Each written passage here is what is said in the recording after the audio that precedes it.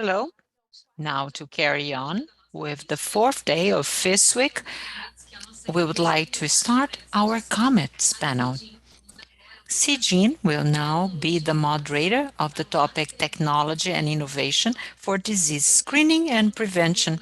Comets gathers 20 of our partners which organize the panels and are delivering a lot of content of quality. All of that so that we can transform the universe of health. The panel will be moderated by Guilherme Ambar, CEO of Jean Brazil, counting on Alexandre Aldred, CEO of Predicta, and Marco Zonta, Director of Research and Development of Inside Diagnosis.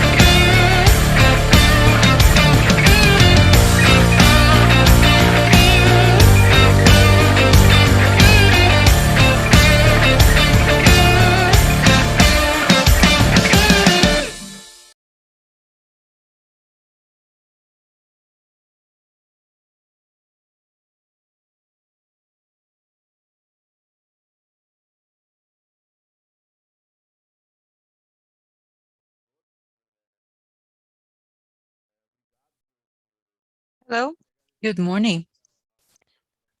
I would like to thank FIS for the invitation. It's great to be here to exchange information about such an important topic. I would like to thank Marco Zonta. He is a PhD in infectious disease, Federal University. He's a researcher also at Instituto Butantan. He is the director of PhD and translational research at Inside Diagnosis. Let me also thank Alexandre Aldred. He's a physician.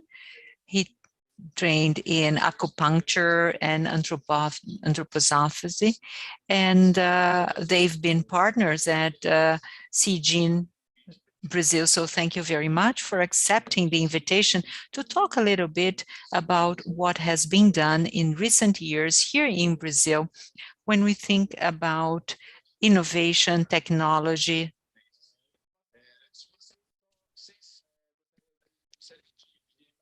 Before hand it over to you, I have some points to share. A lot has been said about our concern for patients' health status. We talk about taking patients away from hospital, about changing medicine, which had been focused on treatment. So the patient used to come with a symptom, was treated, and never knew what he had. So now we are thinking about well-being and quality of life of our patients. And we are taking a greater stride because now we are going into diagnose-based medicine to a health-based medicine. So what have you been done? How do you see these changes, especially here in Brazil? And what do you see as the impact of the pandemic on these emerging characteristics? Do you think that there have been more changes due to that? I would like to hand it over to Marco, who go first, and then we'll have Alexandre, who is a specialist in anthroposophy. I would like to start and to thank the invitation to be part of this very important event. Let me thank the organizing committee. Thank Guilherme, who is our partner. who asked me to be here. I would like to thank Alexandre for being here with us to talk about health, innovation, and see really where we can go for the diagnosis, for patient screening and follow-up. Guilherme introduction was instrumental because innovation and technology are here to stay, to solve problems really, but to support, strongly support problem resolution, not only of diagnosis and treatment, but primarily of prevention. I come from a pathology basis, which was macro, then micro, and now it's nano. And we have been getting used to that. More really granting more access to patients. When we think about that, half a decade dealing with new technologies and working with the changes, we can see that innovation is here to stay. The area of lab, genetic sequencing, patients' accessibility, the smaller the sample, the greater the quality of diagnosis. So molecular area is here to stay, and the pandemic has come to show us that things are really turning into reality. When we used to talk about molecular biology, we thought that molecular biology was very far from what we could find, especially outside Brazil. Technologies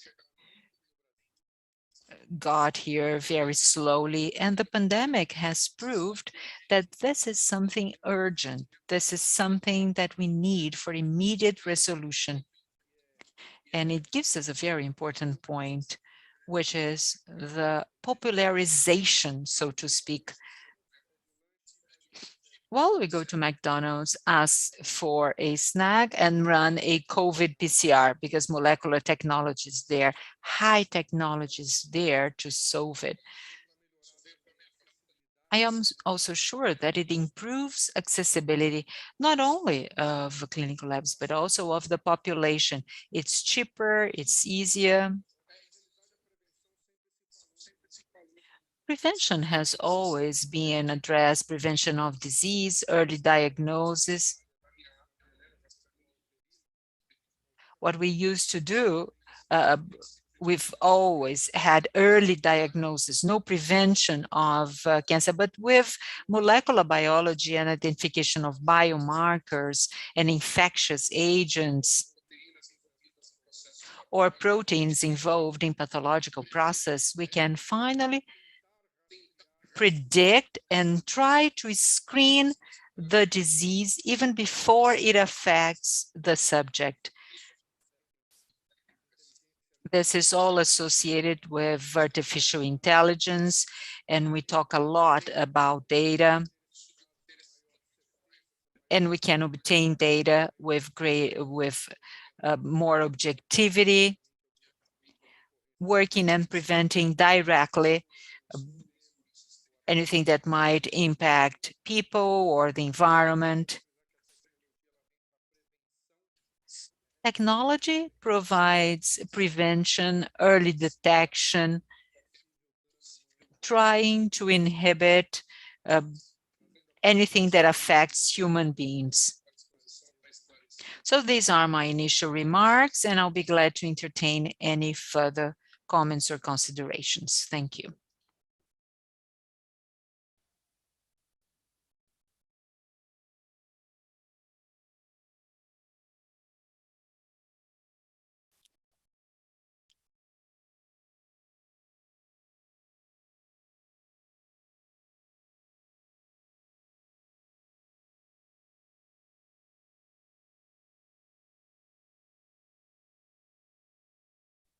Can I carry on? Can you all hear me?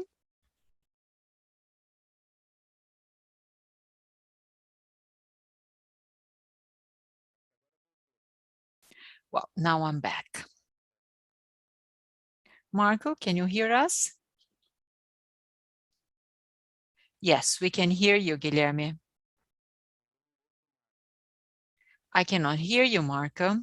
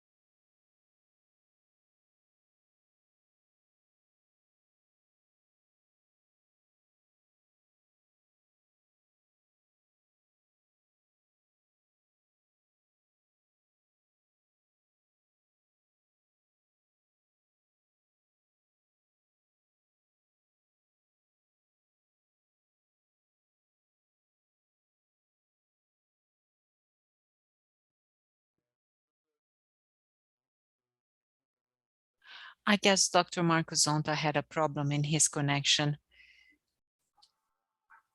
He is back now. Why don't we move on and ask someone else to speak? Okay, I guess now I'm back.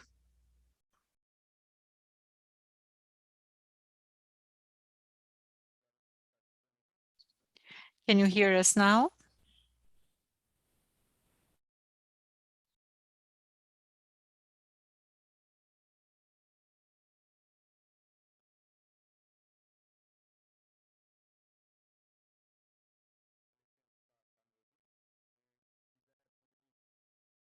What about you, Alexandre? Can you hear me? Maybe you can make comments while Marco is just going on with his connection. I'm fine while Marco is getting reconnected. Thank you very much for FIS team, Sigin, who have really provided the space to talk about innovation and technology for health prevention. I work with thermography as I have my training in anthroposophy. It's an infrared method. We measure the body heat zones, and based on that, we can diagnose and treat diseases. What Guilherme said when we began is really important. We've been dealing with a new paradigm in healthcare, which is the medicine that we have always been practicing based on disease, based on diagnosis. And the medicine of the future is the medicine of health, where we are going to maintain ourselves healthy. We will try not to get sick. Diseases are part of our lives. Traumas are not going to disappear, but chronic disease, infectious disease,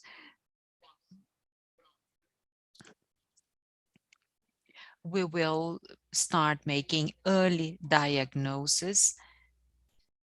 We will go from diagnosis to detecting dysfunctions before the pathology happens.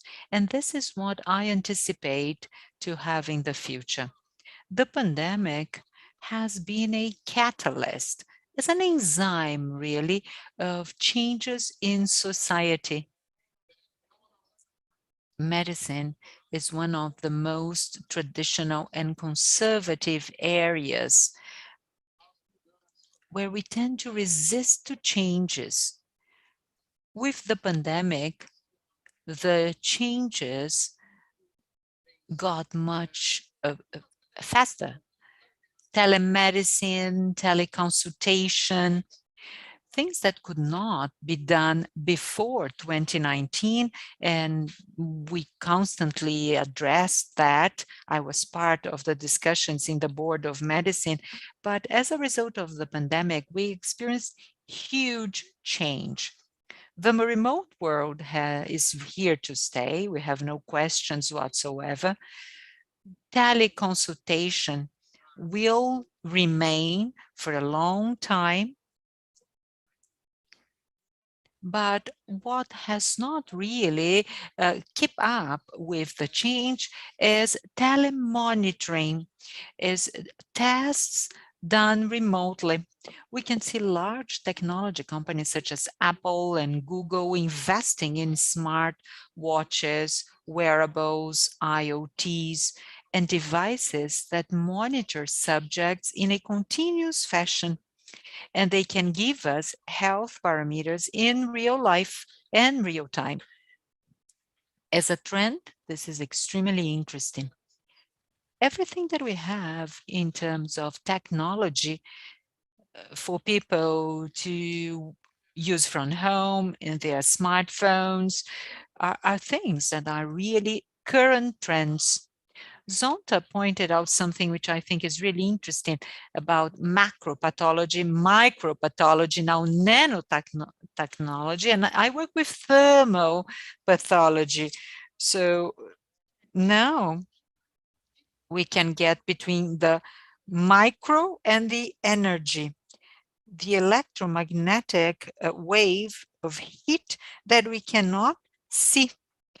So I'm trying to make a parallel between molecular biology and thermal imaging.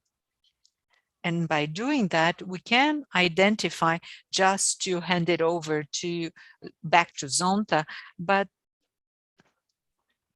we made a partnership with Sigin throughout the partnership to identify upper airway infection, COVID and other flu-related syndrome through thermal images correlated with molecular tests, PCR and antigen tests and others, viral panels, training neural networks, artificial intelligence, machine learning. And we've been screening and diagnosing flu-like syndromes and COVID with thermal image associated with PCR. Just to show you that we are speaking about the future, but also the present at research labs and also in some real-life applications to provide that in real life to everyone. Let me also remind you that the Nobel Prize of Medicine this year was for researchers who studied temperature. So they identified a ionic channel that opened due to temperature differences. So Zonta talked about molecular markers, but heat, temperature is also a biomarker. And if you work with thermal, Happy, you know that we can see that shown on the screen of our subjects. So thermography, and we can see one step before pathology. Plato used to talk about that. Diseases, to some extent, are manifested through heats. So these were said by the Greeks, and still today, Hippocrates said, if there is excessive heat or cold, the disease will be there to be detected. It's an aphorism, and we use it as a basic everyday guide for modern thermography 2,500 years later.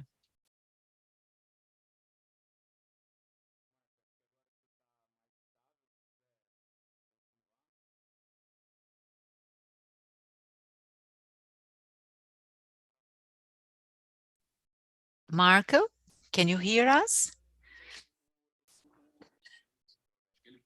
Marco, are you back there? I'm sorry, I'm oscillating here. I don't know.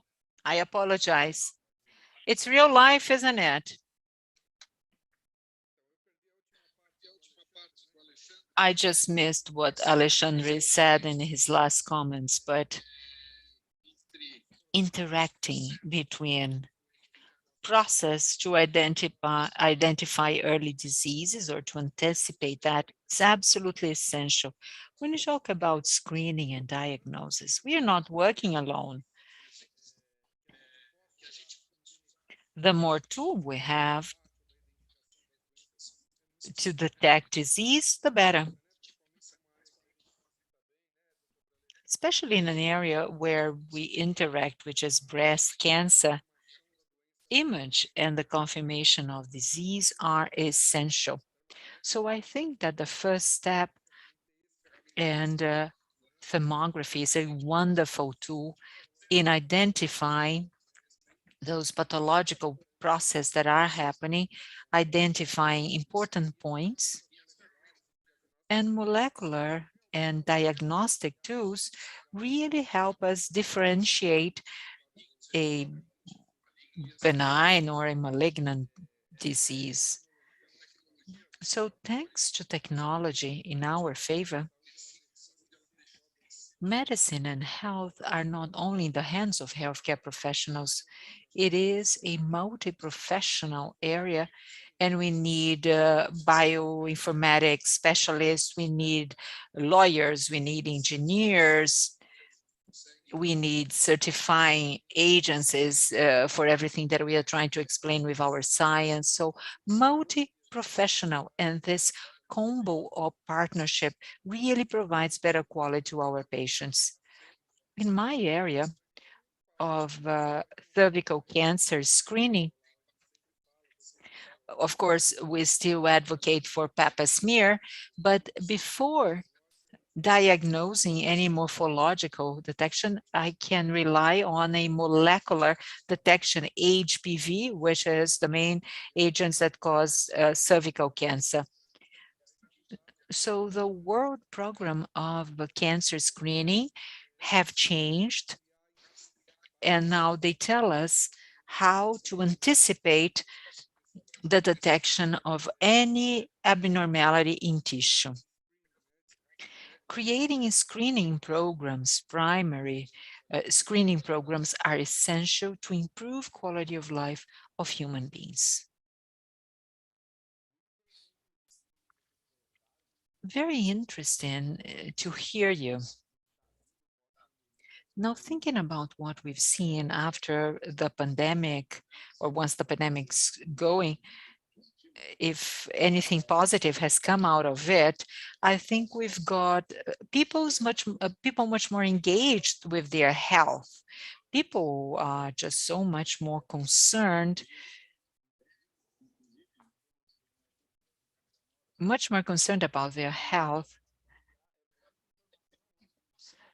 We just get access to so much information, but the quality of information is still debatable.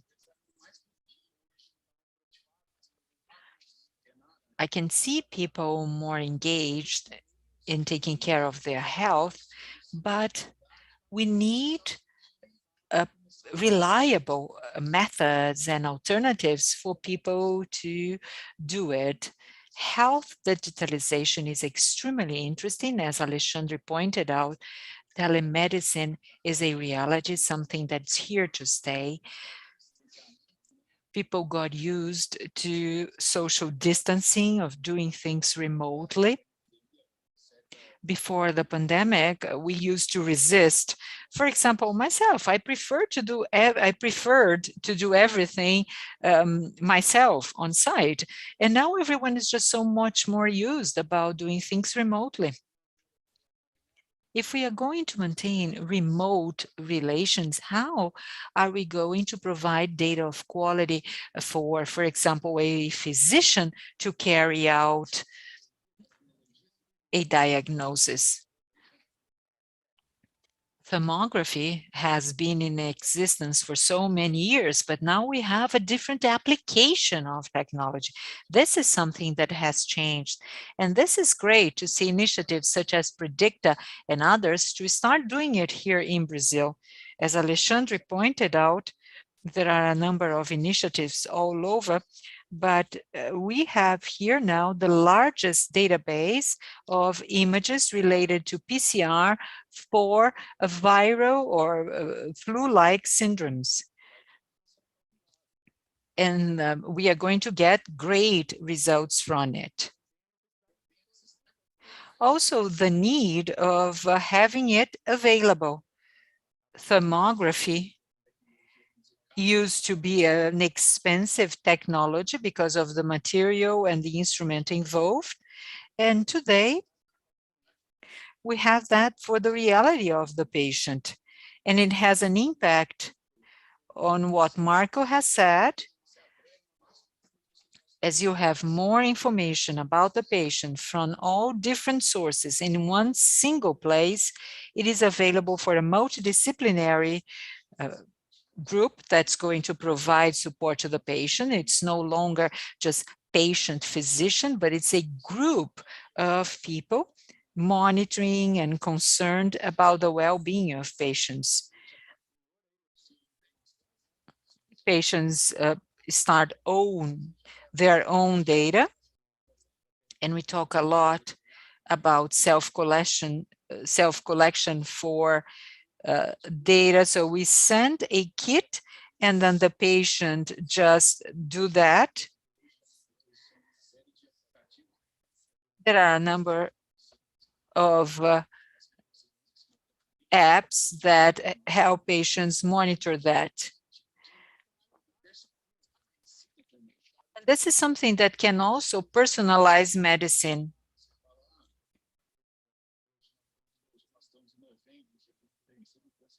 So November, the month of prostate cancer. As of specific age, the examination should be done annually.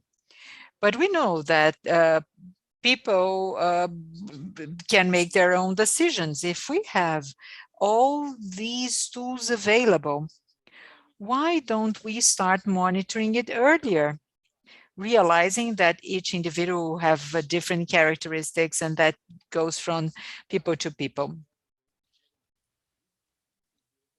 Some projects were very challenging during the pandemic, thinking about the indigenous populations. We really worked hard to try to get PCR to them. So let's get a thermocycler that works with power energy. It was hard to really bring quality of diagnosis for indigenous populations. Now think about thermography and telemedicine points. We can take that to any place. I think that this is an important legacy of the pandemic.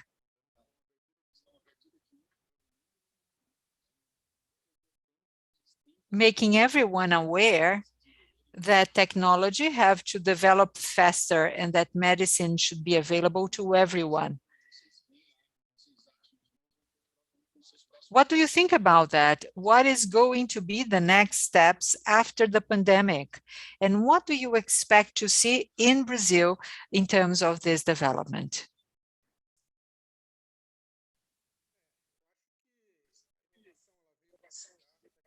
Innovation is here to stay. It is fully popularized. Everybody knows what a PCR is in the subway. At least they think they know what it is. Information gets very fast. Of course, there is also fake news, but information gets there fast. But we have to increase precision, focusing on, really focusing on prevention. Brazil tend to have some early detection, but prevention is now something that we started speaking now with technology, making more ads, and it's getting there. You've talked about accessibility of tests. I had experience of working in 2 projects in the Amazon for screening, and the level of index there is quite, of lesions there is very high. And there was no accessibility to cervical cancer tests and diagnosis there. Once we have accessibility and make the material get there, and then the material gets back faster, without really making the person change where he or she is really gratifying. And this is very interesting, and we can really understand what's going on with these people who are far away as well. So innovation is here to stay. We used to get information in North America, now we go to Asia, so the world is much closer by, and it's much easier to get access to things. When you simply use your mobile phone to make diagnosis of images through mobile phone, not a final diagnosis, but a preliminary analysis, this is extremely beneficial. It gives agility in diagnosis, in care, and this is really important. And the combination of technology is really important, the combination of all processes to get to a precise diagnosis. Something that we didn't use to see a lot in Brazil are companies. Companies are investing in science. They are reactivating the departments of research and development, because we used to buy ready, or healthcare professionals would do it anywhere else where the conditions were better. But this is changing. Now it is bringing much more robustness to what we do here. And this is something that has been a contribution of the pandemic.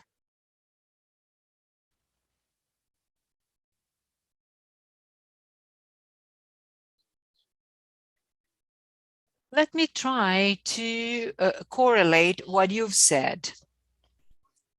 Marco has talked about disease, for example, cervical cancer, breast cancer. Thermography exists for 70 years. The first one was published in the 70s with breast cancer. It was widely studied in the 80s, and then it was put aside. And we don't see thermography widely used in medicine because of these studies from the 80s. And what was the main problem that happened in the 80s? Americans, who we copy all the time, tried to replace mammogram, which is an anatomical radiological imaging test that observe the tissue of the body. They try to replace mammogram for thermography, which is functional. But as it was a less used known technology, it didn't work and it was simply put aside. After the Iraq war, with the cheap prices of detector, now the Chinese could then bring down prices of thermal detectors, and then they got much more developed, and studies have bloomed again. And we cannot detect breast cancer through thermography. We are going to detect that through anatomy, of course, anatomy, pathological anatomy. But what we can identify are pre-tumor findings, are vascular. It's a new angiogenesis. And the formation of new vessels takes place before the tumor is formed. What we can see is not early detection, which is what mammogram does. Mammogram detects a nodule that will biopsy, and it proves to be positive or negative. This is what we use for current detection. There are others, ultrasound, MRI. What tomography shows is abnormalities in vascularization. We see a risk marker, which is non-invasive, and through digital imaging. Some other areas where tomography is widely used, is in pain.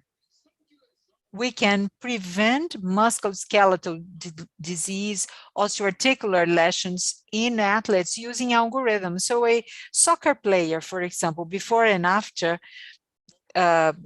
practice, and this is available in most soccer teams, they have a tomography before the practice or the game, and the algorithm compares images and presents a risk marker for subclinical infections. That's going to be incredibly more accessible. There are some thermal cameras also in mobile phones. So in future years, people will have access to tomography in their homes. I do that for some patients for upper airway infections. We can see rhinitis, sinusitis, tonsillitis, which can be simply added to your mobile phone, and you can send that to the healthcare professional, and the person can just see it from a distance. This is the reality. You've talked about the remote population, the indigenous population. We are running a project with the Xingu group where we are taking thermal devices such as this to address tendinopathy, because the indigenous populations have this kind of repeated activity. And we want to take the same device and bring in other algorithms to identify, let's say, a flu-like syndrome or COVID, and take them to undergo molecular tests, where we would have to be additional concerned about how they would be tested. Well, I think that's what I had to share with you. Just as a segue, tomography, if it replaces some of the invasive, I'm sorry, he's breaking up. Who has access to that as a patient? You have told us something about the possibilities, but I know a lot has been done. Well, the idea is not to replace. The idea is to combine, to bring together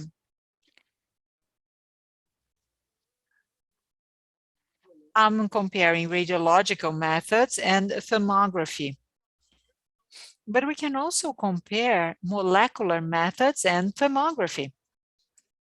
And that's exactly what we did during the pandemic. If we worked as part of a combination, we'll be much more successful. When we bring together an ultrasound or with tomography, we can enhance specificity. We improve negative predictive value, positive predictive value. It's a precise diagnosis. We are not going to repeat the same mistakes from the 80s of replacement, but rather combination of methods. For example, what did we do with molecular method as opposed to thermography? Rather than testing everyone, which is what's done in China, if they detect one case, they close Disneyland and they test the 35,000. We could go everyone into a thermal imaging. It's a JPEG, very affordable, and suspected cases would be tested. There would be about 5% of cases with 80% sensitivity to COVID, which is our track record for COVID specifically. Thermography is available in all states of Brazil and some states in some countries in Latin America. There are clinics and hospitals with these thermal devices that can perform full body thermography and breast thermography for diagnosis and also for monitoring purposes. Well, I guess we have got to our time. I know there is just so much to say, but I would like to thank you all. Thank Marco, thank Alexandre for your participation. We still have a lot to do, and I think we can talk about that further in the future. It was wonderful to have you as my partners. We've been developing things in Brazil. We have always imported things, right? And I think it was high time we could customize that to our reality. So thank you very much. FIS initiative for this opportunity to exchange our opinions, and thank you all for watching. If you have questions and want to send to FIS, we'll be glad to respond then remotely. Thank you very much. Have a great day. Thank you. Thank you. Have a nice weekend. Transformar o cuidado, criando soluções acessíveis, proporcionando excelência em cada detalhe, somando expertises e multiplicando as capacidades assistenciais. É para isso que o Américas existe. Composto por 18 hospitais e 37 centros médicos e centros de excelência, distribuídos em 5 estados brasileiros e no Distrito Federal, o Américas promove o cuidado em mais de 60 especialidades médicas. Juntas, nossas marcas formam um sistema integrado de serviços de saúde, garantindo acesso a um atendimento diferenciado em todas as fases da vida, com excelência no acolhimento, humanização e alta performance. É assim, unindo estrutura, solidez, experiência e paixão pela medicina, que cumprimos a cada dia a nossa missão de ajudar as pessoas a viver de forma mais saudável e contribuir para que o sistema de saúde funcione melhor para todos. Onde tem Américas, tem saúde.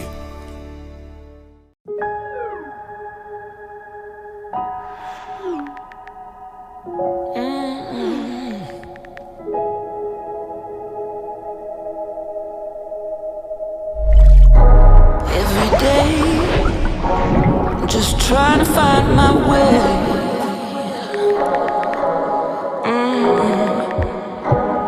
Every day, just trying to find my way.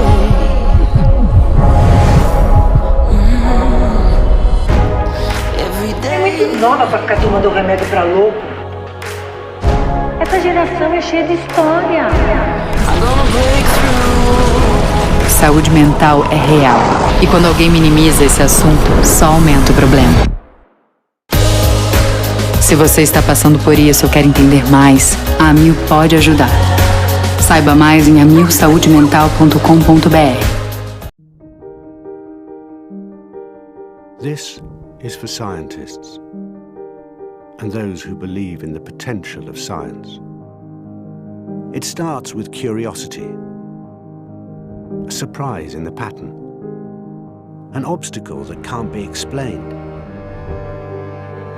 Step by step by step, they challenge, explore, and unlock the unknown, fueled by imagination, alone and with others, repeating an experiment 1,000 times to have the chance to get it right, once, but for forever. Making brave choices, choosing to push the boundaries, and choosing again and again to be led by science in everyday decisions, everyday interactions, no matter where they are. Because putting science at the center of everything is the best way to understand and transform disease, the best way to change people's lives. This is why we believe in what science can do.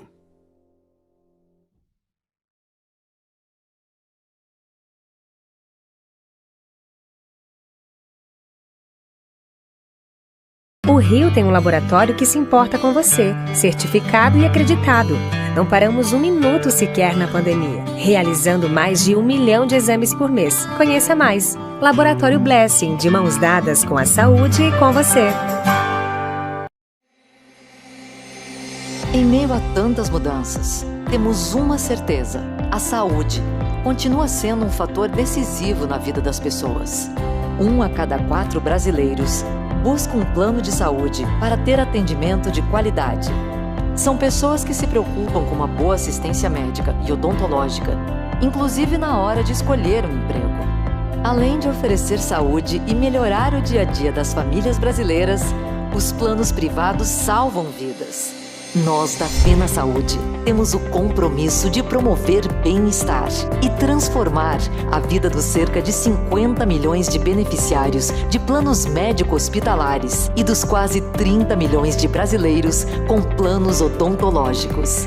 Proporcionando assistência 24 horas por dia. Criamos mais de 3 milhões de empregos. Realizamos mais de 1,5 bilhão de procedimentos médicos e odontológicos por ano. E movimentamos mais de 3% do PIB. Nosso desafio é garantir que a saúde suplementar acompanhe as transformações do mundo, priorizando a satisfação dos beneficiários. Nossa missão é oferecer saúde, cuidado e qualidade de vida para mais e mais brasileiros todos os dias, garantindo tranquilidade em tempos de tantas incertezas.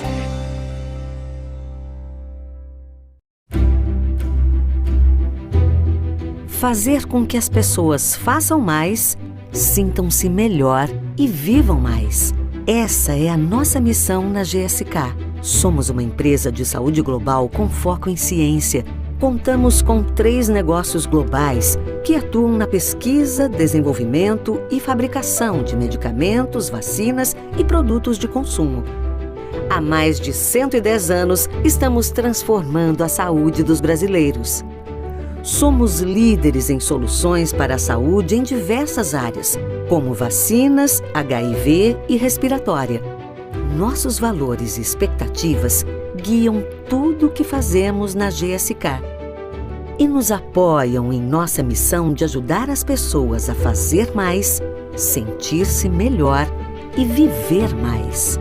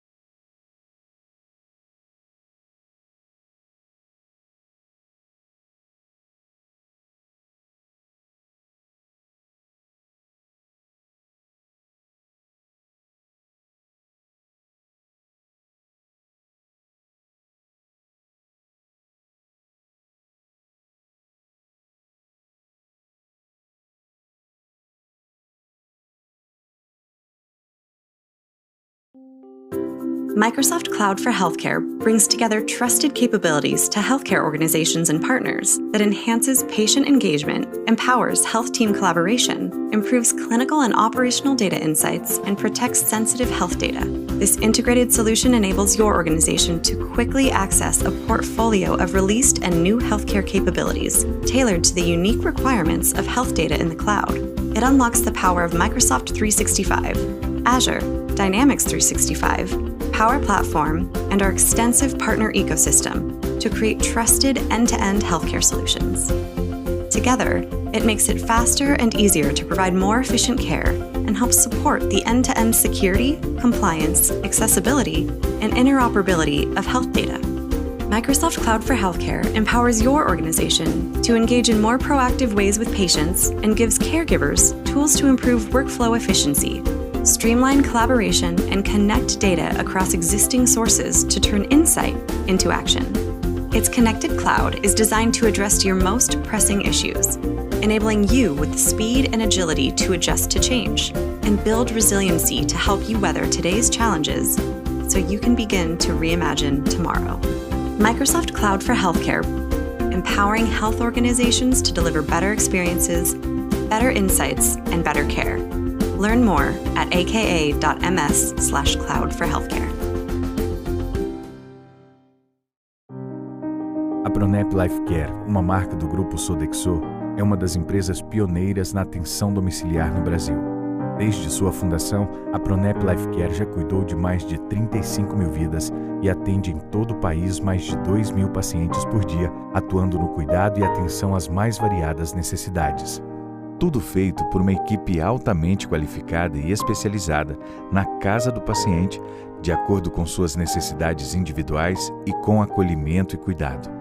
A qualidade do nosso atendimento garantiu o reconhecimento da Joy Commission International, JCI, que nos certificou com um selo respeitado mundialmente.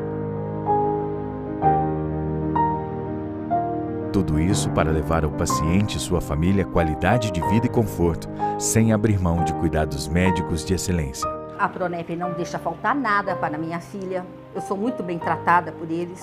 A equipe é muito boa, é tudo muito bem engrenadinho. É mais vida para o paciente, mais vida para você. Pronep, movidos pela vontade de fazer o bem.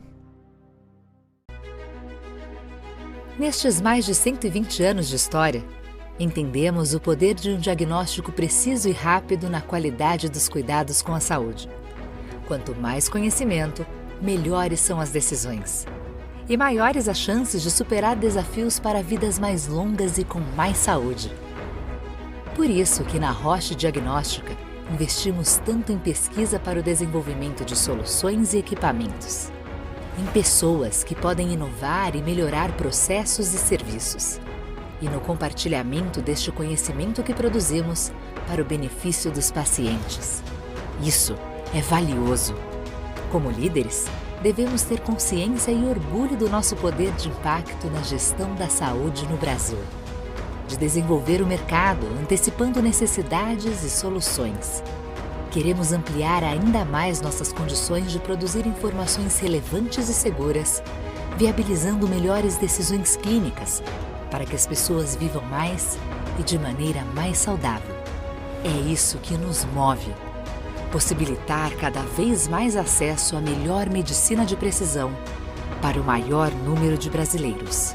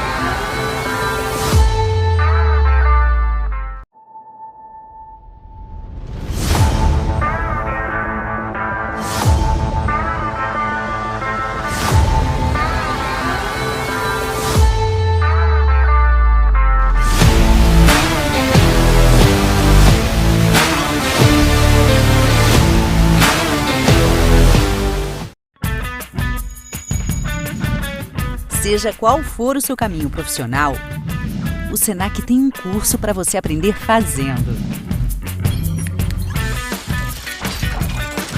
Você pode começar uma profissão do zero ou seguir nossa trilha de desenvolvimento e se aprimorar cada vez mais na sua carreira.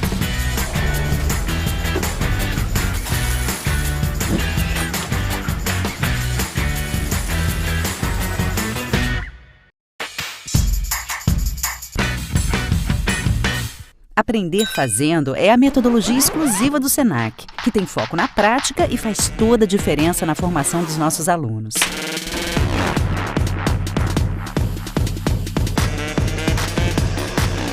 Saiba mais sobre ela aqui no site. Depois, continue navegando para escolher seu curso e garantir sua matrícula. Senac.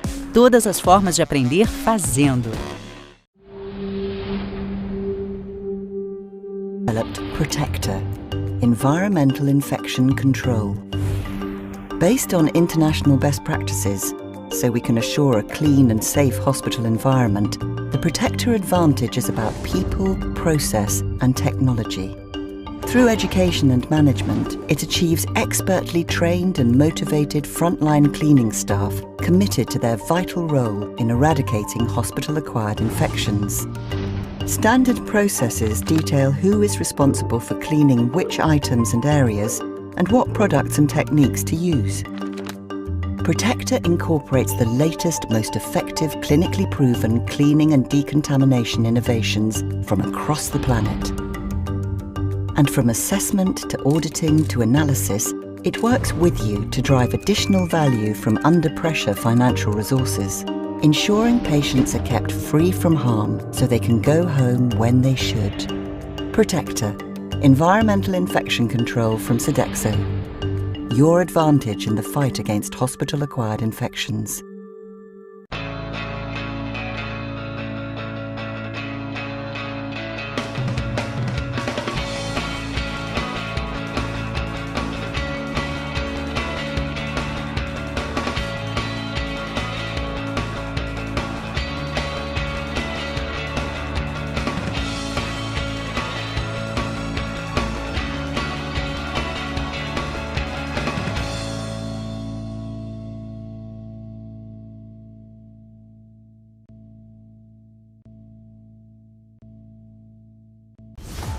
Você está na FIS Week. Aqui você encontra as versões imersivas do nosso evento, que vou explicar mais tarde. Você pode escolher o idioma aqui. Aqui você encontra todas as áreas da FIS Week representadas por monumentos históricos. Na pirâmide, você pode acessar o FIS e ainda conhecer mais sobre a história da construção. Aqui você poderá assistir aos painéis do FIS 21, participar da discussão através do chat, enviando perguntas e comentários, além de conferir informações sobre o painel e os participantes. O mesmo vale para o Simetria e o Commits. Clique nos monumentos para acessar os eventos. Você também pode acessar a Meeting Zone no nosso Mercado Central. Lá você pode agendar um meeting com os nossos parceiros e encontrar outras pessoas que estão participando da FIS Week. E você também pode conferir a programação, os palestrantes, relaxar ouvindo música no nosso Oasis e muito, muito mais. Aproveite a FIS Week e faça parte da maior experiência da saúde na América Latina.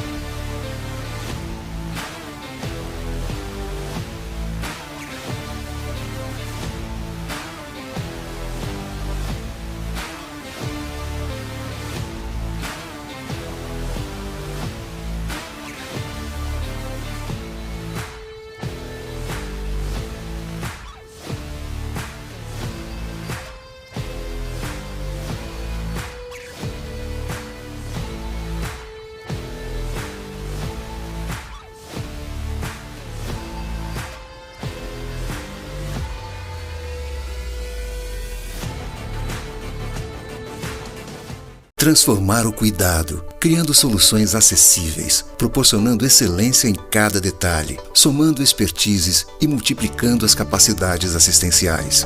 É para isso que o Américas existe. Composto por 18 hospitais e 37 centros médicos e centros de excelência, distribuídos em 5 estados brasileiros e no Distrito Federal, o Américas promove o cuidado em mais de 60 especialidades médicas. Juntas, nossas marcas formam um sistema integrado de serviços de saúde, garantindo acesso a um atendimento diferenciado em todas as fases da vida, com excelência no acolhimento, humanização e alta performance. É assim, unindo estrutura, solidez, experiência e paixão pela medicina, que cumprimos a cada dia a nossa missão de ajudar as pessoas a viver de forma mais saudável e contribuir para que o sistema de saúde funcione melhor para todos. Onde tem Américas, tem saúde.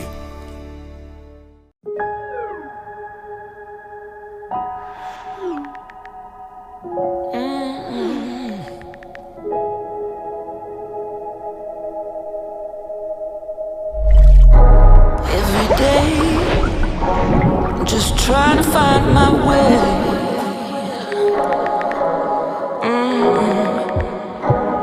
Every day, just trying to find my way.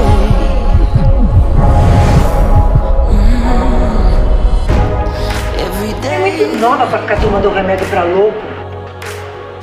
Essa geração é cheia de história. I'm gonna break through. Saúde mental é real. E quando alguém minimiza esse assunto, só aumenta o problema.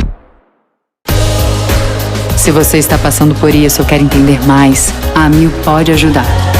Saiba mais em amilsaudemental.com.br. This is for scientists and those who believe in the potential of science. It starts with curiosity. A surprise in the pattern, an obstacle that can't be explained. Step by step by step, they challenge, explore, and unlock the unknown, fueled by imagination, alone and with others, repeating an experiment 1,000 times to have the chance to get it right, once, but for forever. Making brave choices, choosing to push the boundaries, and choosing again and again to be led by science in everyday decisions, everyday interactions, no matter where they are. Because putting science at the center of everything is the best way to understand and transform disease, the best way to change people's lives. This is why we believe in what science can do.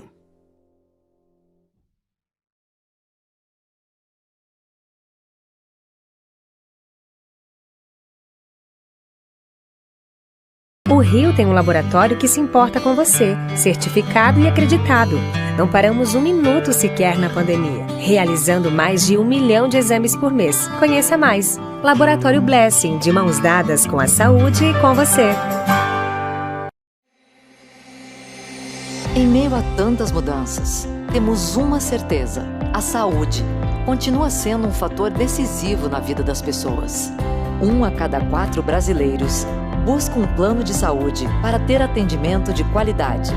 São pessoas que se preocupam com uma boa assistência médica e odontológica, inclusive na hora de escolher um emprego. Além de oferecer saúde e melhorar o dia a dia das famílias brasileiras, os planos privados salvam vidas. Nós da Fena Saúde temos o compromisso de promover bem-estar e transformar a vida dos cerca de 50 milhões de beneficiários de planos médico-hospitalares e dos quase 30 milhões de brasileiros com planos odontológicos. Proporcionando assistência 24 horas por dia. Criamos mais de 3 milhões de empregos. Realizamos mais de 1,5 bilhão de procedimentos médicos e odontológicos por ano. E movimentamos mais de 3% do PIB. Nosso desafio é garantir que a saúde suplementar acompanhe as transformações do mundo, priorizando a satisfação dos beneficiários. Nossa missão é oferecer saúde, cuidado e qualidade de vida para mais e mais brasileiros todos os dias, garantindo tranquilidade em tempos de tantas incertezas.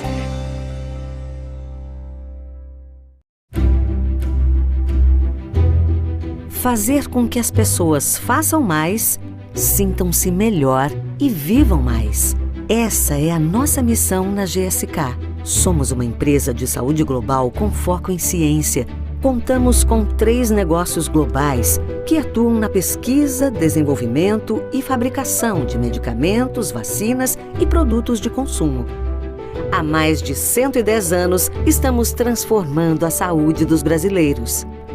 Somos líderes em soluções para a saúde em diversas áreas, como vacinas, HIV e respiratória.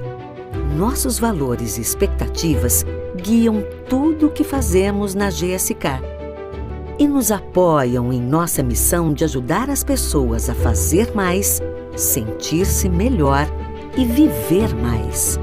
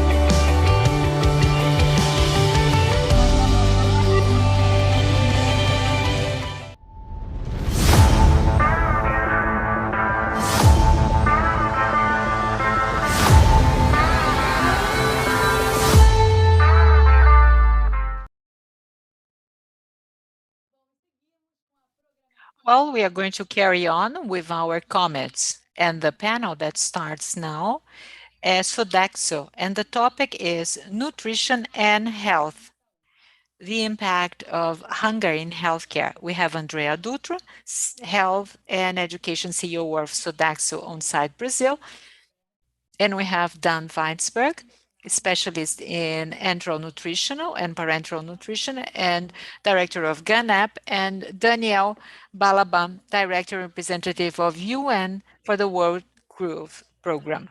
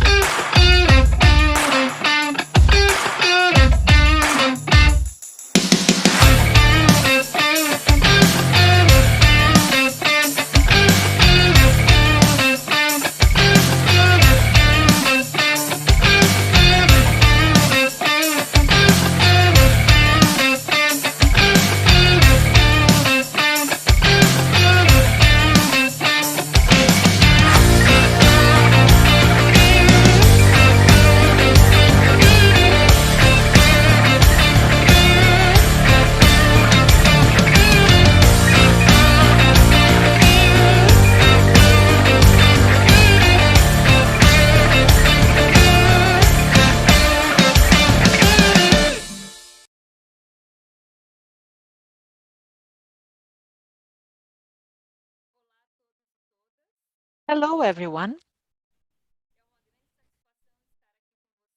It is a pleasure to be here with all of you participated in the Forum for Health Innovation. I would like to greet Josier Villar for his initiative.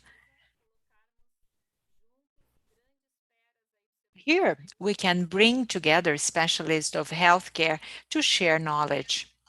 I would like to thank my guests, very special speakers, Daniel Balaban, a partner of ours, a representative of UN in Brazil representing the World Food Program. And he's going to talk about hunger and malnourishment in Brazil.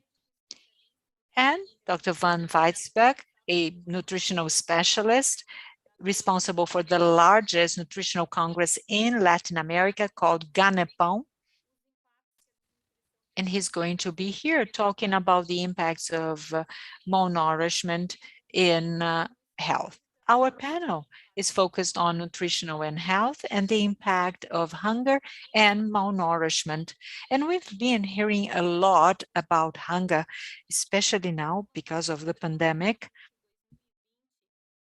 In 2020, 270 people suffered of acute food shortage, which is very alarming.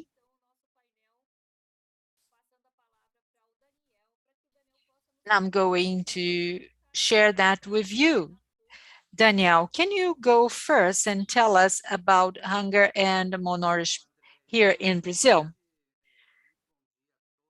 Well, Andrea, good morning, everyone. It is a pleasure to be here participating at FIS. The number that you have just shared, 270 million, is the number of people in what we call food and nutritional insecurity. This is the topic that we've been using in the world. There are about 810 million people who right now do not have what to eat. This is really unacceptable because it's a planet with so many scientific, technological breakthroughs. We know how to solve this problem, but as human beings, we still haven't decided to put an end to hunger and food security in the world. We need a political decision of human beings, of people, and as such, the same will continue. And it's very sad to have so many people in such situation in the world. In Brazil, there is right now, according to the latest research, there are about 20 million people in situation of severe food insecurity. A very large country, a rich country, one of the main exporters of food and grains in the world.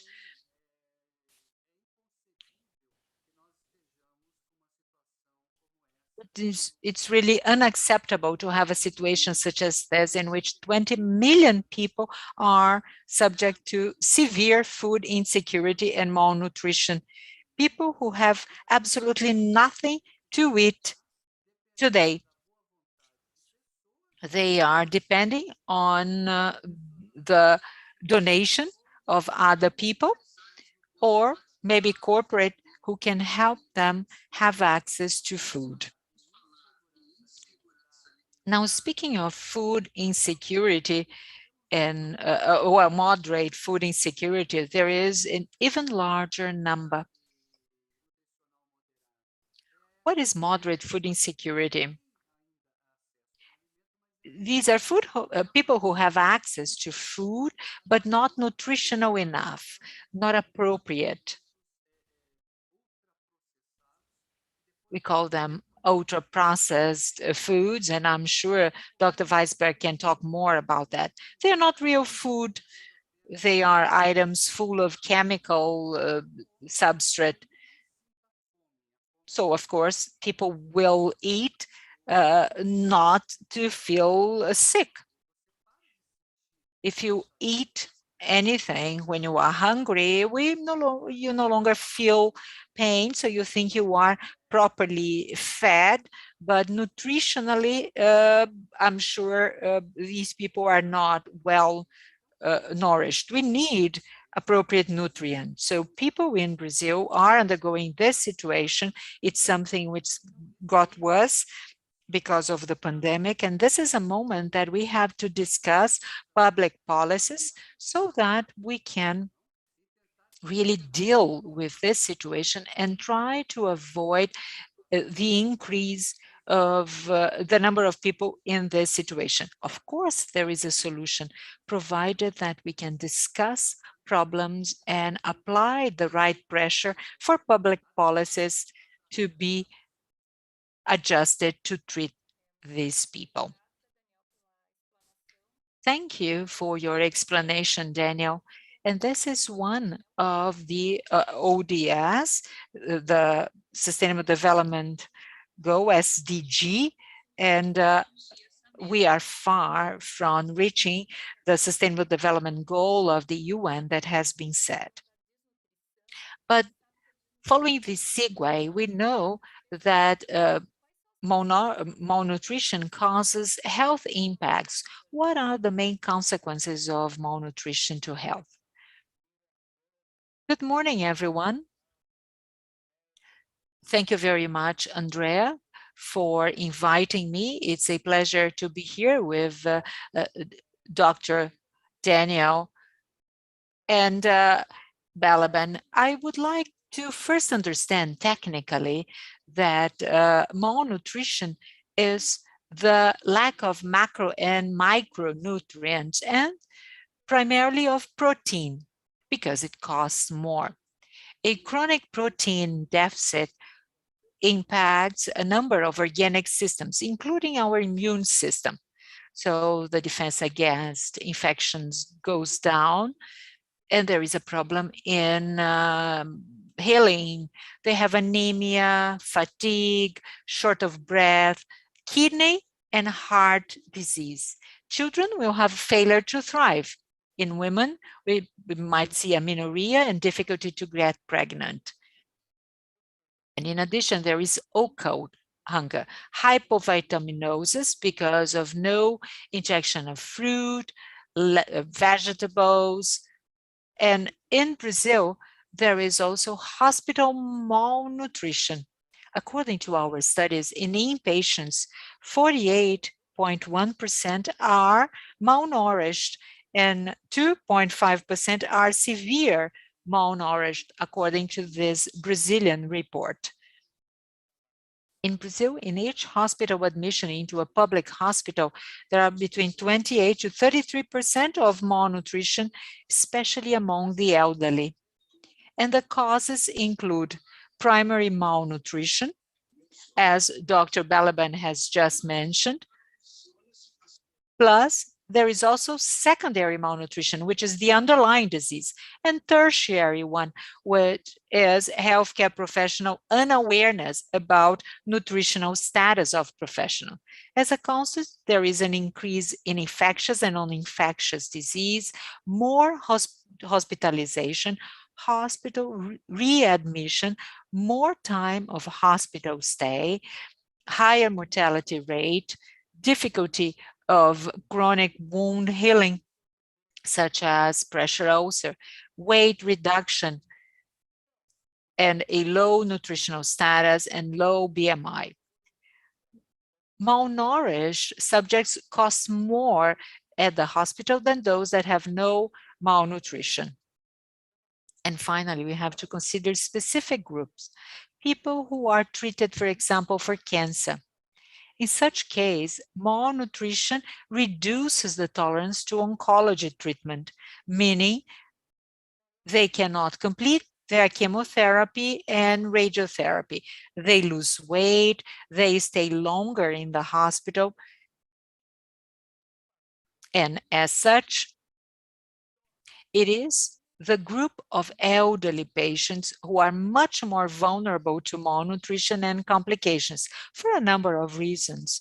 But they have sarcopenia, which is physiological, but it gets worse when there is no consumption of protein. It reduces lean body mass. 18% of people over the age of 65 years have sarcopenia in Europe, let alone here in Brazil. In addition to all of that, those with malnourishment have apathy, low self-esteem, and very poor quality of life.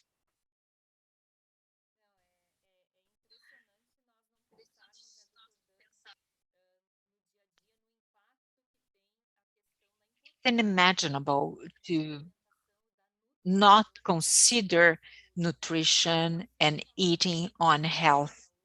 It's impossible to talk about health, ecosystem, and prevention if we don't talk about nutritional status, in addition to hunger and food insecurity. WHO estimate that malnutrition is the main problem of public health, with 278 million children with malnourishment in the world. Daniel, in your opinion, do you think that the universal healthcare system here in Brazil is also impacted by malnourishment? I am one of the main advocates of the SUS, the Universal Healthcare System in Brazil. We have created a system that has problems. Of course, it's far from being perfect, but if it weren't for it, the situation would be much worse than what we currently have. SUS in Brazil can still save lives, and it's present in all cities of our country.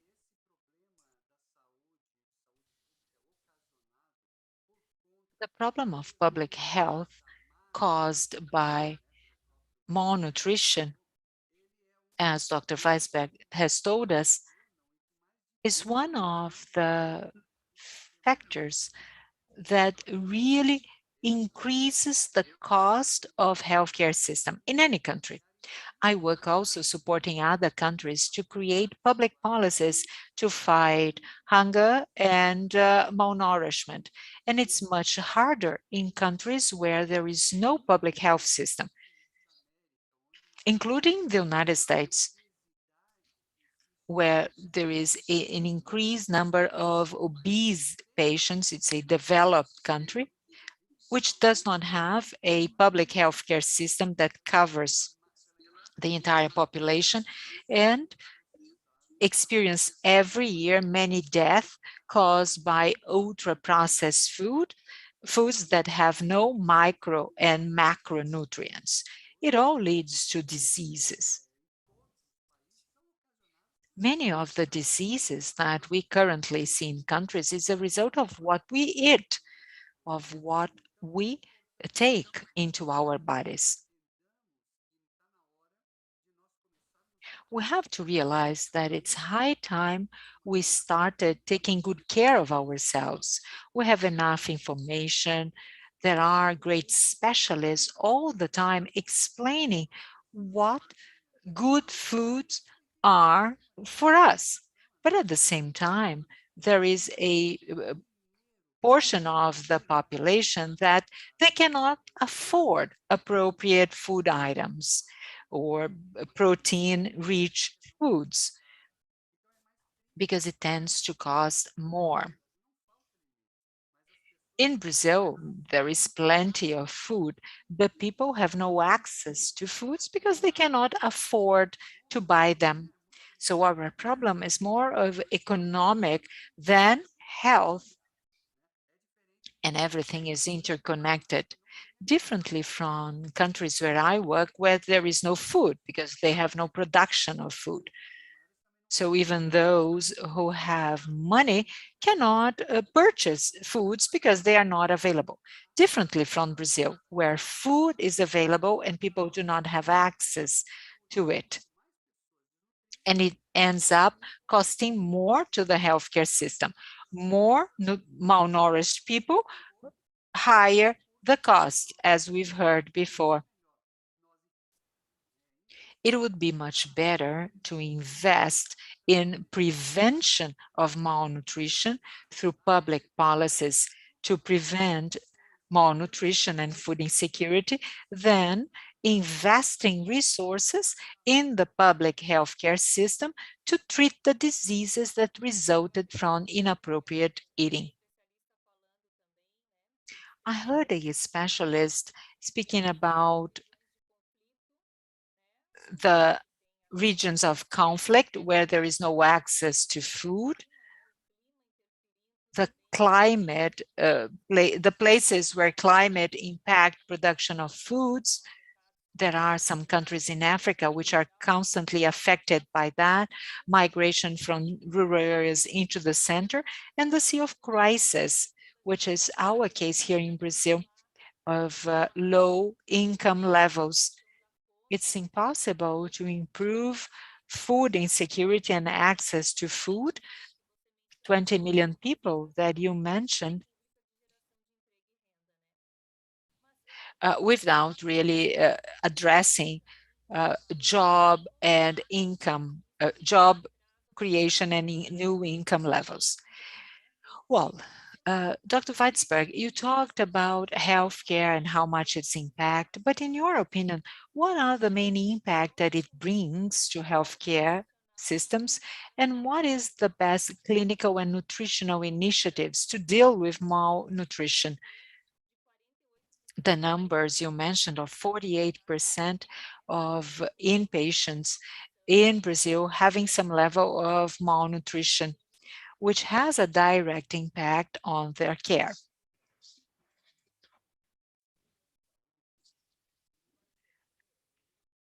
The healthcare system is going to be impacted. These are patients who need more antibiotics, more medication. They stay longer in the ICU. They take longer to recover from surgery, so they stay longer in hospital. And of course, there is a cost to it. It's not only money, because if they get into the hospital and they are not discharged, there is no other patient coming to the hospital. So there are two additional costs here. But on top of that, there is also mortality, which is much higher, 3 times higher among malnourished patients. It costs a lot to patients, to society, because the society has invested with no significant results. And how can we deal with that in hospitals? The first thing we have to do is diagnosis. We have to identify patients who come into the hospital. This is a study published by one of the trainees in our university. 28% of the patients who get into our hospital, the clinics, have malnutrition, but they are not recognized as such. Well, of course, it exists in many places, but this is not generalized. So we really have to do our best to bring nutritional awareness of the patient, the healthcare team. They have to be aware that they have access and should have access to nutrition. Once we diagnose it, we can also make use of well-established nutritional therapy. So oral supplement, enteral, through tubes that can be placed in the stomach, and that's going to use specialized diets, and also in those that cannot use oral access of food, we can resort to parenteral nutrition, which is also fully developed and done very safely. It's very important to tell our listeners that Brazil has all these options, what's available in Europe, in the US, of enteral nutrition, parenteral nutrition. We have it all. We have substrates, tools, and qualified teams. So what is the problem? Why doesn't it work? We get back to the issue of cost. It has high costs and it takes investment. But I fully agree with Dr. Daniel, because prevention is the most important thing. If the patients got to the hospital without having malnutrition, great. So nothing else would be necessary, apart from those that, of course, have sepsis or major burns, which is the case of patients with COVID, for example. We've seen it happening, many cases of malnutrition. Physicians realize the importance of having good nutrition when patients would simply end up getting worse and worse overnight because of inappropriate nutritional status. So I really think that we have to monitor patients closely. A key example for it is the work, and I work in the Cancer Institute of São Paulo, and there we have lots of patients, of course, one of the most important public centers that treat cancer patients, and we use the most modern therapy there. Only here we know, due to social services, that there is a part of those patients that cannot even afford the bus ticket. And then I wonder, I've always wondered that we provide nutritional therapy with a wonderful team, we have that. And then I wonder, you invest in chemotherapy, radiotherapy for a patient that cannot afford the bus. Are they eating protein? Well, thank goodness this hospital has a service that is public for providing oral supplements and also enteral nutrition for specific cases. But they're not all so much so that if you encompass all this population, there's not enough money. So these are severe problems, very well approached previously. Everything comes before prevention. That is the focus, and not intervention. That, well, we are there, but the value is limited. So, Dr. Dan, in your view, the system is not prepared to provide all this care. And you've talked a bit of supplementation. Oral supplements, it does not all happen in all hospitals. What is your view on this? Look, I believe that the health system is prepared. First, let's talk about professionals. It is important to say that Brazilian nutritionists are the most skilled worldwide, and I attend conferences worldwide. I know nutritionists from the whole world and Latin America, and I must say that Brazil is way ahead in this regard. Our public health system, so since 1997, thanks to a task force that we had the privilege to direct when I was chairman of our society, it pays the enteral nutrition inputs that places Brazil at a standing out position in Brazil in Latin America. So we have 97 countries where this is paid. So we've always paid for the kind of nutrition for many years. What Brazil does not pay yet is parenteral nutrition and home care that in many cases is necessary. Once cancer treatments are more necessary, so enteral nutrition exists. It goes through the Secretariat of Health by a rigorous filter. There have been abuses, but what Brazil does not pay from the public standpoint are oral supplements. Oral supplements have proven important in reducing malnutrition and all the other complications that I've mentioned. But many patients cannot be fed orally in hospital, but they can drink those supplements that actually are quite sophisticated. Yesterday, I tried a soup, a supplement, a sautés with like green peas or asparagus.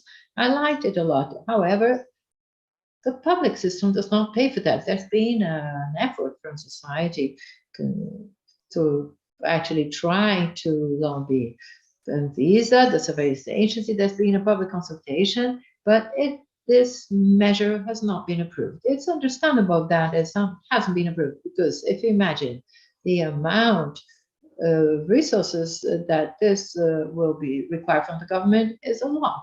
And this is something that deserves in a country with severe financial difficulties, as we read in the papers every day. It's difficult to approve just now.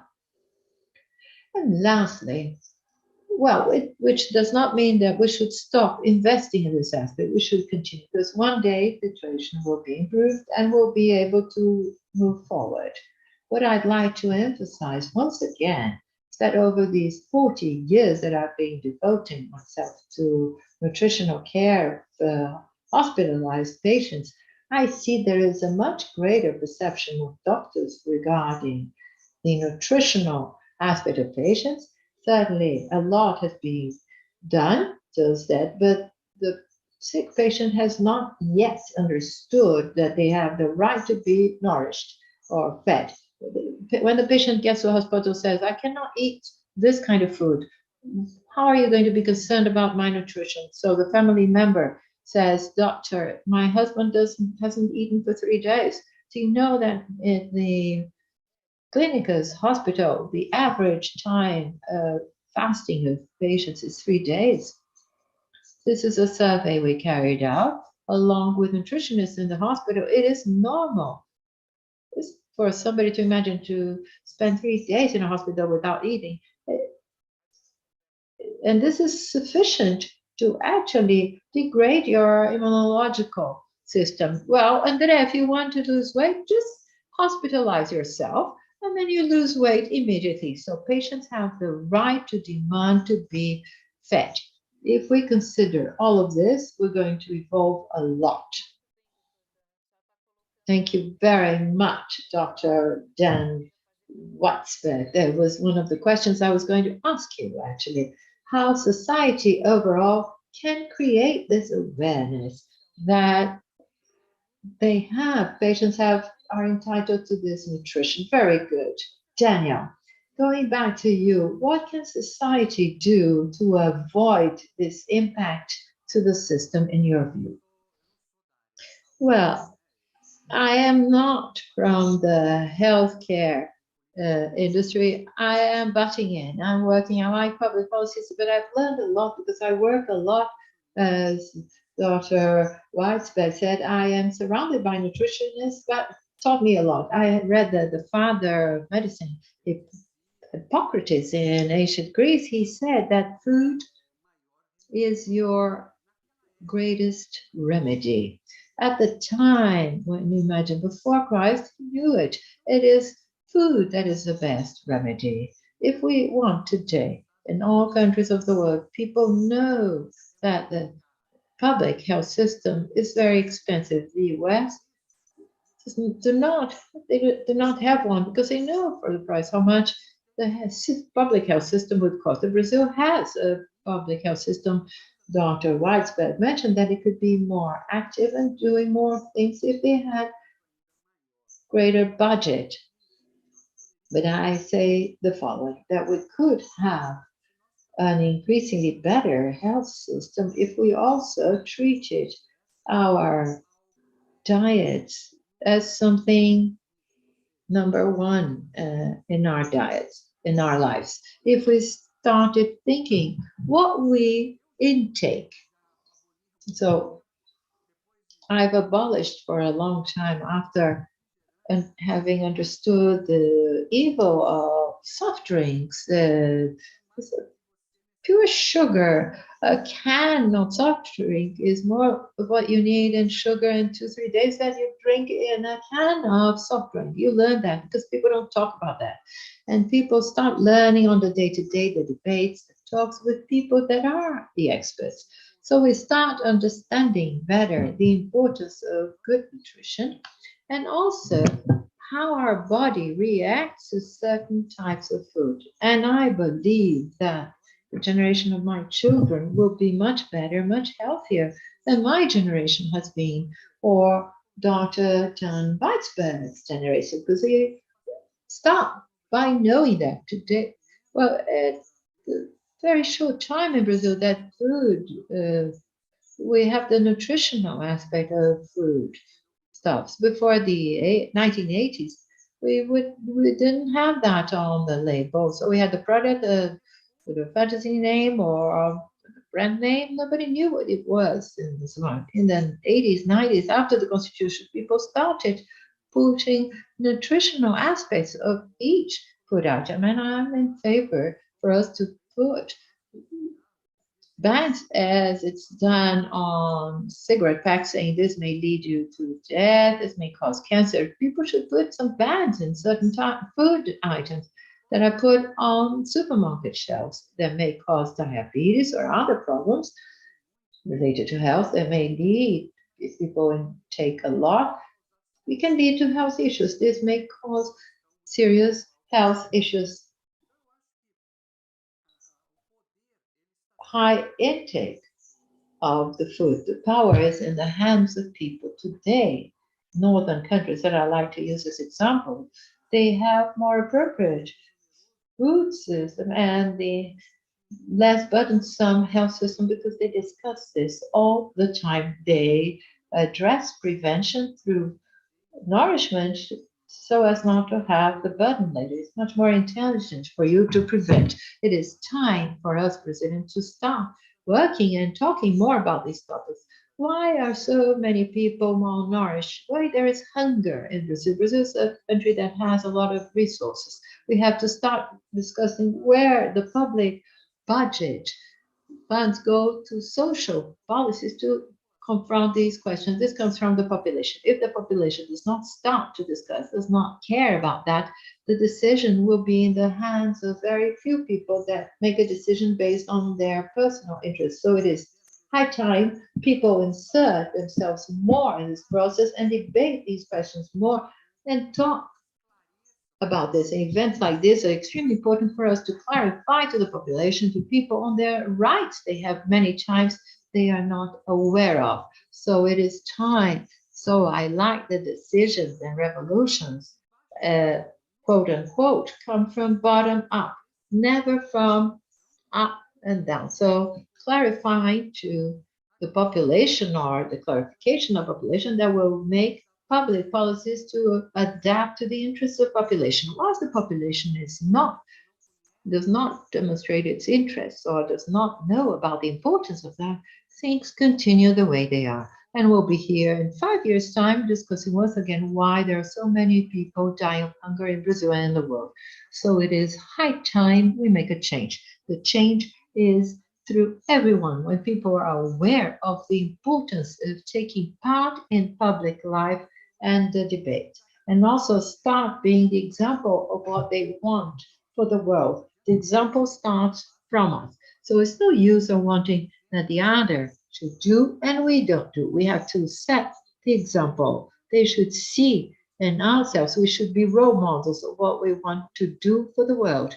So that's why the population has an extremely important role if it is well guided and well conducted. Thank you, Danielle. We could be here listening to you for a long time. It is a topic that brings a lot of questions to us. We ended up not even talking about obesity, that is on the other side of the token, because many times people think that obesity, people are nourished because they're obese, and totally the opposite. For us to wrap up, unfortunately, we're almost out of time. I'd like to ask Dr. Dan Weitzberg to give his final message. And what drew my attention was the aspect of doctors, the clinical staff, to be more evident to them, the role of nutrition with COVID. So the impact of nutrition, the importance of nutrition in recovery of COVID patients. You've also talked about elderly people that was the most impacted with regarding malnutrition, in addition to children that we've talked about. What takeaway message would you like to share with people that are watching us, healthcare professionals watching us, regarding nutrition, the importance of nutrition in this whole health ecosystem? Well, sure. I believe that the message I'd like to leave with you is that nutrition is an integral part of the treatment of the patient. Actually, the first item in medical prescription is food, diet X, diet Y. However, people do not observe whether the patient has eaten or not. I'm going to end with a piece of data. The ASPEN, the Nutrition Society in Europe, they have for many years a nutrition day. They evaluate hundreds of hospitals worldwide, only one day. Up from top to bottom, the results are the following. Those that eat 50% of the plate on that day get complicated and die more than those that eat everything. But those that eat 25% of what is served to them, they compete twice more than those that eat half. The one day has the prognosis value. So let's look at what our patients are eating. It is much more valid for you to look at what the patient is eating than rather measuring that or that and that. Our data are elderly, lost weight, hasn't eaten, will have complications. This is what I wanted to say. Thank you very much. Well, unfortunately, our time is up. We are at the end of this conversation, this chat. We could stay here for a long time. I'd like to thank all of you at home following our debate. I'd like to thank very much Dr. Dan Weisberg, Daniel Balaba, for your availability, for sharing this knowledge, of bringing a lot of reflections that are very important to us as individuals, as society, and also within the health segment, how we can unite public policies regarding health, prevention, thinking in the nutritional aspect that is so important and so impactful, especially in Brazil, in our country. So I would like to thank you very much for your time, for the FIS Initiative organization, and we conclude our panel of today. Thank you. A Abrange completa seus 55 anos de caminhada com o propósito de democratizar o acesso ao sistema privado de saúde, de eficiência e qualidade. Enxergamos o futuro com bons olhos, mas sempre priorizando o presente. Abrange 55 anos. Nossa origem, nossas histórias e nossas conquistas.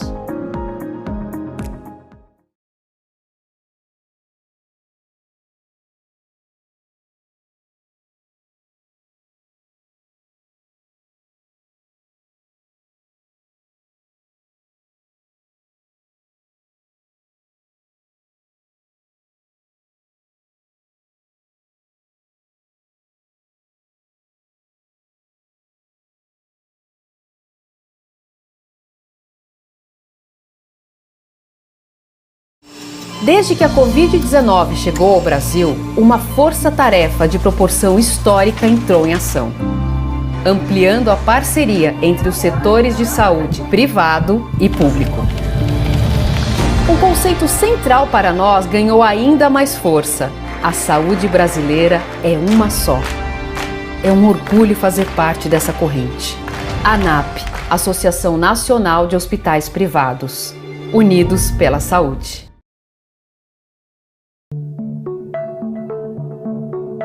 O conhecimento transforma. A transformação te carrega para o futuro. Onde você quer estar daqui a alguns anos? Qual habilidade você quer aprimorar? Que profissional de saúde você deseja ser? Como caminhar de mãos dadas com o seu futuro? As respostas de todas estas perguntas não se alcança sozinho. Ask Mind, porque nós somos incansáveis por conhecimento. E você?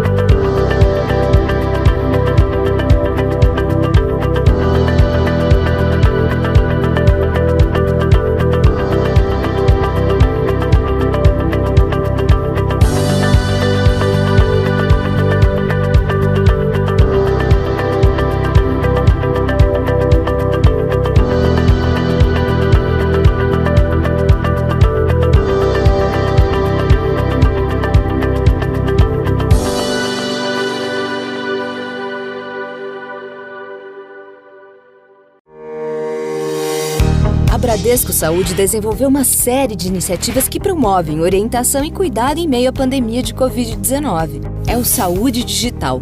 Com ele, quem tem Bradesco Saúde pode realizar consultas médicas por videochamada sem sair de casa. Veja como funciona. Para dúvidas e sintomas de Covid-19 ou outras questões de saúde, você deverá acessar o app Bradesco Saúde. Se você ainda não tem instalado, faça o download gratuito na App Store ou no Google Play.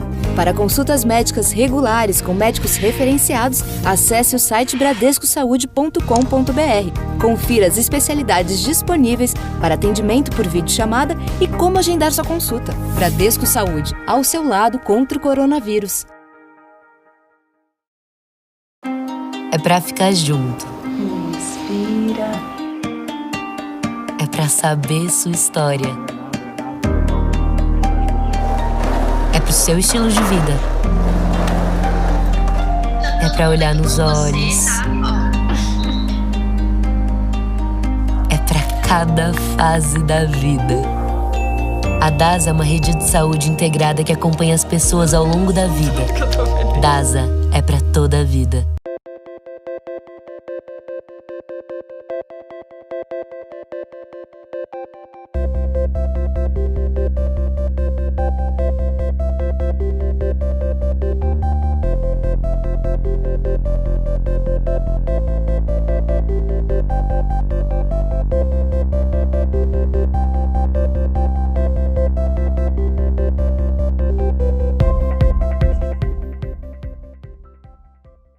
Para ser referência em medicina, é preciso ir além. É preciso ciência, método de pesquisa, fomentar conhecimento, compartilhar e formar talentos. Ao longo do tempo, investimos para termos o melhor corpo médico, as melhores instalações, a melhor equipe assistencial, a tecnologia mais avançada. É nisso que acreditamos. É isso que buscamos. Somos o Hospital Moinhos de Vento. Referência em medicina, referência em saúde.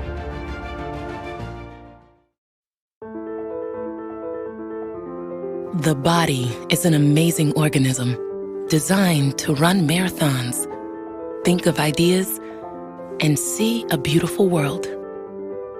It's capable of complex tasks. But when the body is compromised by disease or disorders, disabled by trauma or wounds, it needs help getting better. And that's why we're here, to create medical technology that saves lives and changes lives. For the heart, the soul, the ambitions, and the dreams of every person we touch, we are here to innovate, to look at challenges from all angles, to follow patients beyond diagnosis, through treatment and recovery, to get them back to their best body, living their best lives, and being their best selves. Our ambitions are big. We are working to give people surgery without incisions, contact lenses that treat allergies, implants that monitor themselves, real-time maps of the heart. We are redefining what the body can accomplish. And even though we are a diverse group of businesses, we share a common goal: save lives and ignite all that's possible in every body.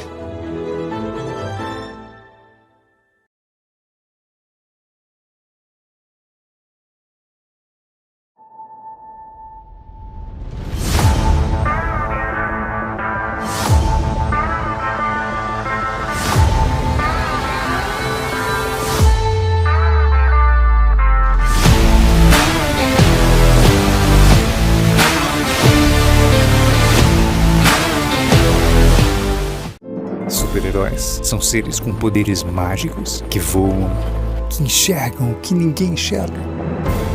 Hoje, fica claro que vivemos rodeados de super-heróis, dirigindo, acolhendo, cuidando, que têm feito da proteção do outro sua missão. Eles sempre estiveram aqui, só estavam disfarçados.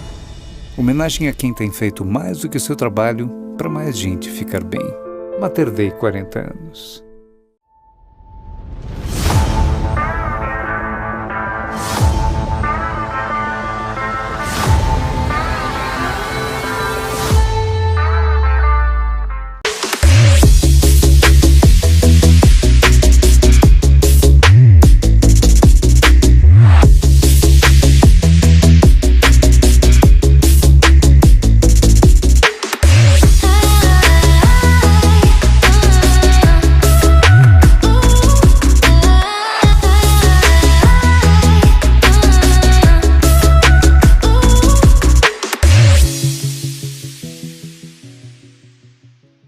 Em 2021, o Prontuário Eletrônico do Paciente do SOMV, solução da empresa para o setor hospitalar, ganhou pela 6ª vez consecutiva o reconhecimento de melhor da América Latina, de acordo com o Instituto Norte-Americano CLAS.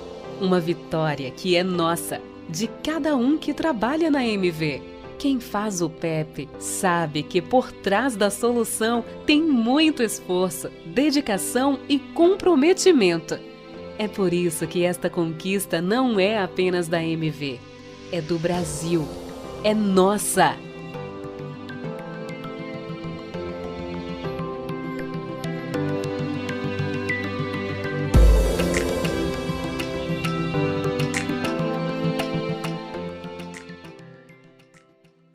Nós nascemos na saúde e nos movemos pela saúde. Impulsionados por essa paixão, nos tornamos uma das maiores empresas de tecnologia para a saúde do Brasil. Nosso caminho é trilhado por 400 colaboradores e mais de 6.000 clientes. Somos tecnologia que evolui todos os dias. Somos Fixion.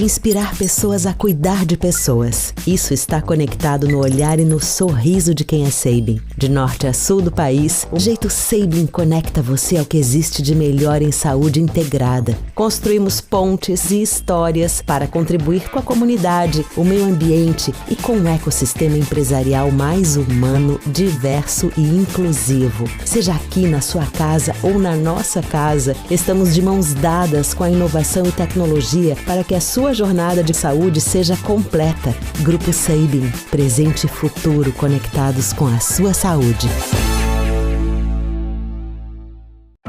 Nascemos com o desafio de mudar o olhar para a saúde de cada pessoa, transformando informação em conhecimento. Tudo em um mesmo lugar, dados e serviços juntos para permitir pela primeira vez que cada um tenha a visão completa sobre sua saúde. Todos reunidos em uma plataforma, unindo forças para criar soluções extraordinárias e oferecer todo o cuidado que cada pessoa merece e precisa, de maneira coordenada e digital. Afinal, acreditamos que usar a tecnologia de forma inteligente e integrada é o primeiro passo para preservar o maior ativo de nossas vidas, a saúde. ID. Toda saúde é única.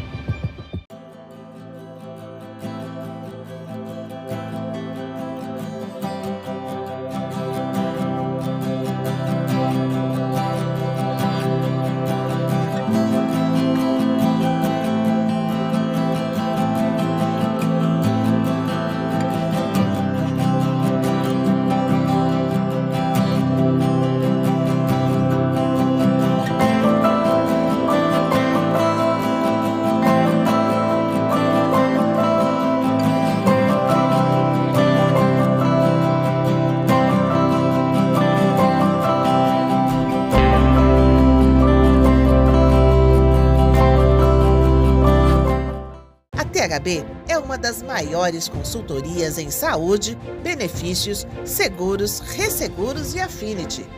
Com foco em inovação e proximidade com o cliente, a THB tem uma equipe multidisciplinar, com consultores especialistas na estruturação e administração de programas customizados. Fundada em 1978, faz parte do grupo MODELOS, o maior wholesale broker dos Estados Unidos, e está presente em todo o Brasil. THB, soluções que vão além do seguro.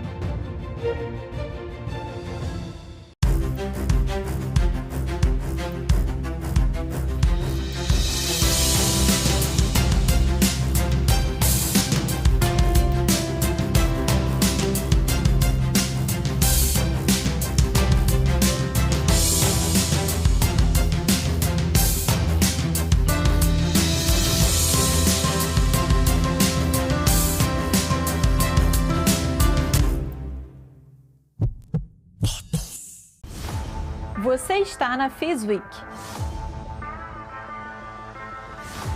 Aqui você encontra as versões imersivas do nosso evento, que vou explicar mais tarde. Você pode escolher o idioma aqui. Aqui você encontra todas as áreas da FIS Week representadas por monumentos históricos. Na pirâmide, você pode acessar o FIS e ainda conhecer mais sobre a história da construção. Aqui você poderá assistir aos painéis do FIS 21, participar da discussão através do chat, enviando perguntas e comentários, além de conferir informações sobre o painel e os participantes. O mesmo vale para o Simetria e o Commits. Clique nos monumentos para acessar os eventos. Você também pode acessar a Meeting Zone no nosso mercado central. Lá você pode agendar um meeting com os nossos parceiros e encontrar outras pessoas que estão participando da FIS Week. E você também pode conferir a programação, os palestrantes, relaxar ouvindo música no nosso oásis e muito, muito mais. Aproveite a FIS Week e faça parte da maior experiência da saúde na América Latina.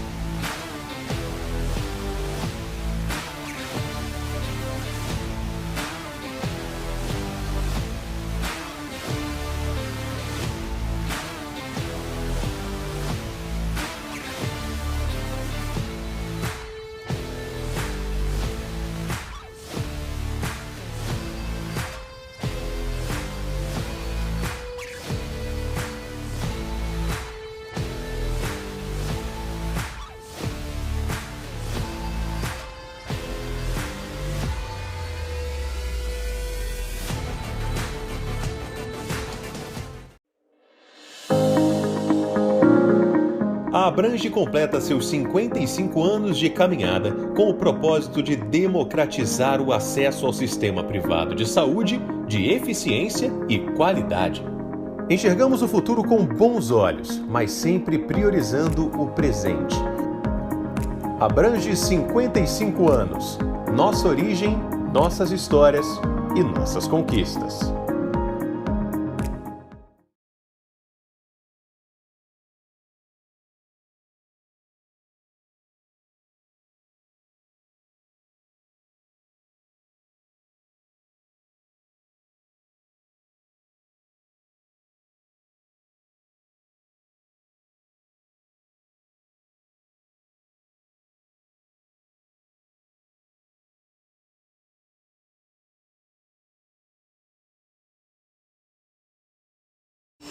Desde que a Covid-19 chegou ao Brasil, uma força-tarefa de proporção histórica entrou em ação, ampliando a parceria entre os setores de saúde privado e público.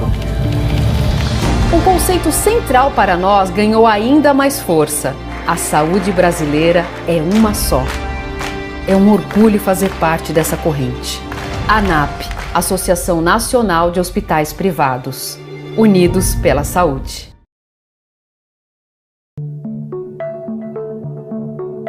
O conhecimento transforma. A transformação te carrega para o futuro. Onde você quer estar daqui a alguns anos? Qual habilidade você quer aprimorar? Que profissional de saúde você deseja ser? Como caminhar de mãos dadas com o seu futuro? As respostas de todas estas perguntas não se alcança sozinho. Ask Mind, porque nós somos incansáveis por conhecimento. E você?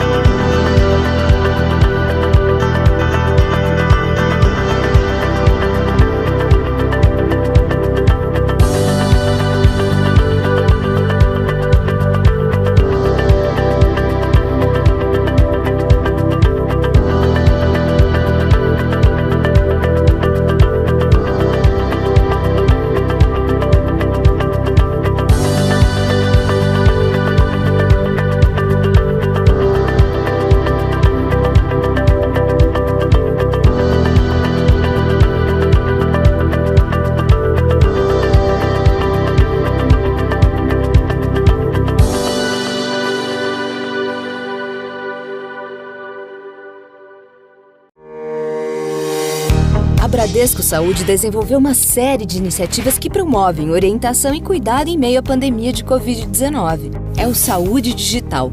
Com ele, quem tem Bradesco Saúde pode realizar consultas médicas por videochamada sem sair de casa. Veja como funciona. Para dúvidas e sintomas de Covid-19 ou outras questões de saúde, você deverá acessar o app Bradesco Saúde. Se você ainda não tem instalado, faça o download gratuito na App Store ou no Google Play. Para consultas médicas regulares com médicos referenciados, acesse o site bradescosaude.com.br. Confira as especialidades disponíveis para atendimento por videochamada e como agendar sua consulta. Bradesco Saúde, ao seu lado contra o coronavírus. É pra ficar junto. Inspira. É pra saber sua história. É pro seu estilo de vida. É pra olhar nos olhos. É pra cada fase da vida. A DASA é uma rede de saúde integrada que acompanha as pessoas ao longo da vida. DASA é pra toda a vida.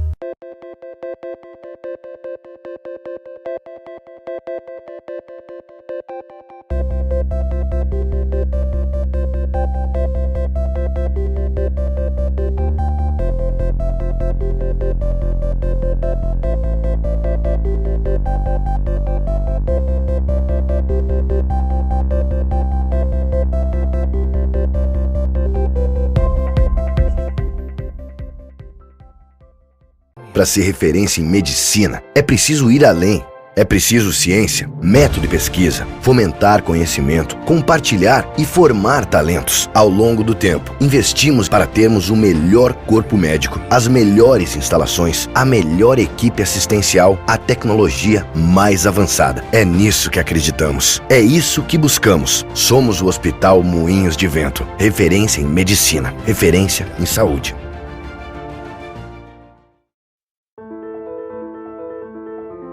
The body is an amazing organism designed to run marathons, think of ideas, and see a beautiful world. It's capable of complex tasks. But when the body is compromised by disease or disorders, disabled by trauma or wounds, it needs help getting better. And that's why we're here, to create medical technology that saves lives and changes lives. For the heart, the soul, the ambitions, and the dreams of every person we touch, we are here to innovate, to look at challenges from all angles, to follow patients beyond diagnosis, through treatment and recovery, to get them back to their best body, living their best lives, and being their best selves. Our ambitions are big. We are working to give people surgery without incisions, contact lenses that treat allergies, implants that monitor themselves, real-time maps of the heart. We are redefining what the body can accomplish. And even though we are a diverse group of businesses, we share a common goal: save lives and ignite all that's possible in every body.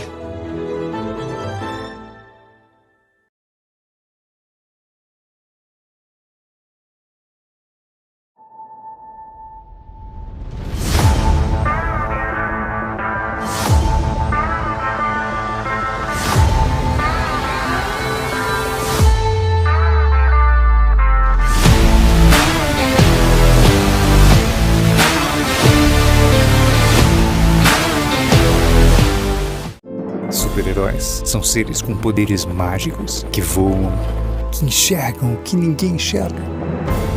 Hoje, fica claro que vivemos rodeados de super-heróis, dirigindo, acolhendo, cuidando, que têm feito da proteção do outro sua missão. Eles sempre estiveram aqui, só estavam disfarçados. Homenagem a quem tem feito mais do que o seu trabalho para mais gente ficar bem. Mater Dei 40 anos.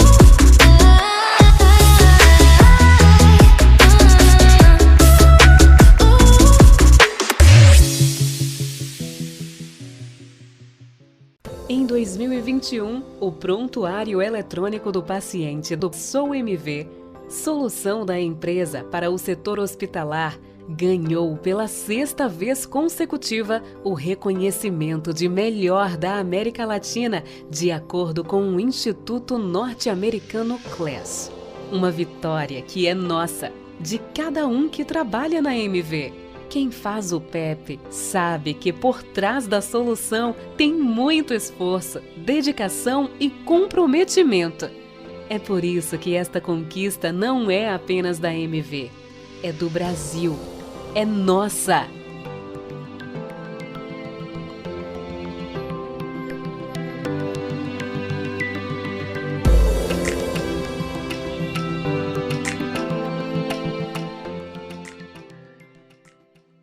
Nós nascemos na saúde e nos movemos pela saúde. Impulsionados por essa paixão, nos tornamos uma das maiores empresas de tecnologia para a saúde do Brasil. Nosso caminho é trilhado por 400 colaboradores e mais de 6.000 clientes. Somos tecnologia que evolui todos os dias. Somos Fixion.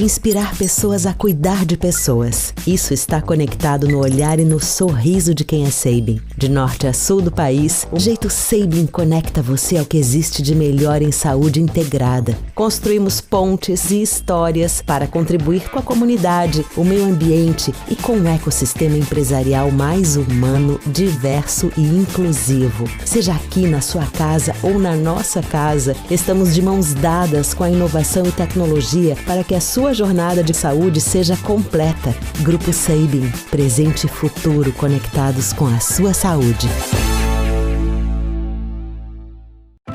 Nascemos com o desafio de mudar o olhar para a saúde de cada pessoa, transformando informação em conhecimento.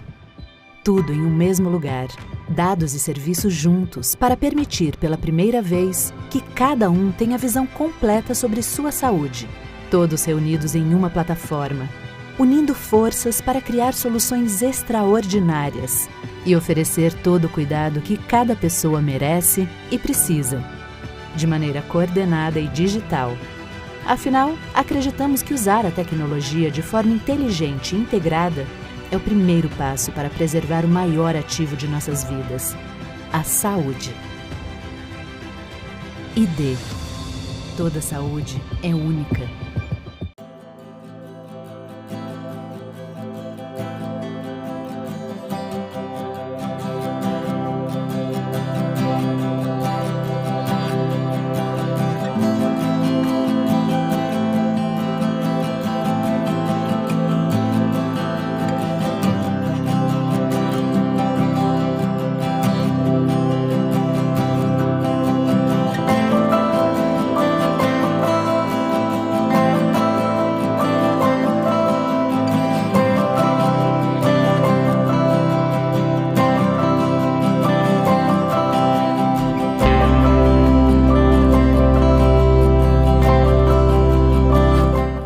A THB é uma das maiores consultorias em saúde, benefícios, seguros, resseguros e affinity.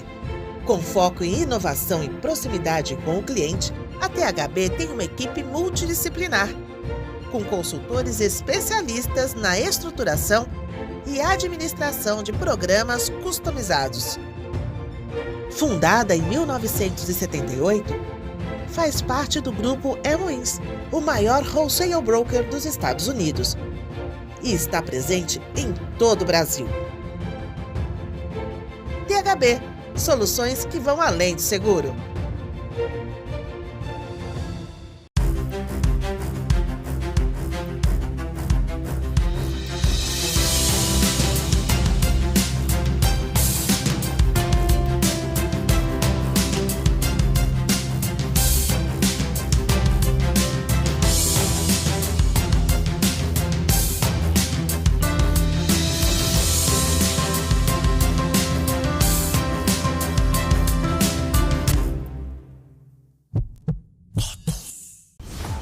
Você está na FIS Week. Aqui você encontra as versões imersivas do nosso evento, que vou explicar mais tarde. Você pode escolher o idioma aqui. Aqui você encontra todas as áreas da FIS Week representadas por monumentos históricos. Na pirâmide, você pode acessar o FIS e ainda conhecer mais sobre a história da construção. Aqui você poderá assistir aos painéis do FIS 21, participar da discussão através do chat, enviando perguntas e comentários, além de conferir informações sobre o painel e os participantes. O mesmo vale para o Simetria e o Commits. Clique nos monumentos para acessar os eventos. Você também pode acessar a Meeting Zone no nosso Mercado Central. Lá você pode agendar um meeting com os nossos parceiros e encontrar outras pessoas que estão participando da FIS Week. E você também pode conferir a programação, os palestrantes, relaxar ouvindo música no nosso Oasis e muito, muito mais. Aproveite a FIS Week e faça parte da maior experiência da saúde na América Latina.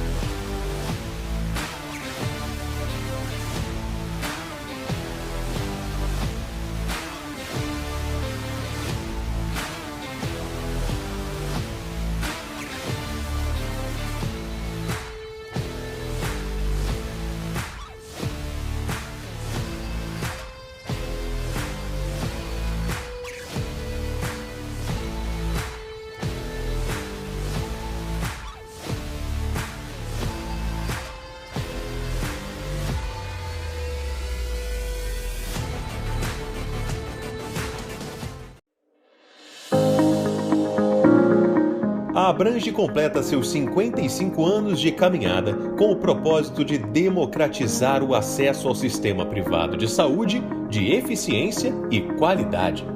Enxergamos o futuro com bons olhos, mas sempre priorizando o presente. Abrange 55 anos. Nossa origem, nossas histórias e nossas conquistas.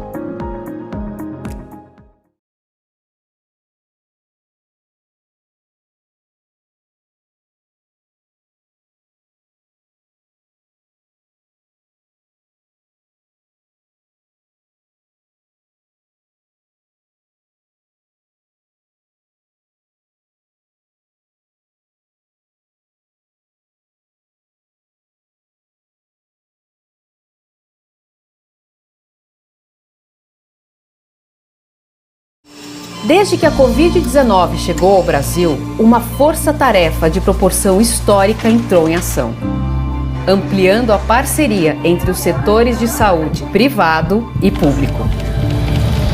Um conceito central para nós ganhou ainda mais força: A saúde brasileira é uma só. É um orgulho fazer parte dessa corrente. ANAP, Associação Nacional de Hospitais Privados. Unidos pela saúde.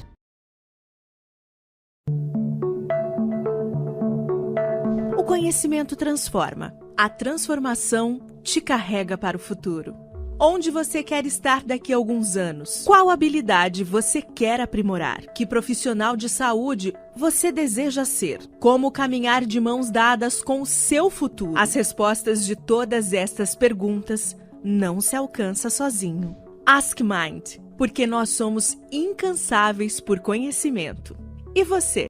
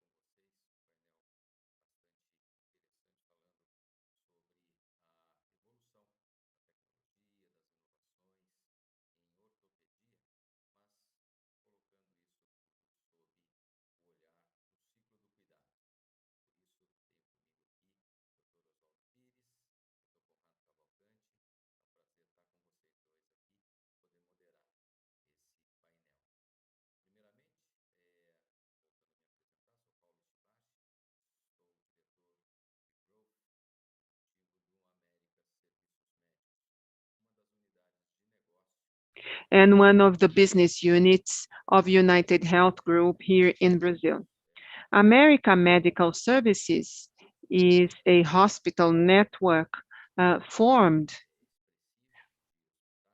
by a significant number of hospitals, clinics all over Brazil, and part of the United Health Group, whose mission is to help people to lead healthier lives and to contribute for the healthcare system to work better for everyone. United Health Group has reached 130 countries all over the world. So it's the largest healthcare group in the world with 325,000 providing services to over 140 million people all over the world. And of the 325,125 work in healthcare. Our values are integrity, compassion, relationship, innovation, and performance. All these values are integrated and they make the companies of the United Health Group in Brazil to interact in order to add value to the health market. As part of America's medical services, as I mentioned before, we have 18 hospitals, 7 centers of excellence.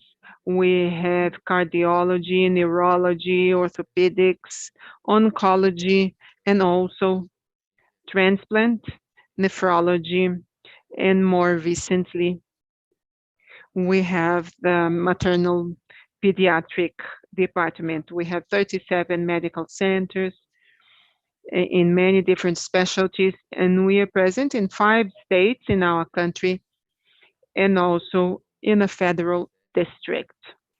And then we are more than 1,700 healthcare workers here in Brazil, and we have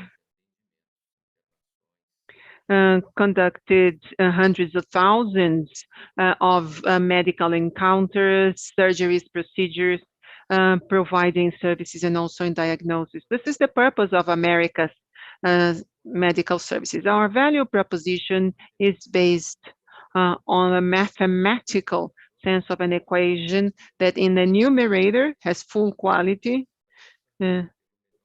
expressed by the best clinical outcomes possible according to medical proficiency that is provided by our professionals and the experience we provide to people, patients, families, physicians, and everybody comprising our healthcare system. And this numerator is put over a denominator, expenses, efficiency, cost. We want to generate more quality with more economy and efficiency. And this is our purpose.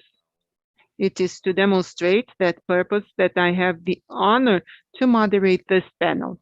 And for us to start talking a little bit about value generation, I would like to ask Dr. Conrado Cavalcanti to talk to us a little bit about the concepts of the different lines of care and how they add value to all customers of America's medical services. Conrado, the floor is yours. Thank you, Paulo. So now let's talk about lines of care. So whenever we talk about lines of care, we are talking about the integral care to health, thinking of patients. In order to do that, we need to have a full care system encompassing all phases of the line of care. It all starts with a medical visit, an office visit in the outpatient, and then that trickles down into a cascade of actions. If the patient needs to have tests done, hospitalization, surgery, or any other procedure, is the idea for them to do it within the system and to have a full journey inside Americas. This is a market trend. Other groups are doing that. And what's the differential in relation to other groups? We are adding value-based medicine in all phases of the line of care. So starting in the outpatient, how do we do that? By well-defined protocols for the main lines of care. Each line of care has a chief, an SOE, as we call, for the different lines. And here, today we have Dr. Osvaldo, a leader in the area of orthopedics, and he is responsible for orthopedics at Brazil level. So how do we monitor the lines of care to add value to patients into the system? 2 indicators. The first is related to quality and to patient experience. And of these indicators, I'll give you complications, falls, catheter, streamline infections, surgical outcomes, mortality rates. In the case of oncology, per each type of tumor and staging. In neurology, for example, we monitor the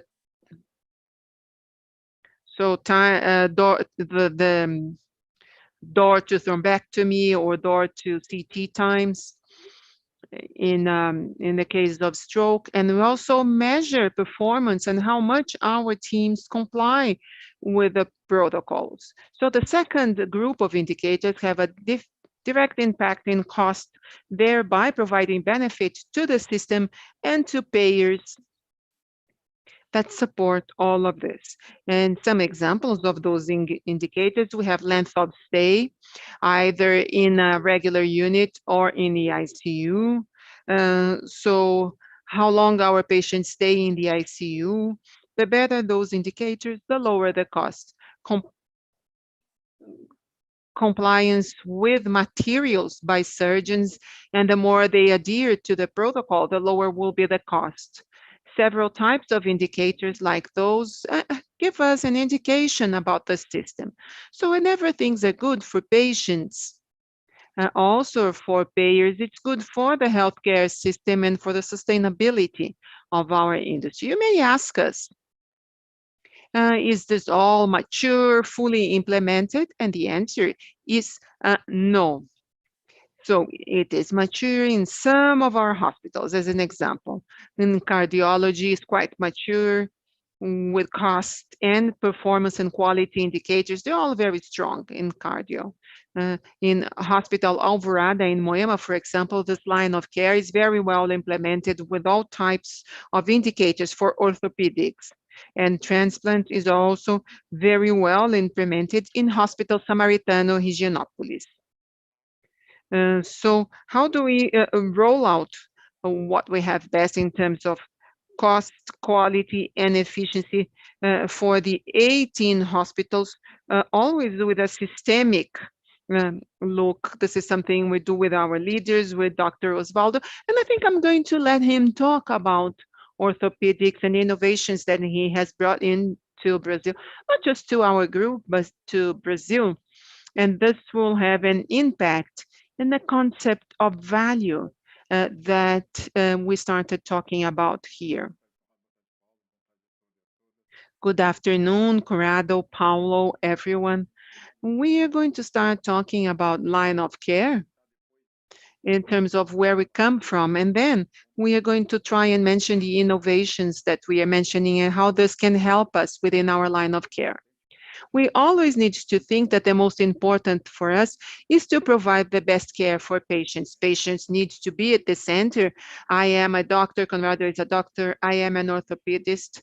So we always to put patients at the center of care. So about 10 years ago, we started understanding what all these indicators meant in terms of showing what we did and demonstrating whether the care we provided was good or not, and also to provide a benchmark to compare ourselves against other companies. So first we had a contract with Hospital Special Services in New York. They were with us for 5 years for us to define an outcomes benchmark for the patients in the different lines of care, osteoarthrosis, hip and knee, and also lumbar pain, which accounts for the highest number of patients that we have. And why did we choose these 3 pathologies? Because this is part of structure that we call ISHAM, which is a group that developed care protocols for all these patients. So we have brought this to Brazil 10 years ago, also to Hospital Alvorada. And together with HSS, we also started benchmarking our result, our outcomes, first in surgery. So we compared what we had here and how we could improve in terms of what they used to do there for hospitals that are #1 in the world in terms of orthopedic surgeries. After the 5 years working together, our results became very similar to what they had. And then the contract ended. And then we brought this benchmark to ANHAP, and today we do our arthrosis benchmark with ANHAP, the Brazilian Association of Private Hospitals. So in terms of, this shows maturities for the system. This provided us maturity in the hospitals, and now we are taking this to other hospitals too, because you already have a know-how how to collect all these clinical and financial indicators. And there are also customer satisfaction, patient and doctor satisfaction rates. So we have embedded all these indicators in our hospitals to understand our positioning as compared to the market. I'm going to give you some examples. So it started first with surgery. So we didn't have maturity to apply it to the entire line of care as we are doing now. So it started with surgery first, with high cost for the carrier, patients that needed or required very good care. And we started provide orientation to physicians in terms of diagnosis, treatment, when each type of surgery was recommended. And then we started implementing protocols of appropriate implants for each, and materials in general for each type of surgery. And then we wanted to have a reduction of cost in terms of the prevalence, having fewer surgical procedures, because we could control that with medical treatment. Sometimes is the best treatment for the patient. Surgery is not always the best treatment. So we had a control of the prevalence of surgeries, providing better care for patients in that gray zone when you don't know whether you operate or not, providing better care with surgery or medical treatment, and also having a more accurate indication of materials and implants. In terms of hip, which is my specialty, I'm a hip surgeon. I do hip arthroscopy, hip replacement surgeries. And then we started first with the data, and then we already were confident in terms of carrier of what we used to do with those patients for 3 months. And this is where we are going to get in this 360 care, the integrated care for all these patients. So we brought to the carriers, and during 3 months, I know exactly what happens to my patient. Then we extended it to 6 months, and in 6 months, I know if I operate with these physicians in this unit, following these protocols, I have the data of the results of satisfaction of patients with medical indicators. You said readmission, reoperation, ICU utilization rate, average length of stay. But more than that, I can also have functional score, the functional status, because they are in our outpatient clinics, are coming to our rehab clinics, and I can give them the functional score, and then we can assess the medical or surgical treatment of the patient. We also measure quality of life, and we brought all of this into our hospital whenever we want to demonstrate how and why we do what we do. And this is how we evolved, and now we are mature enough to look after those patients as a whole. So we are going to get these patients in the beginning at the basis. So you have a diagnosis of osteoarthrosis. They are included in a line of care with a dedicated team that has experience and knowledge to look after that in a dedicated and specific unit. We are implementing it in Americas and Rio de Janeiro. We are doing it in Natal. And here in São Paulo, in Anália Franco, we are going to start on the 15th with these 3 lines of care, because we understood that we are mature enough to get patients from the diagnosis, define the type of the ideal care that they should receive. It doesn't mean that we are recommending surgeries that shouldn't be made or failing to recommend surgeries that should be made, but we trying to understand what is the best treatment for that patient with that disease. And then we get to rehabilitation, and once they come back to the facility. Well, how do we put robotic in it? A first robot, a Mako robot of a specific company, was brought to Brazil together with Madre Teresa Hospital in Belo Horizonte. And we brought it because we wanted to provide better care to our patients. A robot provides a assertiveness of hip and knee surgery, which is much higher, reducing complication rates such as dislocation, wear of implant. It reduces also length of stay. We reviewed the literature before bringing the robot, and it reduces length of stay use of ICU. The patient is referred to rehab faster. So we really believe that the robot improved care to patients. Only to patients? No, also to physicians. We also want to consider physicians as users of our hospital. And robotic surgery brings greater precision and better reproducibility of the procedures, better than doing it with freehand. It reduces the learning curve, and that's what helps the surgeon gains more experience. The more surgeries are performed, the more specialized the surgeon is, theoretically, the better the results. The robot means that more or less experienced surgeons are as assertive in terms of placement of implants. And with that, there is lower risk of complication at early or late stages. The robot also brings a benefit to the HMO because it reduces length of stay, use of ICU, blood. Patients will need fewer physical therapy sessions.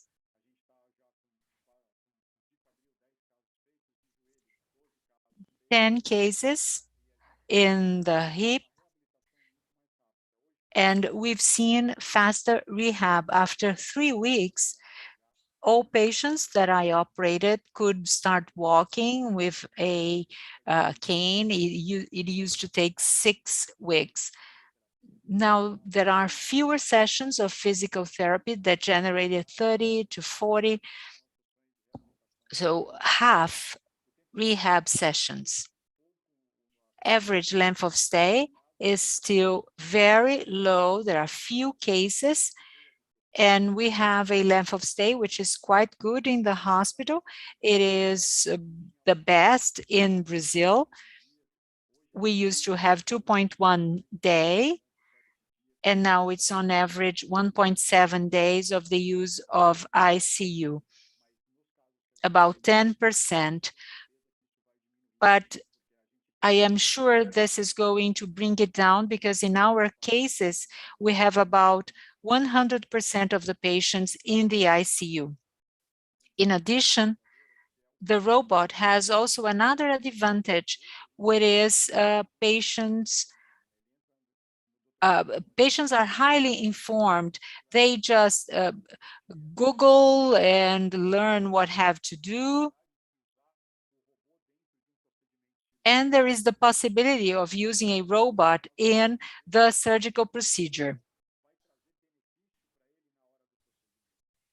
And the robot is going to bring a benefit to the procedure. For example, the patient may get anxious and not sure. And the robot really ensures greater safety.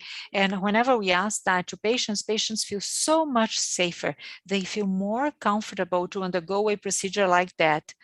And HMOs, of course, are going to try to get that, and they can work with us. So this is just an overview, Conrado, to talk more about that. Maybe there are questions that we can address. I believe I have already said a lot, so let's hear from the audience now. Thank you, Osvaldo. Thank you, Conrado. I've made some notes so that we can open our discussion and start really answer all questions from the audience. Let me take the opportunity to thank the production and the group responsible for Initiative FIS and for putting together FIS Week and for giving us the opportunity to hold this panel by America's Serviços Médicos. But let me go back to my notes here. I've seen a correlation between what I call delivering value and line of care. and Conrado has just showed us that, and the incorporation of technology such as the robotic arm Mako,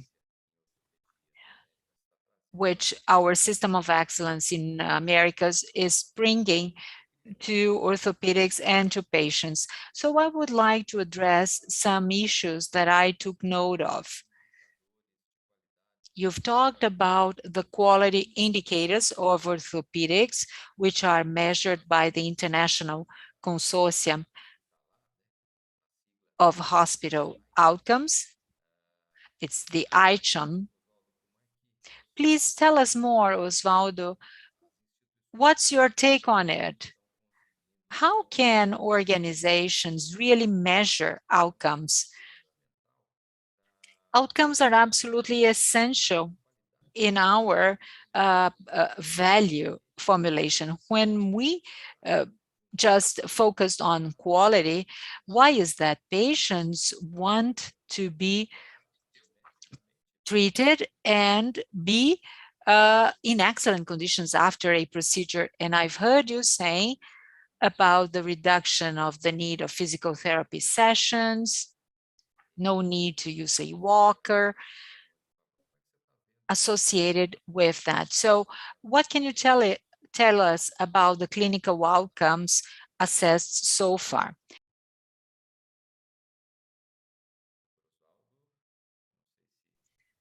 Dr. Osvaldo.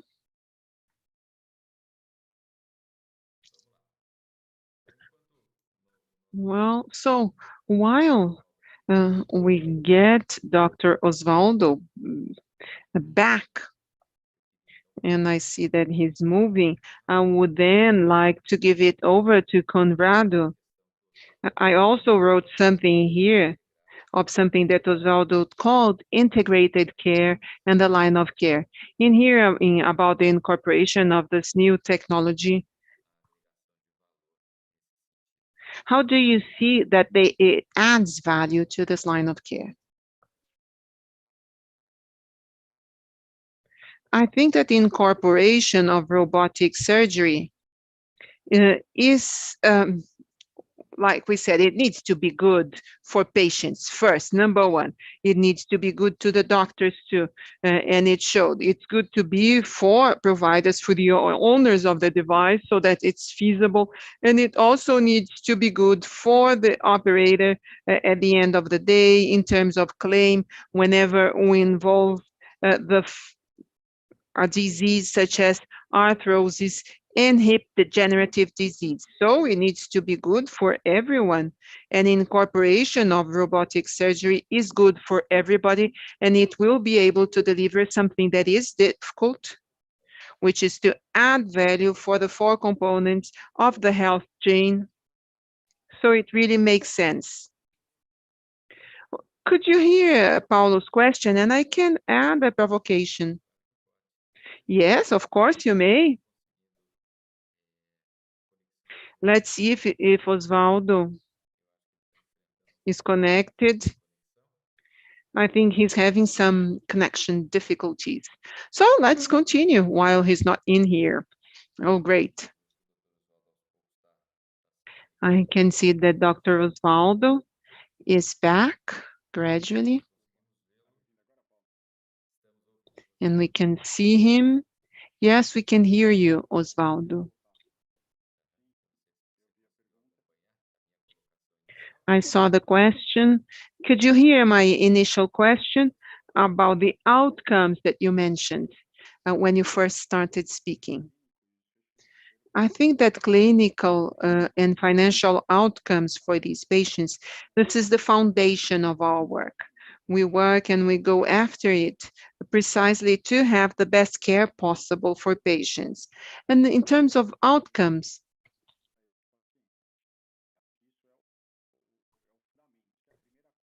and this is the foundation. This is the first thing that we tried to achieve. Today, there are very few organizations that are prepared to identify the outcomes, very few physicians who really understand how important it is to measure outcomes in an integrated way without any concern of not minding showing their outcomes, because then we can have improvements in patient care. So this is fundamental in everything. So we don't measure outcomes to punish anyone or to control medical activity, but rather in to provide continuing improvement to our patients. This is our main objective. Great. Well, everything that you said is very timely. I think that Conrado would like to ask another question to you, and I would just like to make sure that Dr. Osvaldo's connection is good, consistent, so that we can have our debate. Can you hear us, Osvaldo? Yes, I can. Oh, good. Osvaldo, once I asked you about 6 months ago, if you had a problem in your hip, who was going to operate you? Well, the natural patient, I would operate myself, but you can't do that, even though you are one of the best surgeons in Brazil. You gave me the name of a surgeon back then with wide experience, with more than 1,000 cases of hip replacement. Now that you saw the robot working, I'm going to ask you the same question again. Who could operate your hip? Who could give you a hip replacement surgery? Is it the same surgeon you said a few months ago? Or would you go for someone who already has some experience in robotic surgery? I think that we need to think a few things about the robot. Robot doesn't teach us to operate. We can only use the robot and make the most of it if we already know how to operate, if we are surgeons already.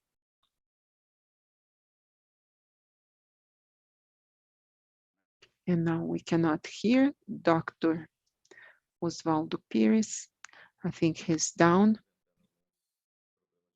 And I think we are coming across some connection problems with Dr. Osvaldo.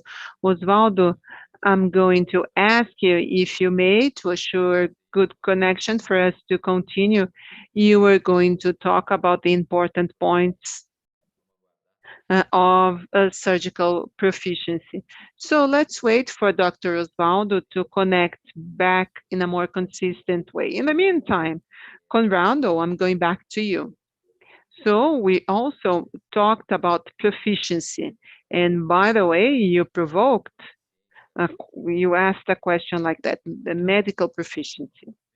So usually, as Osvaldo said, it's related to the volume, so the 10,000 hours of practice for any activity or any profession.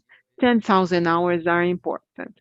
So my question to you is, do you believe that in this incorporation of technologies, if they will accelerate, and I think you were on those lines, will it accelerate this proficiency?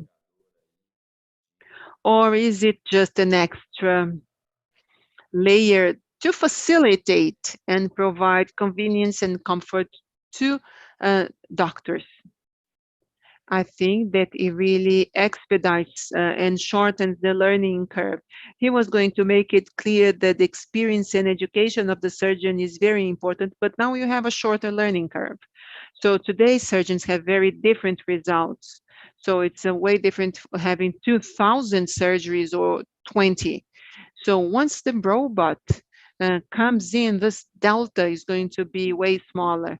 For you to attain excellent results, it will require many fewer surgeries of experience than what happens today. And I think this reminds us very much of what happened for prostate robotic surgery. So we know that there were some prostate surgeons had excellent results operating through the traditional approach. And once the robot arrived here and Brazilians started operating with a robot, we saw that the results end up being better. And I am sure the same will happen with orthopedic robotic surgery. And now, Paulo, can I ask you a question? Yes, of course, please do. You have a lot of commercial experience in the market for many, many years. You know all the players. And my question to you is, I think that for us, offering this product, the value is very clear in the equation that you demonstrated for all stakeholders, carriers included. How do you think this relationship is going to be of carriers with the system at the time of incorporating this technology? Do you see any difficulty for them to see the value, or are they going to embrace it? Thank you for the question and also for provoking another discussion in our panel. I think, Conrado, that when we talk about the formula of value generation within this area, we are talking about a concept, and value cannot be value for one and it's not value for the other. A perfect system value should provide benefit for all involved. And that's why I think that the mission of America's medical services, especially, which is to transform the healthcare system into a better system that is good for everyone and helps people to lead healthier lives. And why do I say that, to answer your question? When we say that value is a matter where the order of the factors does change the result. So quality at the top and efficiency cost below. When we talk about full quality, we are talking about quality for the member, for the doctor, the professional responsible for the practice. We are talking about quality for families and quality for those who are funding the system. So quality for someone who's funding the system means the best delivery for those who have trusted your product. So if it's a health carrier, companies, people, large or small companies, people, members, individuals, they resort to a certain brand of a certain product, and they know, they're aware that that carrier did their best to seek who could deliver them quality at the lowest costs possible. And then that's how we believe that the incorporation of technologies that are appropriate for this formula are feasible. Now, note, a long time, payers of the system, of this market, they end up trying to find ways, anyway, of attaining cost savings. And this is because they do not sometimes acknowledge or see the value that is generated. That's why I wanted to talk about measurement. I think that nothing is more important for any system to have some balance, that to have indicators. Indicators are very important. And I think that for a patient, one important indicator is their satisfaction, not feeling any pain, resuming occupational activities, resuming their daily activities. And I can see Dr. Osvaldo talking about recovery of patients at an older age. Imagine going back home, already being independent in terms of movements, activities, and how much this benefits the family environment. If anyone should and wants to fund this, assessing this concept is very important because it translates itself into customer satisfaction. And customers, they are all our customers of the health plan, of hospitals, and also doctors. So we also need to have the corporate responsibility of making it be cost effective. And therefore, we should think of sustainability in terms of the incorporation of new technologies is paramount. When we look at the arguments or the justifications, whenever we incorporate a new technology here, all the grounds are always very relevant. No carrier just refuses to incorporate something just because it's expensive. In my experience, shows me that the vast majority of health plans, yes, they are worried about cost effectiveness. So we just reverse the formula, the way we say, so the benefit for the cost. So I think that we have sufficient indicators from what I saw here by our Dr. Osvaldo, with indicators as a significant way of incorporating. I don't know if I have answered your question. Yes, you have. And Osvaldo is not here. The ideal would be for him to talk about some specific orthopedic indicators, but I'm going to give you some information of Hospital Alvorada, which is where I work and where we are rolling out this program into other hospitals. First, functional score.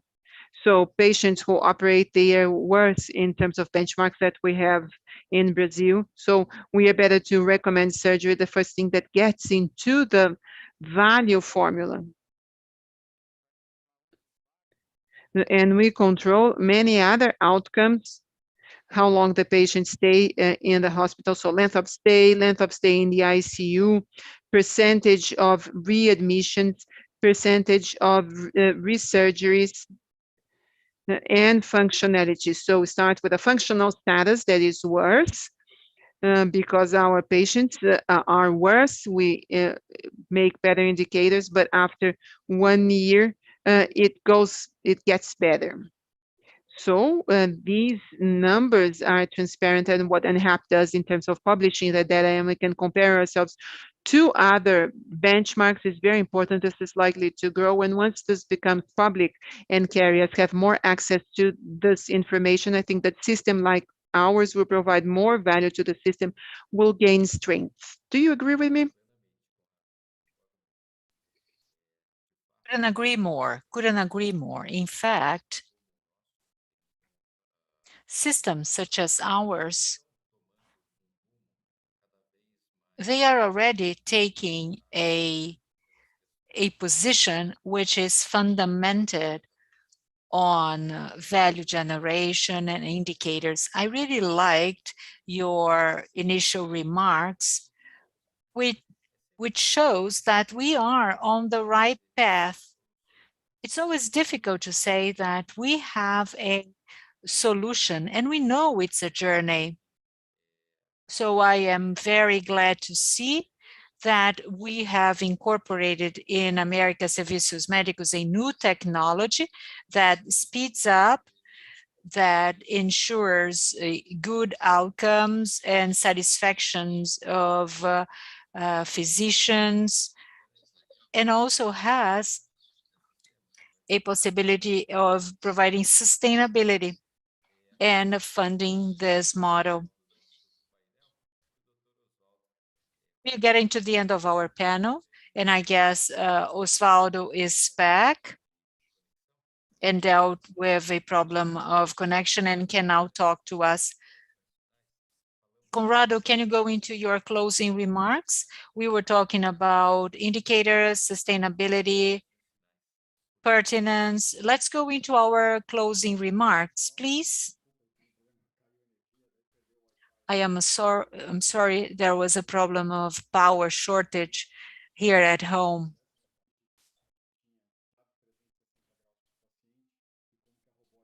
It's important to offer a 360-degree experience to our patients and how we can make sure that robotic can help us.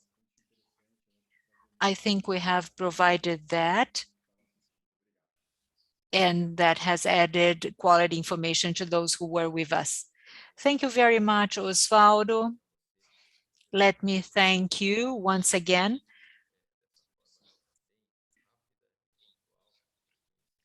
for just bringing us some knowledge about robotic arm and care. Thank you, Conrado, for the discussion and for the interaction, because as a moderator, I could really contribute thanks to your also interactions. Thank you very much for the group. Thank you, Iniciativa FIS for bringing us on board. And I wish you all a great, productive week, thanks to the content that was generated here. Thank you very much. Have you all a great afternoon. And back to the production. Thank you. A Abrange completa seus 55 anos de caminhada com o propósito de democratizar o acesso ao sistema privado de saúde, de eficiência e qualidade. Enxergamos o futuro com bons olhos, mas sempre priorizando o presente. Abrange 55 anos. Nossa origem, nossas histórias e nossas conquistas.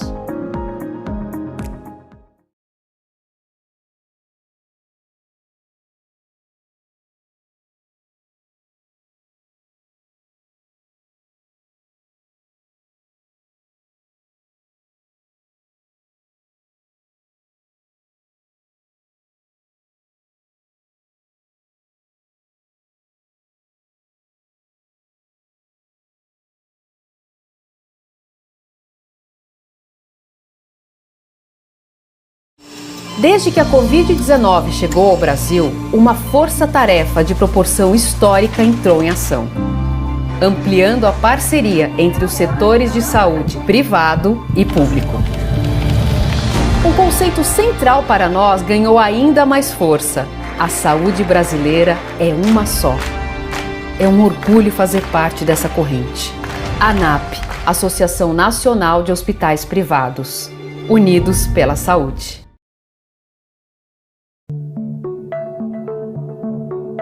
O conhecimento transforma. A transformação te carrega para o futuro.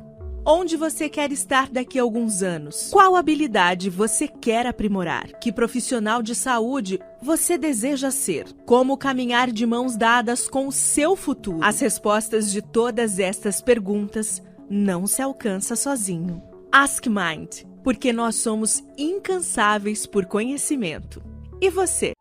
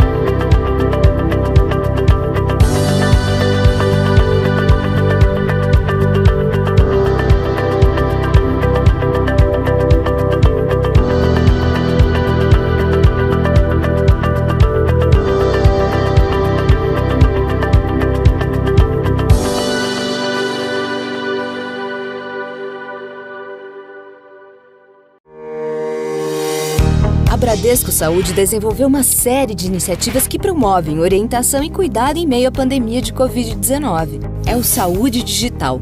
Com ele, quem tem Bradesco Saúde pode realizar consultas médicas por videochamada sem sair de casa. Veja como funciona. Para dúvidas e sintomas de Covid-19 ou outras questões de saúde, você deverá acessar o app Bradesco Saúde. Se você ainda não tem instalado, faça o download gratuito na App Store ou no Google Play.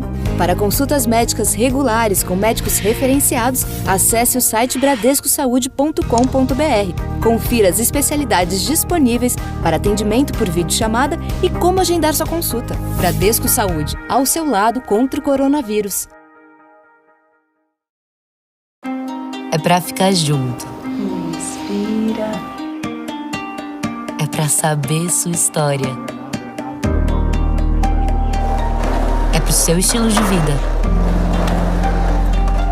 É pra olhar nos olhos. É pra cada fase da vida. A DASA é uma rede de saúde integrada que acompanha as pessoas ao longo da vida. DASA é pra toda a vida.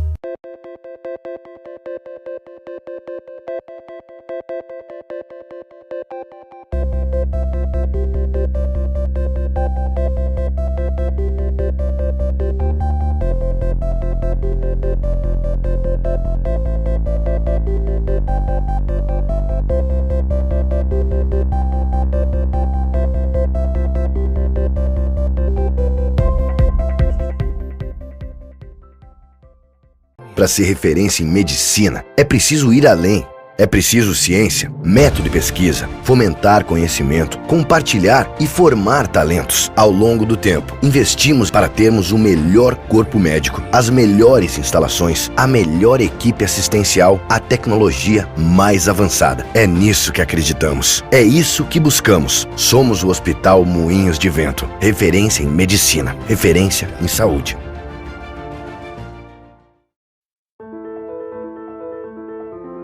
The body is an amazing organism, designed to run marathons, think of ideas, and see a beautiful world.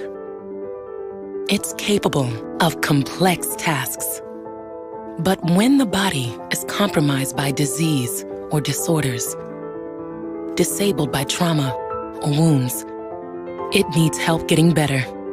And that's why we're here, to create medical technology that saves lives and changes lives.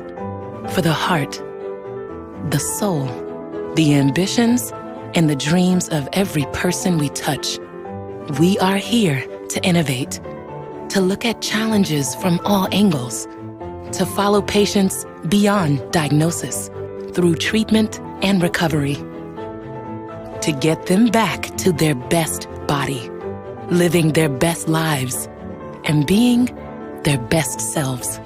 Our ambitions are big. We are working to give people surgery without incisions, contact lenses that treat allergies, implants that monitor themselves, real-time maps of the heart. We are redefining what the body can accomplish. And even though we are a diverse group of businesses, we share a common goal: save lives and ignite all that's possible in every body.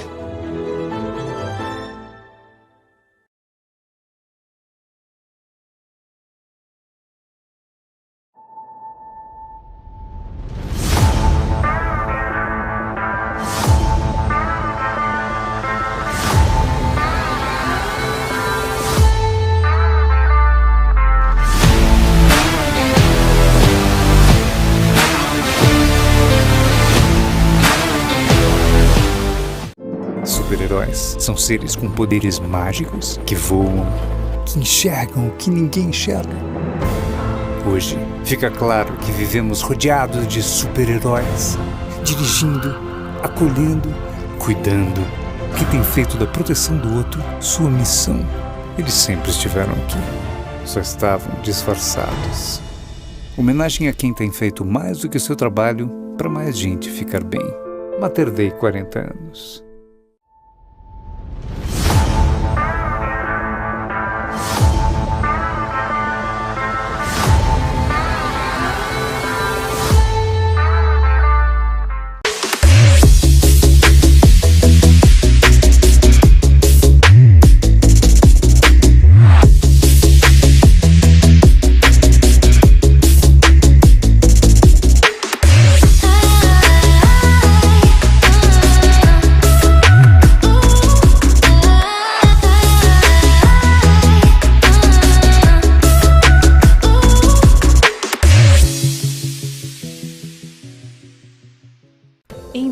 2021, o prontuário eletrônico do paciente do Sobre, solução da empresa para o setor hospitalar, ganhou pela 6ª vez consecutiva o reconhecimento de melhor da América Latina, de acordo com o Instituto Norte-Americano CLES.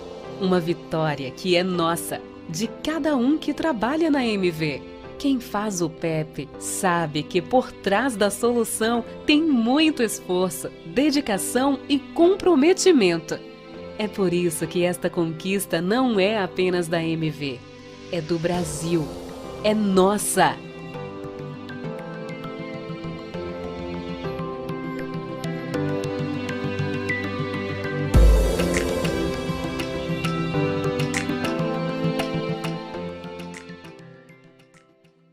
Nós nascemos na saúde e nos movemos pela saúde.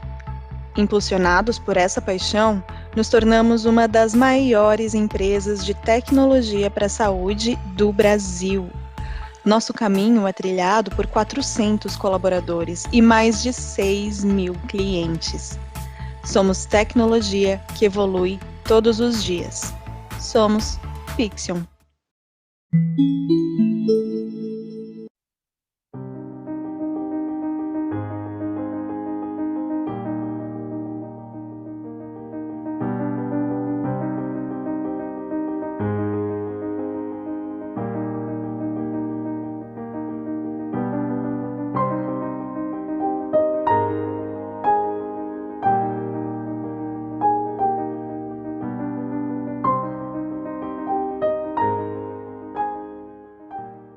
Inspirar pessoas a cuidar de pessoas. Isso está conectado no olhar e no sorriso de quem é Sabin. De norte a sul do país, o jeito Sabin conecta você ao que existe de melhor em saúde integrada. Construímos pontes e histórias para contribuir com a comunidade, o meio ambiente e com um ecossistema empresarial mais humano, diverso e inclusivo. Seja aqui na sua casa ou na nossa casa, estamos de mãos dadas com a inovação e tecnologia para que a sua jornada de saúde seja completa. Grupo Sabin, presente e futuro conectados com a sua saúde. Nascemos com o desafio de mudar o olhar para a saúde de cada pessoa, transformando informação em conhecimento. Tudo em um mesmo lugar, dados e serviços juntos para permitir pela primeira vez que cada um tenha visão completa sobre sua saúde. Todos reunidos em uma plataforma, unindo forças para criar soluções extraordinárias e oferecer todo o cuidado que cada pessoa merece e precisa, de maneira coordenada e digital. Afinal, acreditamos que usar a tecnologia de forma inteligente e integrada é o primeiro passo para preservar o maior ativo de nossas vidas, a saúde. ID. Toda saúde é única.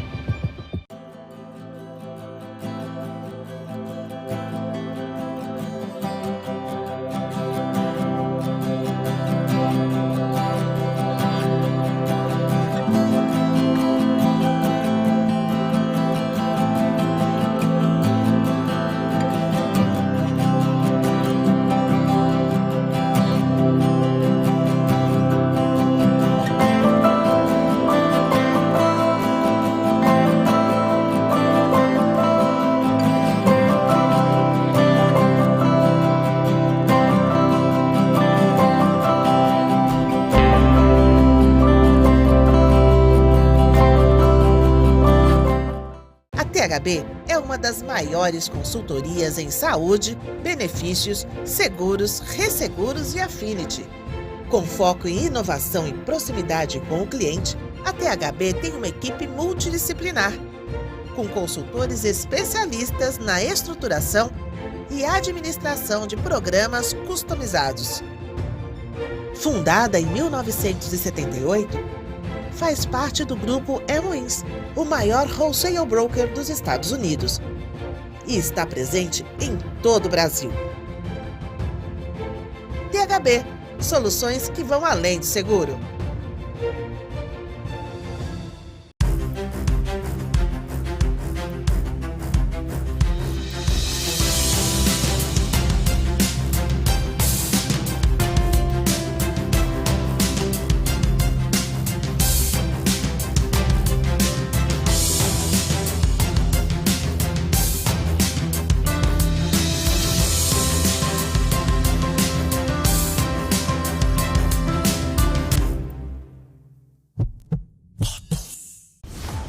Você está na FIS Week. Aqui você encontra as versões imersivas do nosso evento, que vou explicar mais tarde. Você pode escolher o idioma aqui. Aqui você encontra todas as áreas da FIS Week representadas por monumentos históricos. Na pirâmide, você pode acessar o FIS e ainda conhecer mais sobre a história da construção. Aqui você poderá assistir aos painéis do FIS 21, participar da discussão através do chat, enviando perguntas e comentários, além de conferir informações sobre o painel e os participantes. O mesmo vale para o Simetria e o Commits. Clique nos monumentos para acessar os eventos. Você também pode acessar a Meeting Zone no nosso mercado central. Lá você pode agendar um meeting com os nossos parceiros e encontrar outras pessoas que estão participando da FIS Week. E você também pode conferir a programação, os palestrantes, relaxar ouvindo música no nosso oásis e muito, muito mais. Aproveite a FIS Week e faça parte da maior experiência da saúde na América Latina.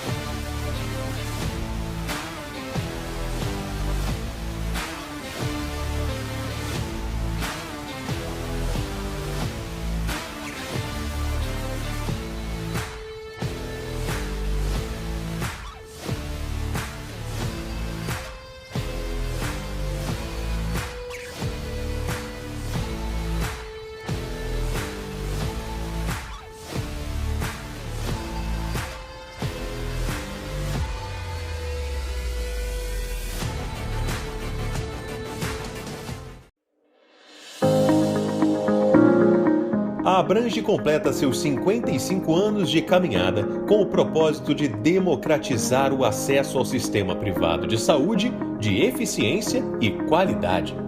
Enxergamos o futuro com bons olhos, mas sempre priorizando o presente. Abrange 55 anos. Nossa origem, nossas histórias e nossas conquistas.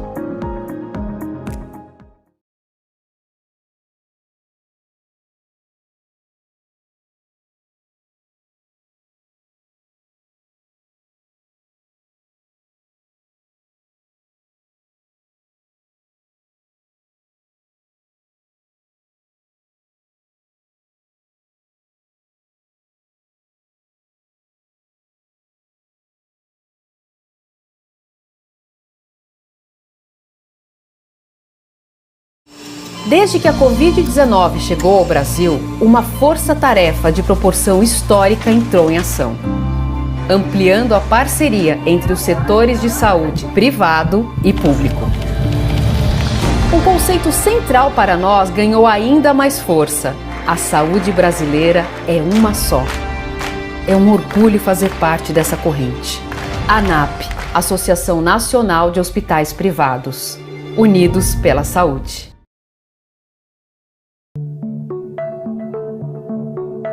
O conhecimento transforma. A transformação te carrega para o futuro. Onde você quer estar daqui a alguns anos? Qual habilidade você quer aprimorar? Que profissional de saúde você deseja ser? Como caminhar de mãos dadas com o seu futuro? As respostas de todas estas perguntas não se alcança sozinho. Ask Mind, porque nós somos incansáveis por conhecimento. E você?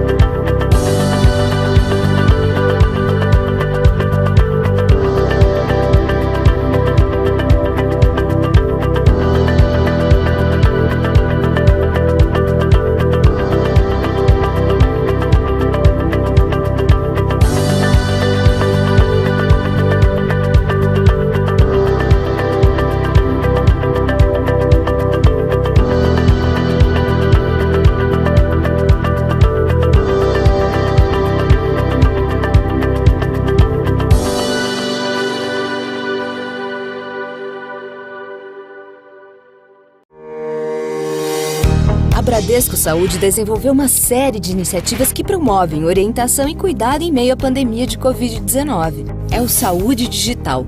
Com ele, quem tem Bradesco Saúde pode realizar consultas médicas por videochamada sem sair de casa. Veja como funciona. Para dúvidas e sintomas de Covid-19 ou outras questões de saúde, você deverá acessar o app Bradesco Saúde. Se você ainda não tem instalado, faça o download gratuito na App Store ou no Google Play.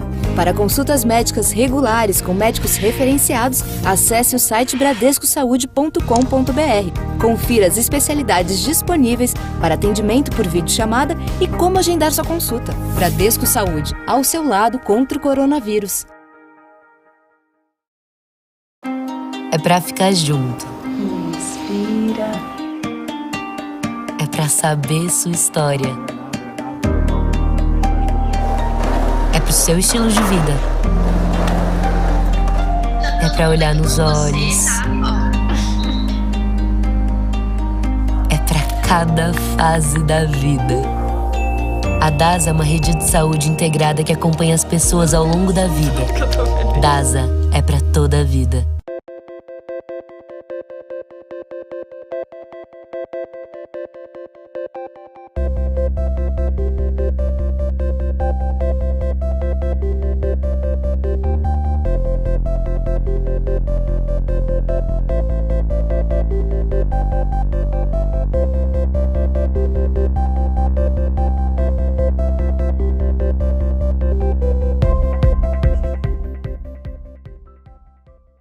Para ser referência em medicina, é preciso ir além.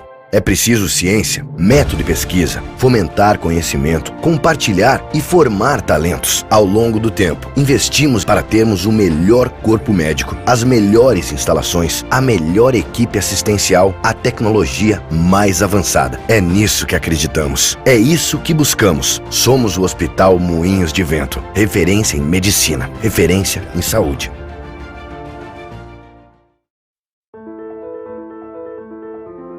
The body is an amazing organism, designed to run marathons, think of ideas, and see a beautiful world. It's capable of complex tasks. But when the body is compromised by disease or disorders, disabled by trauma or wounds, it needs help getting better. And that's why we're here, to create medical technology that saves lives and changes lives. For the heart, the soul, the ambitions, and the dreams of every person we touch, we are here to innovate, to look at challenges from all angles, to follow patients beyond diagnosis, through treatment and recovery, to get them back to their best body, living their best lives, and being their best selves. Our ambitions are big. We are working to give people surgery without incisions, contact lenses that treat allergies, implants that monitor themselves, real-time maps of the heart. We are redefining what the body can accomplish. And even though we are a diverse group of businesses, we share a common goal: save lives and ignite all that's possible in every body.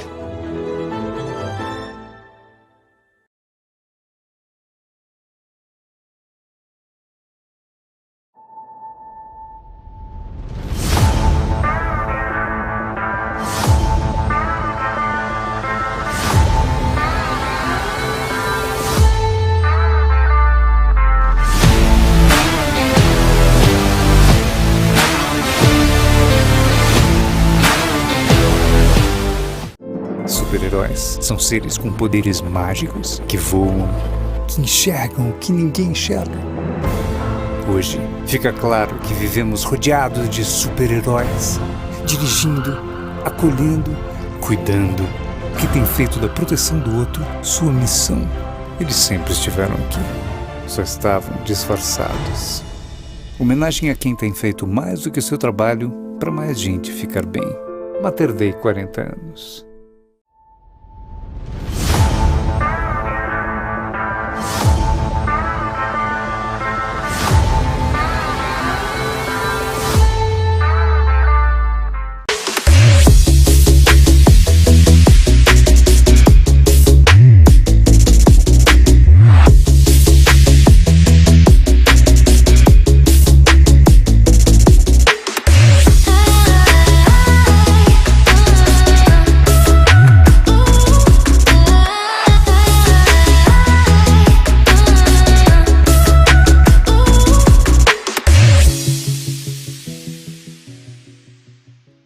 Em 2021, o Prontuário Eletrônico do Paciente do Sobre, solução da empresa para o setor hospitalar, ganhou pela 6ª vez consecutiva o reconhecimento de melhor da América Latina, de acordo com o Instituto Norte-Americano CLES. Uma vitória que é nossa, de cada um que trabalha na MV. Quem faz o PEP sabe que por trás da solução tem muito esforço, dedicação e comprometimento. É por isso que esta conquista não é apenas da MV, é do Brasil, é nossa.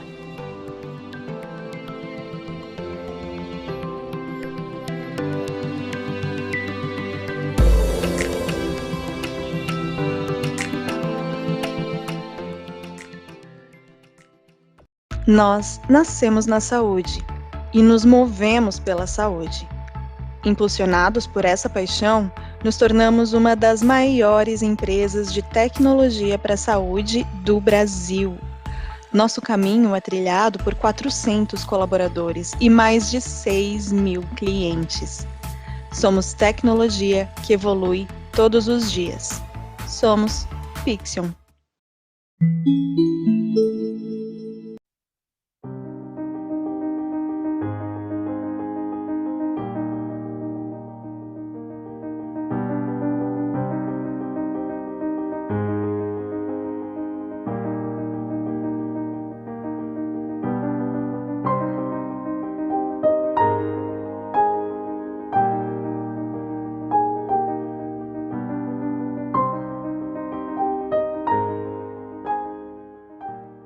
Inspirar pessoas a cuidar de pessoas. Isso está conectado no olhar e no sorriso de quem é Sabin. De norte a sul do país, o jeito Sabin conecta você ao que existe de melhor em saúde integrada. Construímos pontes e histórias para contribuir com a comunidade, o meio ambiente e com um ecossistema empresarial mais humano, diverso e inclusivo. Seja aqui na sua casa ou na nossa casa, estamos de mãos dadas com a inovação e tecnologia para que a sua jornada de saúde seja completa. Grupo Sabin, presente e futuro conectados com a sua saúde. Nascemos com o desafio de mudar o olhar para a saúde de cada pessoa, transformando informação em conhecimento. Tudo em um mesmo lugar, dados e serviços juntos para permitir pela primeira vez que cada um tenha a visão completa sobre sua saúde. Todos reunidos em uma plataforma, unindo forças para criar soluções extraordinárias e oferecer todo o cuidado que cada pessoa merece e precisa, de maneira coordenada e digital. Afinal, acreditamos que usar a tecnologia de forma inteligente e integrada é o primeiro passo para preservar o maior ativo de nossas vidas, a saúde. ID. Toda saúde é única.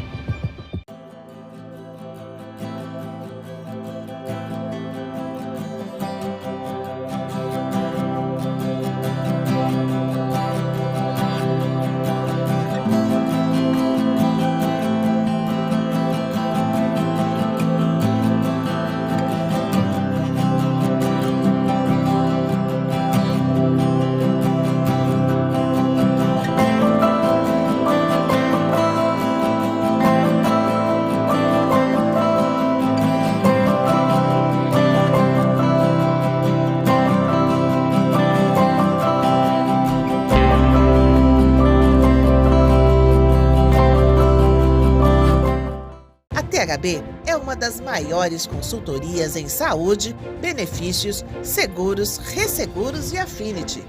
Com foco em inovação e proximidade com o cliente, a THB tem uma equipe multidisciplinar, com consultores especialistas na estruturação e administração de programas customizados. Fundada em 1978, faz parte do grupo MODELOS, o maior wholesale broker dos Estados Unidos, e está presente em todo o Brasil. THB, soluções que vão além do seguro.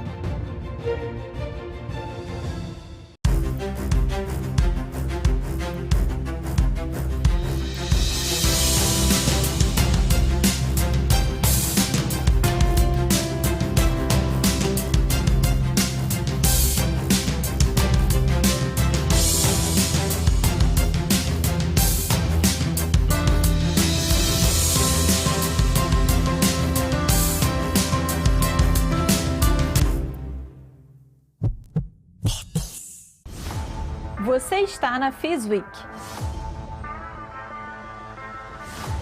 Aqui você encontra as versões imersivas do nosso evento, que vou explicar mais tarde. Você pode escolher o idioma aqui. Aqui você encontra todas as áreas da FIS Week representadas por monumentos históricos.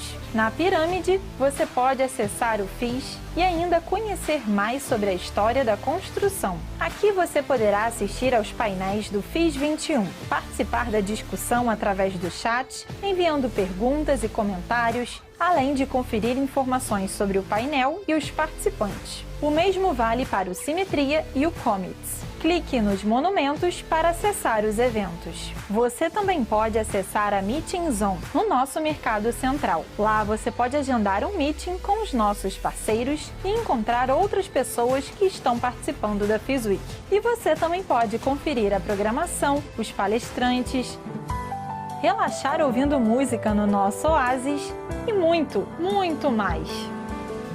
Aproveite a FIS Week e faça parte da maior experiência da saúde na América Latina.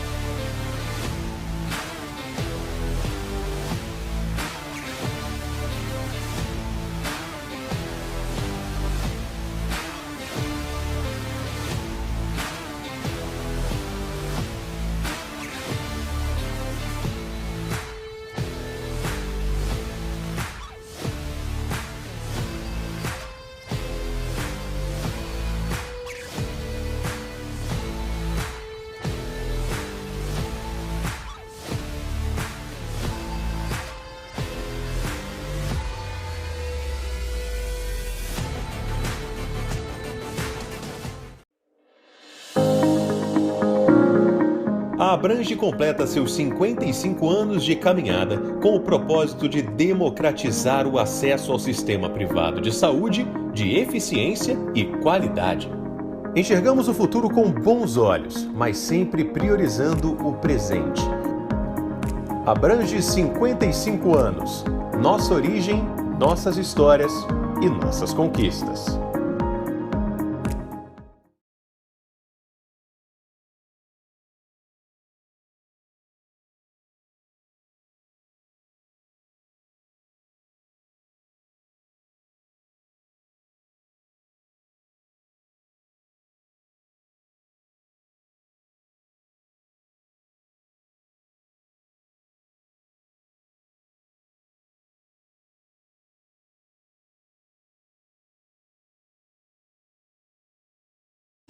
Desde que a Covid-19 chegou ao Brasil, uma força-tarefa de proporção histórica entrou em ação, ampliando a parceria entre os setores de saúde privado e público. Um conceito central para nós ganhou ainda mais força. A saúde brasileira é uma só. É um orgulho fazer parte dessa corrente. ANAP, Associação Nacional de Hospitais Privados. Unidos pela saúde.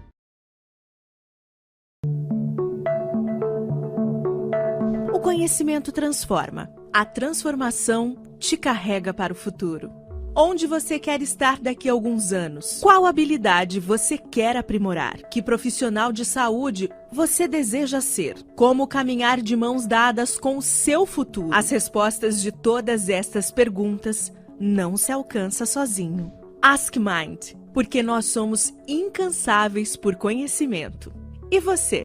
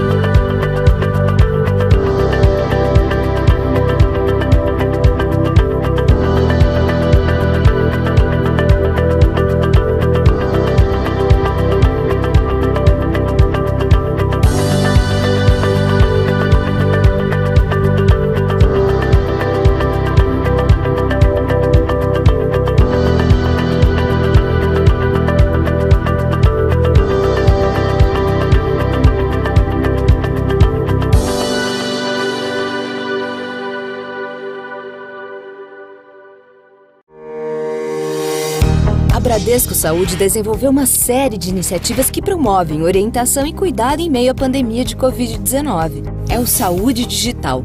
Com ele, quem tem Bradesco Saúde pode realizar consultas médicas por videochamada sem sair de casa. Veja como funciona. Para dúvidas e sintomas de Covid-19 ou outras questões de saúde, você deverá acessar o app Bradesco Saúde. Se você ainda não tem instalado, faça o download gratuito na App Store ou no Google Play. Para consultas médicas regulares com médicos referenciados, acesse o site bradescosaude.com.br. Confira as especialidades disponíveis para atendimento por videochamada e como agendar sua consulta. Bradesco Saúde, ao seu lado contra o coronavírus. É pra ficar junto. Inspira. É pra saber sua história. É pro seu estilo de vida. É pra olhar nos olhos. É pra cada fase da vida. A DASA é uma rede de saúde integrada que acompanha as pessoas ao longo da vida. DASA é pra toda a vida.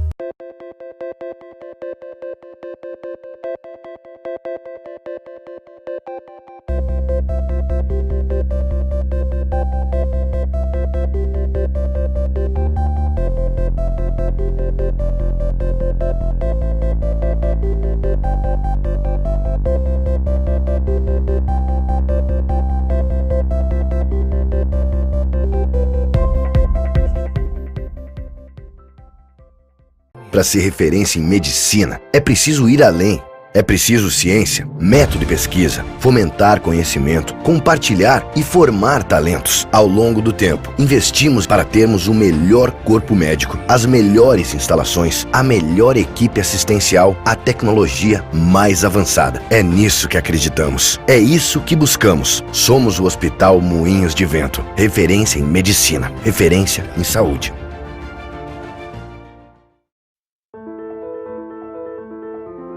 The body is an amazing organism designed to run marathons, think of ideas, and see a beautiful world. It's capable of complex tasks.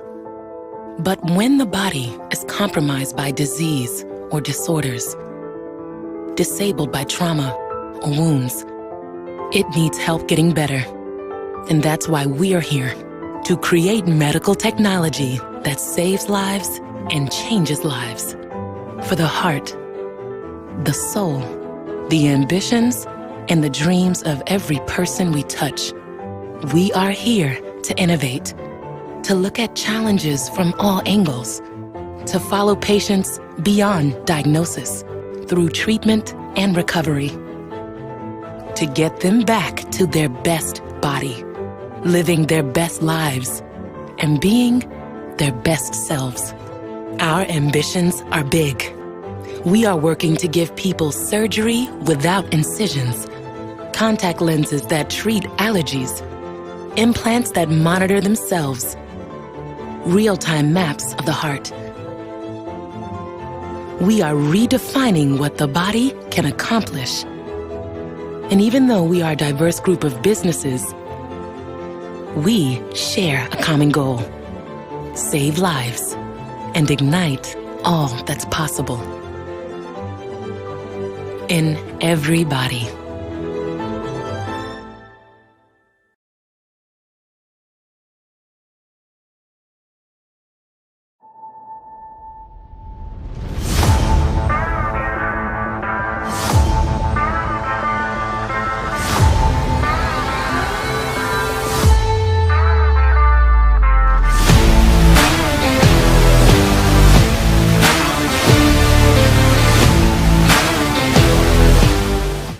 Super-heróis são seres com poderes mágicos que voam, que enxergam o que ninguém enxerga.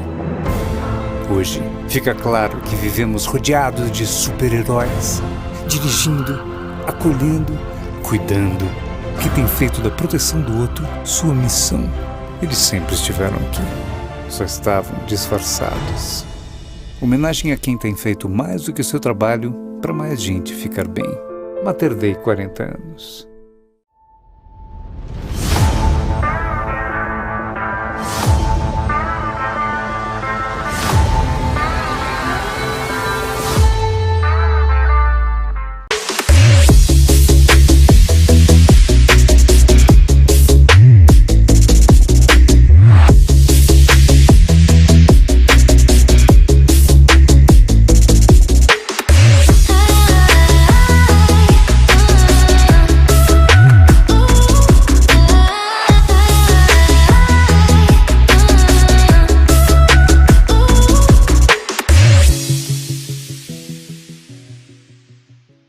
Em 2021, o prontuário eletrônico do paciente do Sobre, solução da empresa para o setor hospitalar, ganhou pela 6ª vez consecutiva o reconhecimento de melhor da América Latina, de acordo com o Instituto Norte-Americano CLES.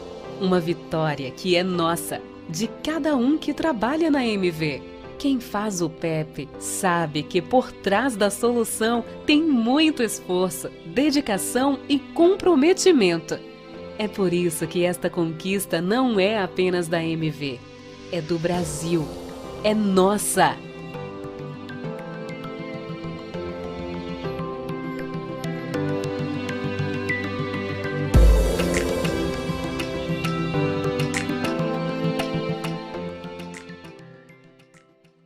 Nós nascemos na saúde e nos movemos pela saúde. Impulsionados por essa paixão, nos tornamos uma das maiores empresas de tecnologia para a saúde do Brasil. Nosso caminho é trilhado por 400 colaboradores e mais de 6.000 clientes. Somos tecnologia que evolui todos os dias. Somos Fixion.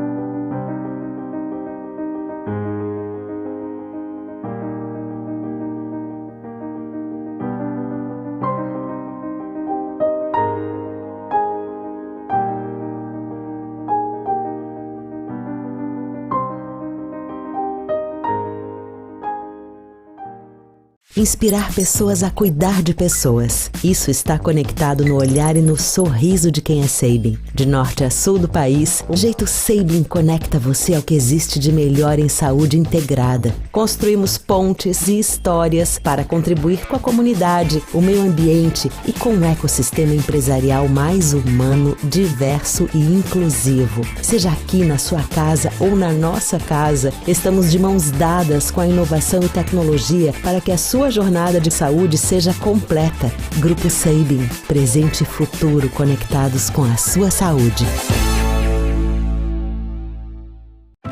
Nascemos com o desafio de mudar o olhar para a saúde de cada pessoa, transformando informação em conhecimento. Tudo em um mesmo lugar, dados e serviços juntos para permitir pela primeira vez que cada um tenha a visão completa sobre sua saúde. Todos reunidos em uma plataforma, unindo forças para criar soluções extraordinárias e oferecer todo o cuidado que cada pessoa merece e precisa, de maneira coordenada e digital. Afinal, acreditamos que usar a tecnologia de forma inteligente e integrada é o primeiro passo para preservar o maior ativo de nossas vidas, a saúde.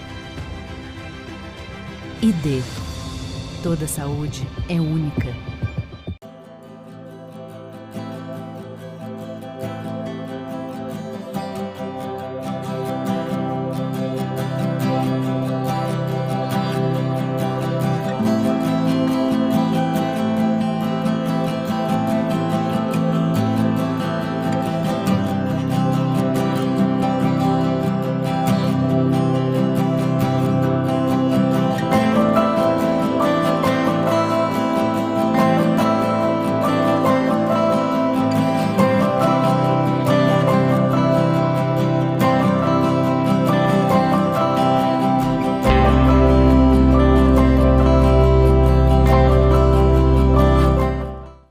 HB é uma das maiores consultorias em saúde, benefícios, seguros, resseguros e affinity. Com foco em inovação e proximidade com o cliente, a THB tem uma equipe multidisciplinar, com consultores especialistas na estruturação e administração de programas customizados. Fundada em 1978, faz parte do grupo MODELOS, o maior wholesale broker dos Estados Unidos, e está presente em todo o Brasil. THB, soluções que vão além do seguro.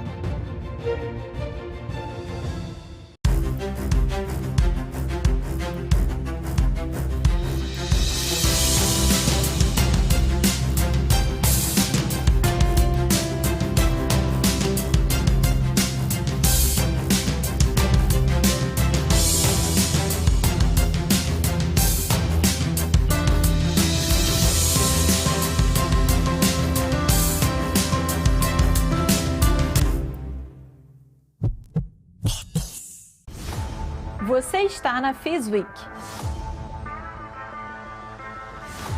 Aqui você encontra as versões imersivas do nosso evento, que vou explicar mais tarde. Você pode escolher o idioma aqui. Aqui você encontra todas as áreas da FIS Week representadas por monumentos históricos.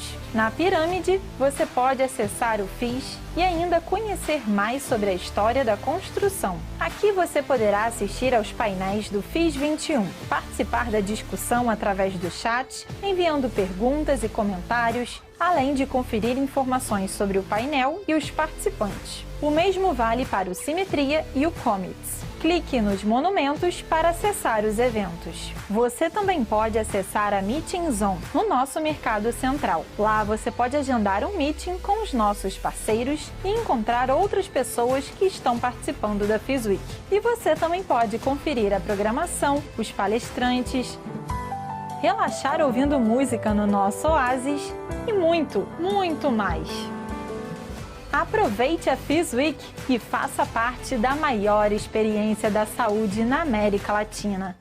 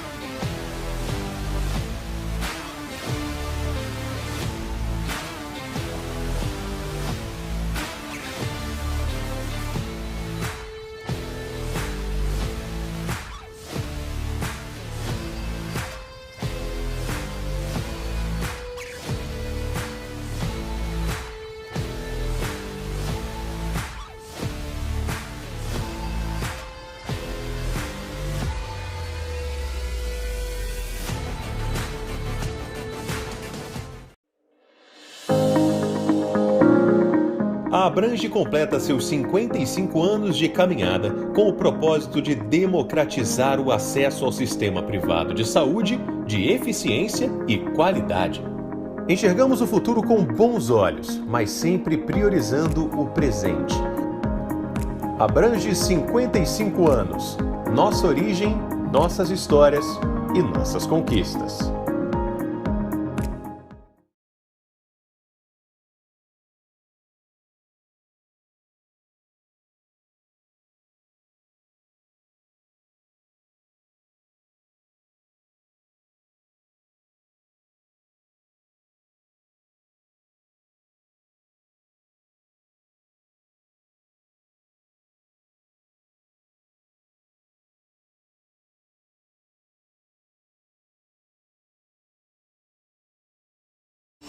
Desde que a Covid-19 chegou ao Brasil, uma força-tarefa de proporção histórica entrou em ação, ampliando a parceria entre os setores de saúde privado e público.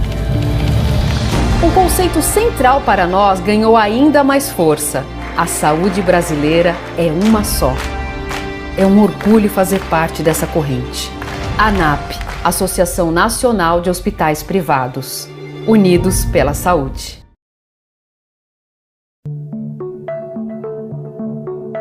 O conhecimento transforma. A transformação te carrega para o futuro. Onde você quer estar daqui a alguns anos? Qual habilidade você quer aprimorar? Que profissional de saúde você deseja ser? Como caminhar de mãos dadas com o seu futuro? As respostas de todas estas perguntas não se alcança sozinho. Ask Mind, porque nós somos incansáveis por conhecimento. E você?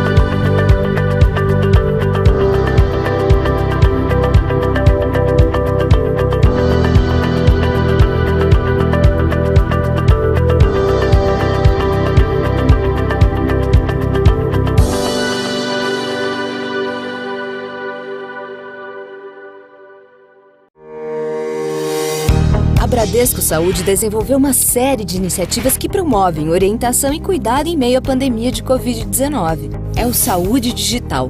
Com ele, quem tem Bradesco Saúde pode realizar consultas médicas por videochamada sem sair de casa. Veja como funciona.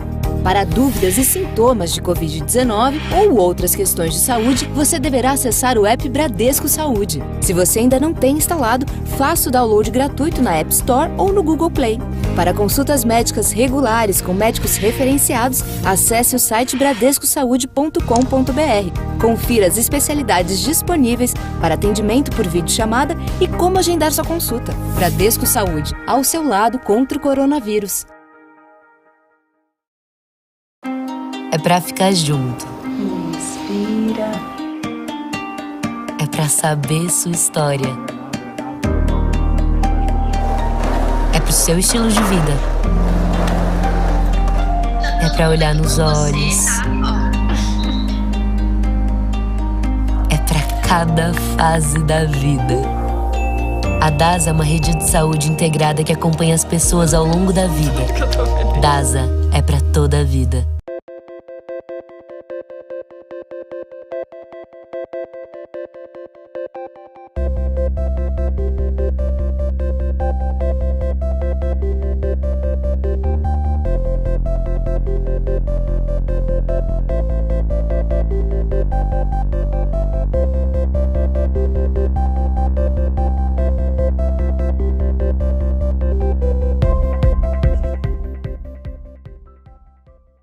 Para ser referência em medicina, é preciso ir além. É preciso ciência, método de pesquisa, fomentar conhecimento, compartilhar e formar talentos. Ao longo do tempo, investimos para termos o melhor corpo médico, as melhores instalações, a melhor equipe assistencial, a tecnologia mais avançada. É nisso que acreditamos. É isso que buscamos. Somos o Hospital Moinhos de Vento. Referência em medicina, referência em saúde.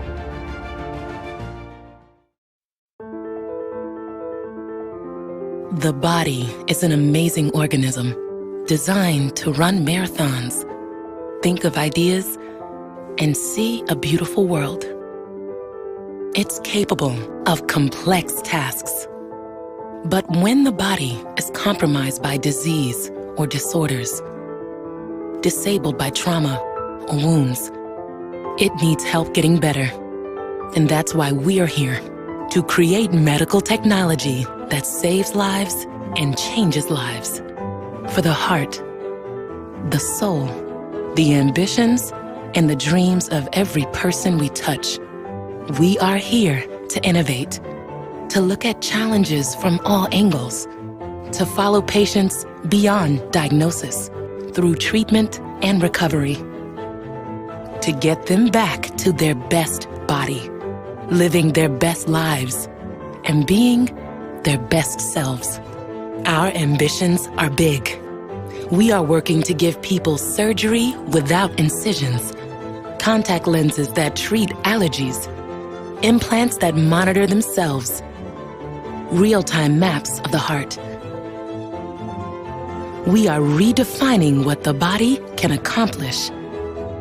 And even though we are a diverse group of businesses, we share a common goal: save lives and ignite all that's possible in everybody.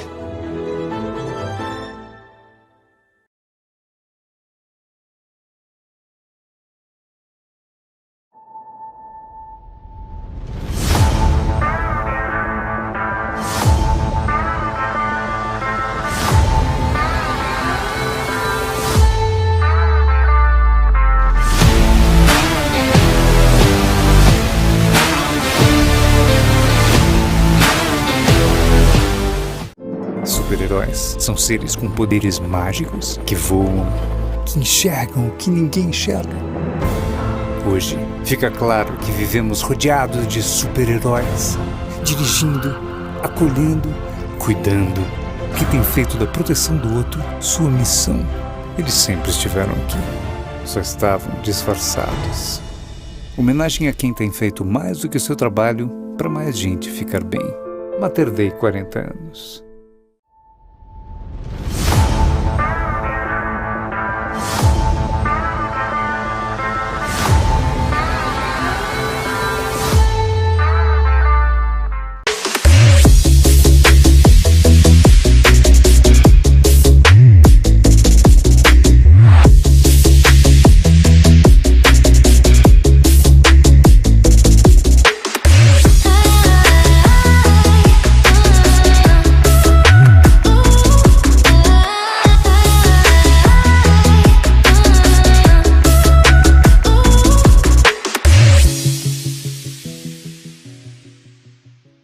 Em 2021, o prontuário eletrônico do paciente do Sobre, solução da empresa para o setor hospitalar, ganhou pela 6ª vez consecutiva o reconhecimento de melhor da América Latina, de acordo com o Instituto Norte-Americano CLES.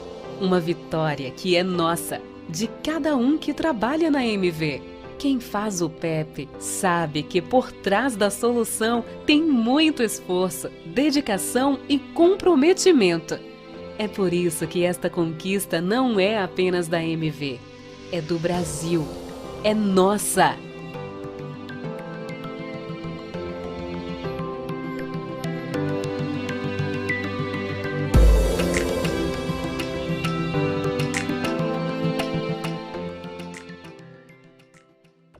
Nós nascemos na saúde e nos movemos pela saúde. Impulsionados por essa paixão, nos tornamos uma das maiores empresas de tecnologia para a saúde do Brasil. Nosso caminho é trilhado por 400 colaboradores e mais de 6.000 clientes. Somos tecnologia que evolui todos os dias. Somos Fixion.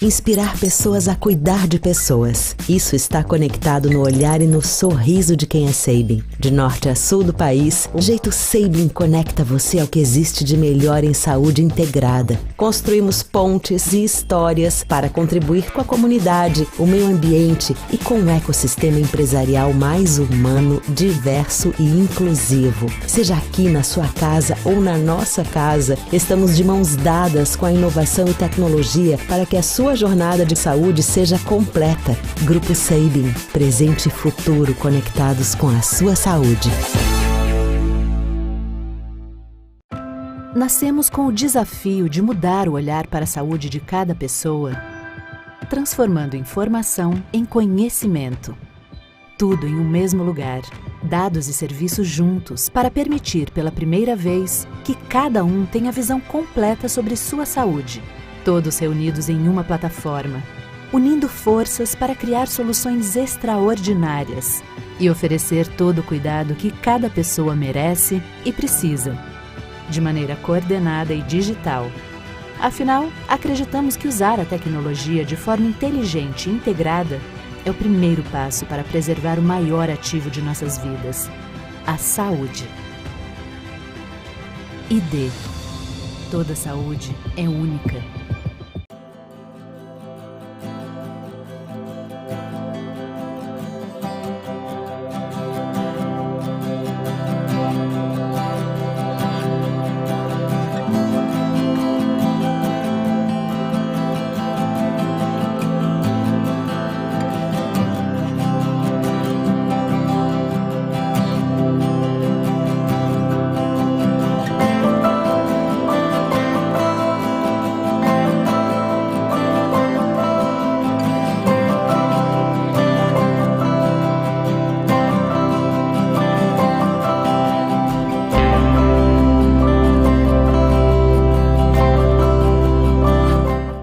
A THB é uma das maiores consultorias em saúde, benefícios, seguros, resseguros e affinity.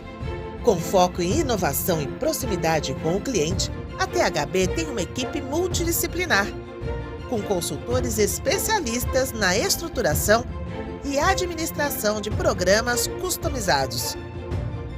Fundada em 1978, faz parte do grupo MODELOS, o maior wholesale broker dos Estados Unidos, e está presente em todo o Brasil.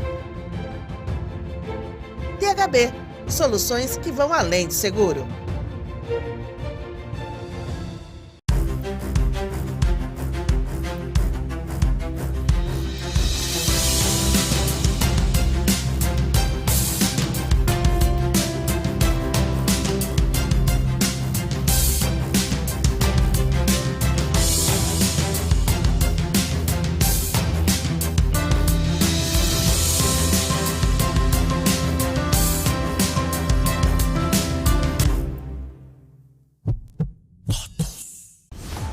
Você está na FIS Week. Aqui você encontra as versões imersivas do nosso evento, que vou explicar mais tarde. Você pode escolher o idioma aqui. Aqui você encontra todas as áreas da FIS Week representadas por monumentos históricos. Na pirâmide, você pode acessar o FIS e ainda conhecer mais sobre a história da construção. Aqui você poderá assistir aos painéis do FIS 21, participar da discussão através do chat, enviando perguntas e comentários, além de conferir informações sobre o painel e os participantes. O mesmo vale para o Simetria e o Commits. Clique nos monumentos para acessar os eventos. Você também pode acessar a Meeting Zone no nosso Mercado Central. Lá você pode agendar um meeting com os nossos parceiros e encontrar outras pessoas que estão participando da FIS Week. E você também pode conferir a programação, os palestrantes, relaxar ouvindo música no nosso oásis e muito, muito mais. Aproveite a FIS Week e faça parte da maior experiência da saúde na América Latina.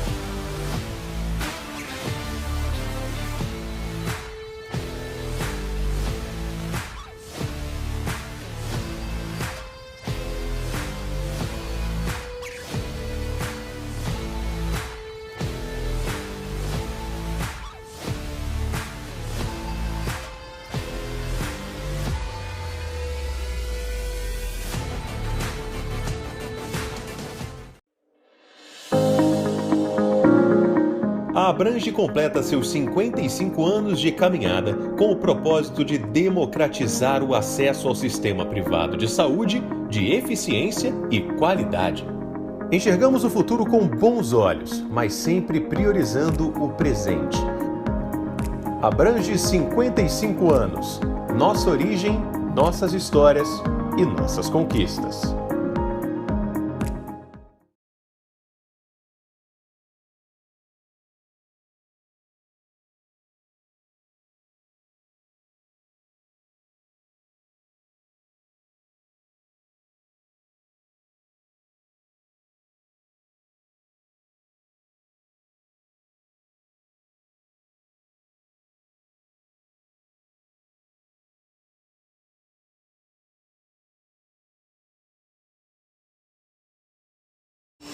Desde que a Covid-19 chegou ao Brasil, uma força-tarefa de proporção histórica entrou em ação, ampliando a parceria entre os setores de saúde privado e público.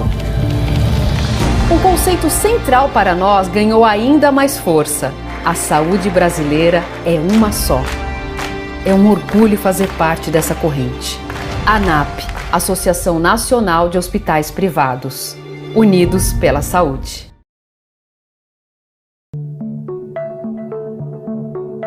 O conhecimento transforma. A transformação te carrega para o futuro. Onde você quer estar daqui a alguns anos? Qual habilidade você quer aprimorar? Que profissional de saúde você deseja ser? Como caminhar de mãos dadas com o seu futuro? As respostas de todas estas perguntas não se alcança sozinho. Ask Mind, porque nós somos incansáveis por conhecimento. E você?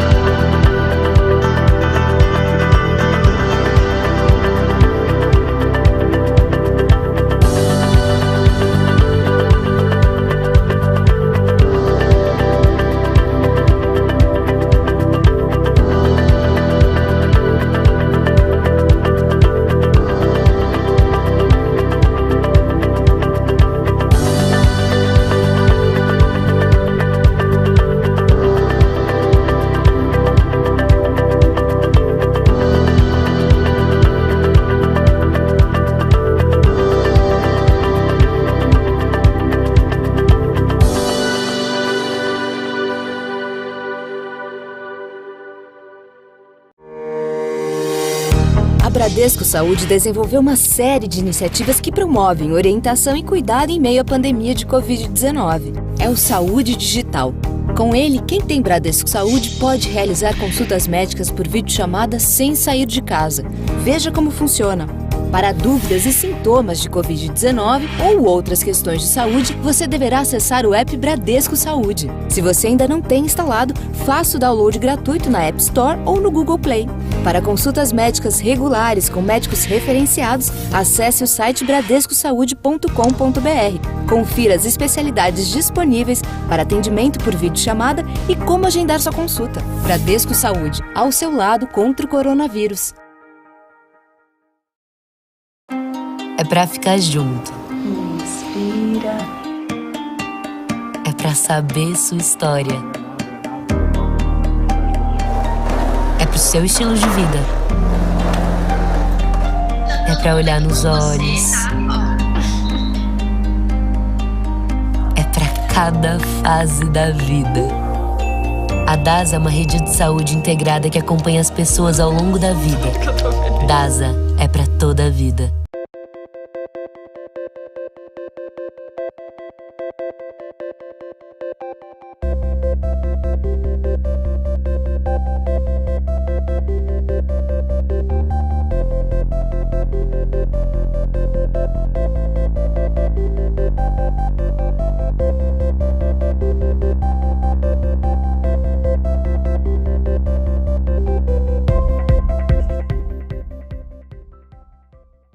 Para ser referência em medicina, é preciso ir além.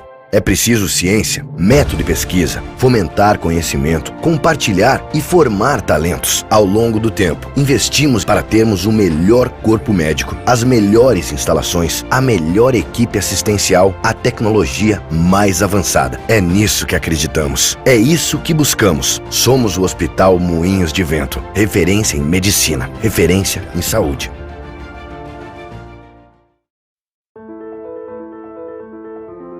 The body is an amazing organism, designed to run marathons, think of ideas, and see a beautiful world. It's capable of complex tasks. But when the body is compromised by disease or disorders, disabled by trauma or wounds, it needs help getting better. And that's why we're here, to create medical technology that saves lives and changes lives. For the heart, the soul, the ambitions, and the dreams of every person we touch, we are here to innovate, to look at challenges from all angles, to follow patients beyond diagnosis, through treatment and recovery, to get them back to their best body, living their best lives, and being their best selves. Our ambitions are big. We are working to give people surgery without incisions, contact lenses that treat allergies, implants that monitor themselves, real-time maps of the heart. We are redefining what the body can accomplish. And even though we are a diverse group of businesses, we share a common goal: save lives and ignite all that's possible in every body.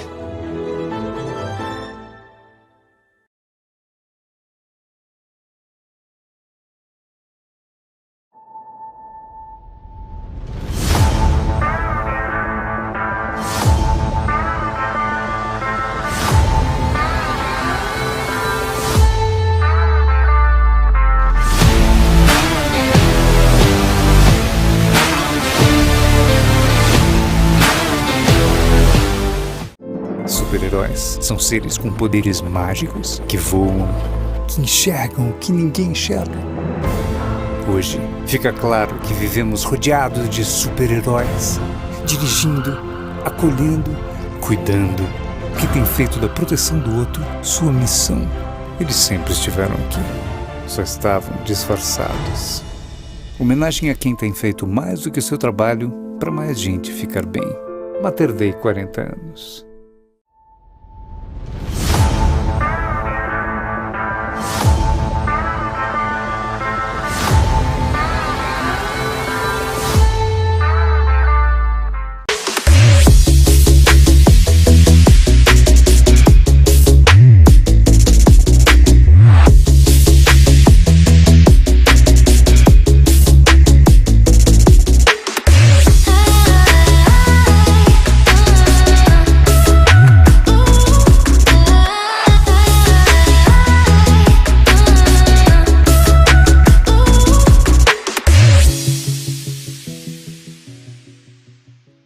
Em 2021, o prontuário eletrônico do paciente do Sobre, solução da empresa para o setor hospitalar, ganhou pela 6ª vez consecutiva o reconhecimento de melhor da América Latina, de acordo com o Instituto Norte-Americano CLES. Uma vitória que é nossa, de cada um que trabalha na MV. Quem faz o PEP sabe que por trás da solução tem muito esforço, dedicação e comprometimento. É por isso que esta conquista não é apenas da MV, é do Brasil, é nossa.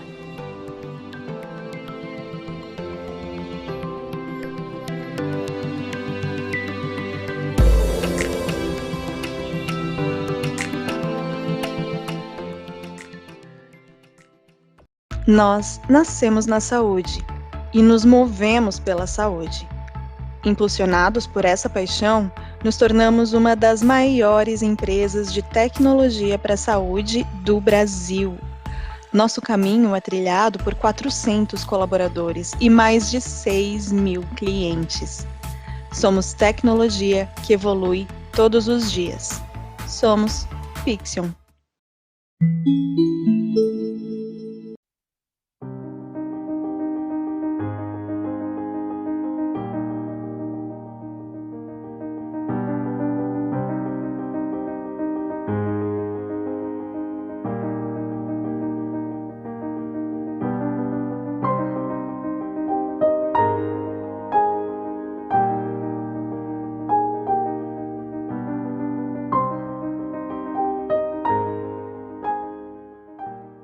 Inspirar pessoas a cuidar de pessoas. Isso está conectado no olhar e no sorriso de quem é Sabin. De norte a sul do país, o jeito Sabin conecta você ao que existe de melhor em saúde integrada. Construímos pontes e histórias para contribuir com a comunidade, o meio ambiente e com um ecossistema empresarial mais humano, diverso e inclusivo. Seja aqui na sua casa ou na nossa casa, estamos de mãos dadas com a inovação e tecnologia para que a sua jornada de saúde seja completa. Grupo Sabin, presente e futuro conectados com a sua saúde.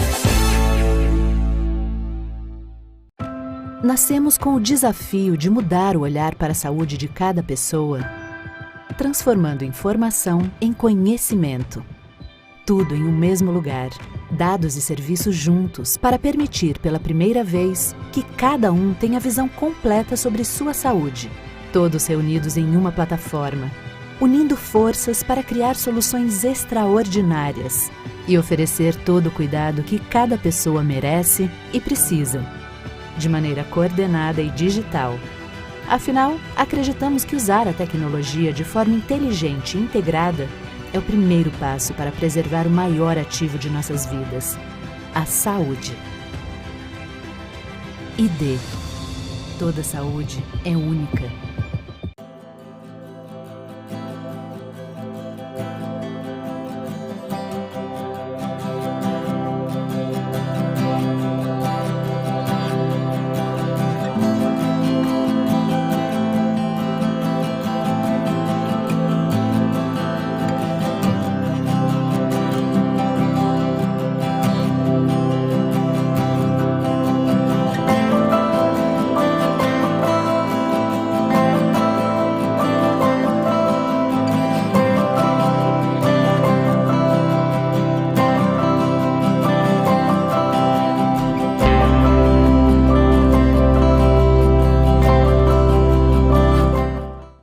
HB é uma das maiores consultorias em saúde, benefícios, seguros, resseguros e affinity. Com foco em inovação e proximidade com o cliente, a THB tem uma equipe multidisciplinar, com consultores especialistas na estruturação e administração de programas customizados. Fundada em 1978, faz parte do grupo MODELOS, o maior wholesale broker dos Estados Unidos, e está presente em todo o Brasil. THB, soluções que vão além do seguro.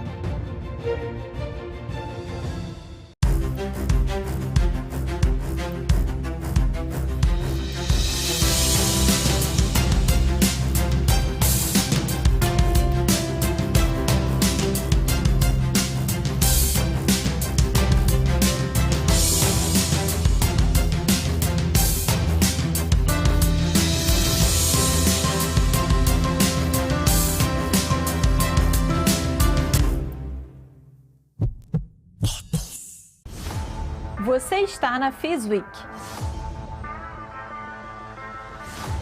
Aqui você encontra as versões imersivas do nosso evento, que vou explicar mais tarde. Você pode escolher o idioma aqui. Aqui você encontra todas as áreas da FIS Week representadas por monumentos históricos. Na pirâmide, você pode acessar o FIS e ainda conhecer mais sobre a história da construção. Aqui você poderá assistir aos painéis do FIS 21, participar da discussão através do chat, enviando perguntas e comentários, além de conferir informações sobre o painel e os participantes. O mesmo vale para o Simetria e o Commits. clique nos monumentos para acessar os eventos. Você também pode acessar a Meeting Zone no nosso Mercado Central. Lá você pode agendar um meeting com os nossos parceiros e encontrar outras pessoas que estão participando da FIS Week. E você também pode conferir a programação, os palestrantes, relaxar ouvindo música no nosso oásis e muito, muito mais.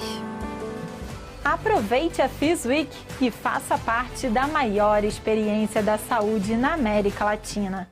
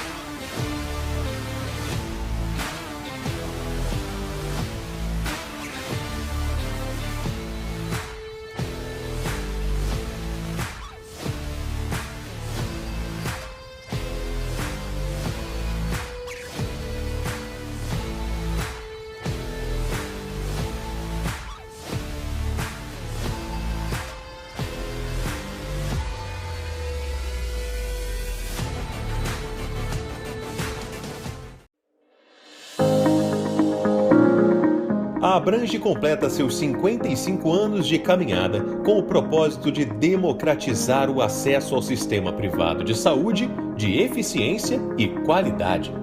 Enxergamos o futuro com bons olhos, mas sempre priorizando o presente. Abrange 55 anos. Nossa origem, nossas histórias e nossas conquistas.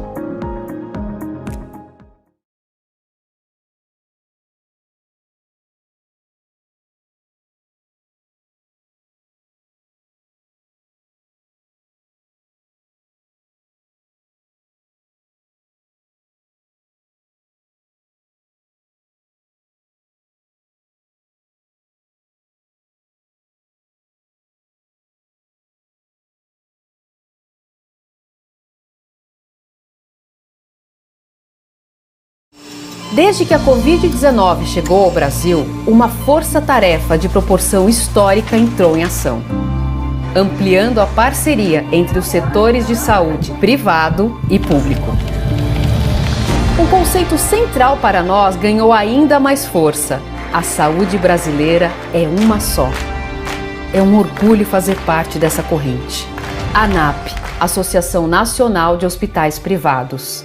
Unidos pela saúde.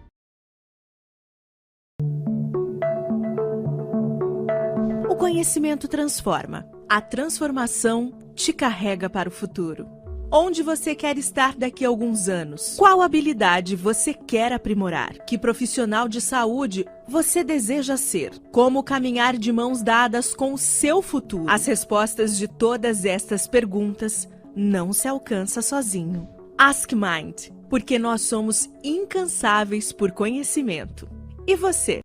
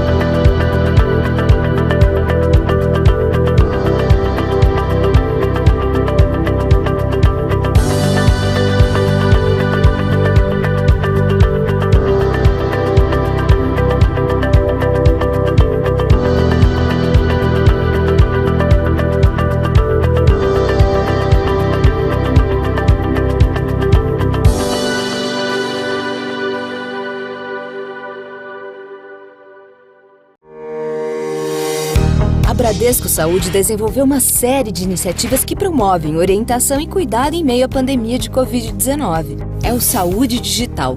Com ele, quem tem Bradesco Saúde pode realizar consultas médicas por videochamada sem sair de casa. Veja como funciona. Para dúvidas e sintomas de Covid-19 ou outras questões de saúde, você deverá acessar o app Bradesco Saúde. Se você ainda não tem instalado, faça o download gratuito na App Store ou no Google Play. Para consultas médicas regulares com médicos referenciados, acesse o site bradescosaude.com.br. Confira as especialidades disponíveis para atendimento por videochamada e como agendar sua consulta. Bradesco Saúde, ao seu lado contra o coronavírus. É pra ficar junto. Inspira. É pra saber sua história. É pro seu estilo de vida. É pra olhar nos olhos. É pra cada fase da vida.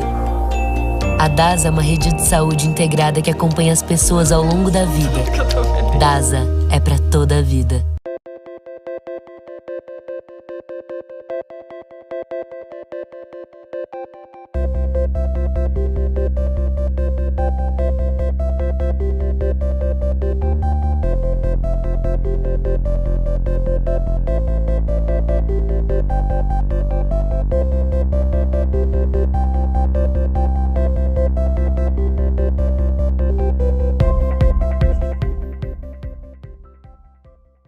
Para ser referência em medicina, é preciso ir além.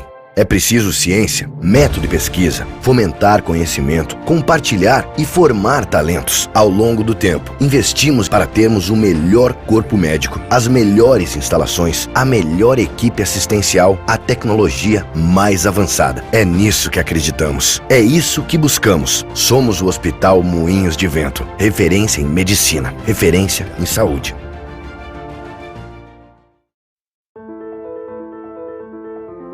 The body is an amazing organism designed to run marathons, think of ideas, and see a beautiful world. It's capable of complex tasks. But when the body is compromised by disease or disorders, disabled by trauma or wounds, it needs help getting better. And that's why we are here, to create medical technology that saves lives and changes lives.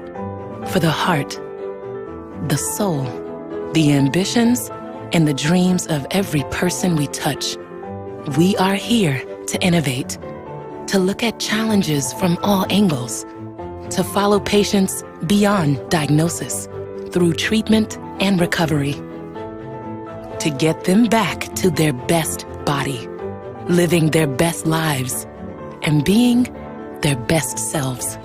Our ambitions are big. We are working to give people surgery without incisions, contact lenses that treat allergies, implants that monitor themselves, real-time maps of the heart. We are redefining what the body can accomplish.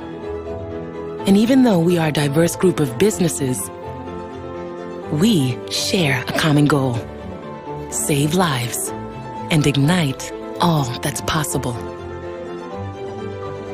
in every body.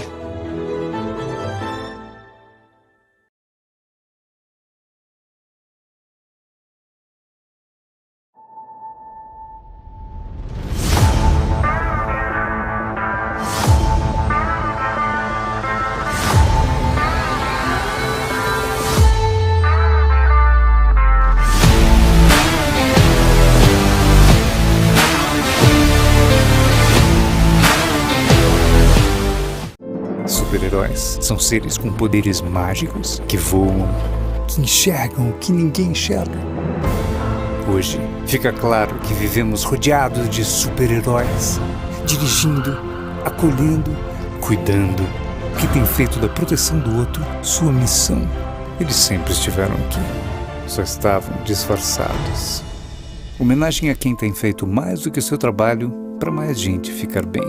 Mater Dei 40 anos.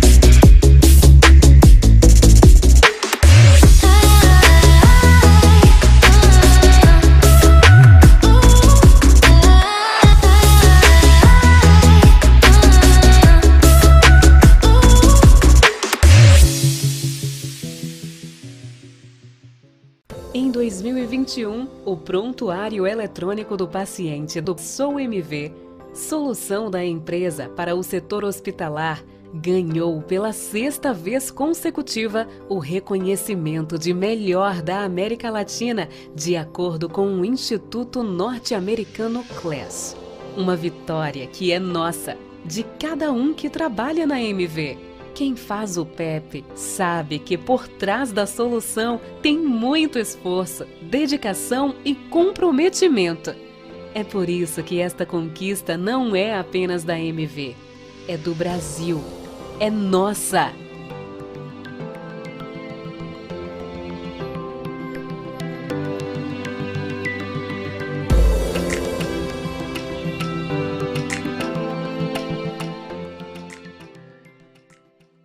Nós nascemos na saúde e nos movemos pela saúde.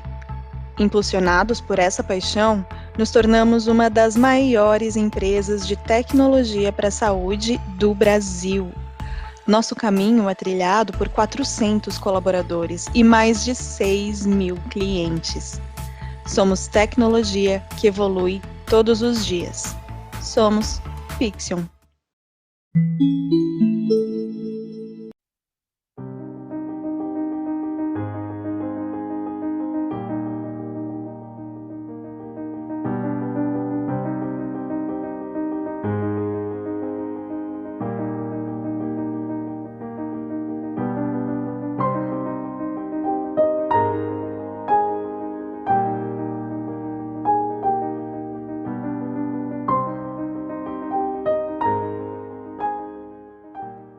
Inspirar pessoas a cuidar de pessoas. Isso está conectado no olhar e no sorriso de quem é Sabin. De norte a sul do país, o jeito Sabin conecta você ao que existe de melhor em saúde integrada. Construímos pontes e histórias para contribuir com a comunidade, o meio ambiente e com um ecossistema empresarial mais humano, diverso e inclusivo. Seja aqui na sua casa ou na nossa casa, estamos de mãos dadas com a inovação e tecnologia para que a sua jornada de saúde seja completa. Grupo Sabin, presente e futuro conectados com a sua saúde.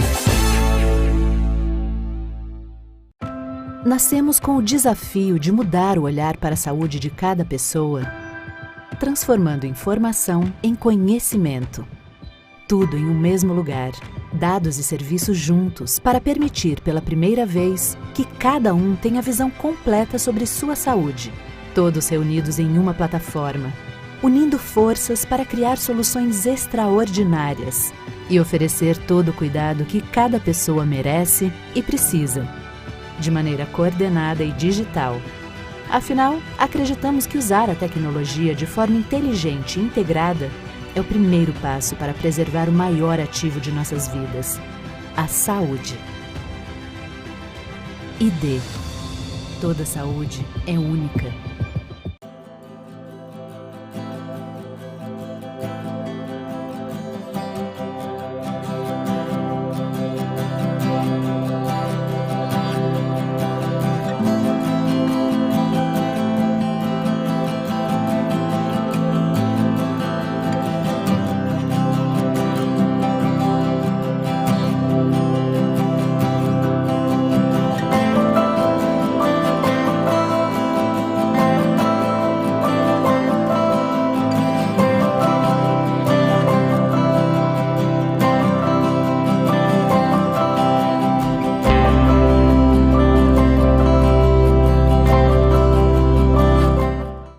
THB é uma das maiores consultorias em saúde, benefícios, seguros, resseguros e affinity.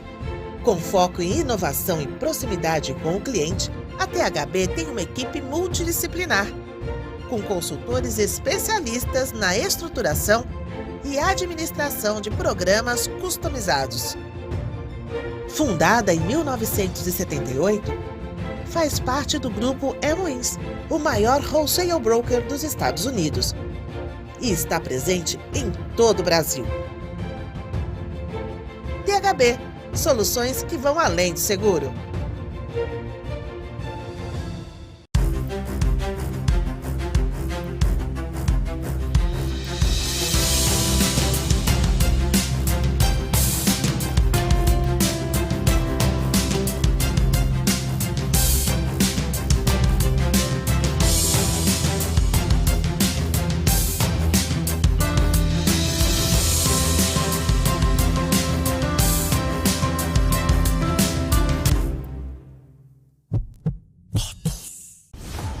Você está na FIS Week. Aqui você encontra as versões imersivas do nosso evento, que vou explicar mais tarde. Você pode escolher o idioma aqui. Aqui você encontra todas as áreas da FIS Week representadas por monumentos históricos. Na pirâmide, você pode acessar o FIS e ainda conhecer mais sobre a história da construção. Aqui você poderá assistir aos painéis do FIS 21, participar da discussão através do chat, enviando perguntas e comentários além de conferir informações sobre o painel e os participantes. O mesmo vale para o Simetria e o Commits. Clique nos monumentos para acessar os eventos. Você também pode acessar a Meeting Zone no nosso Mercado Central. Lá você pode agendar um meeting com os nossos parceiros e encontrar outras pessoas que estão participando da FIS Week. E você também pode conferir a programação, os palestrantes, relaxar ouvindo música no nosso Oasis e muito, muito mais. Aproveite a FIS Week e faça parte da maior experiência da saúde na América Latina.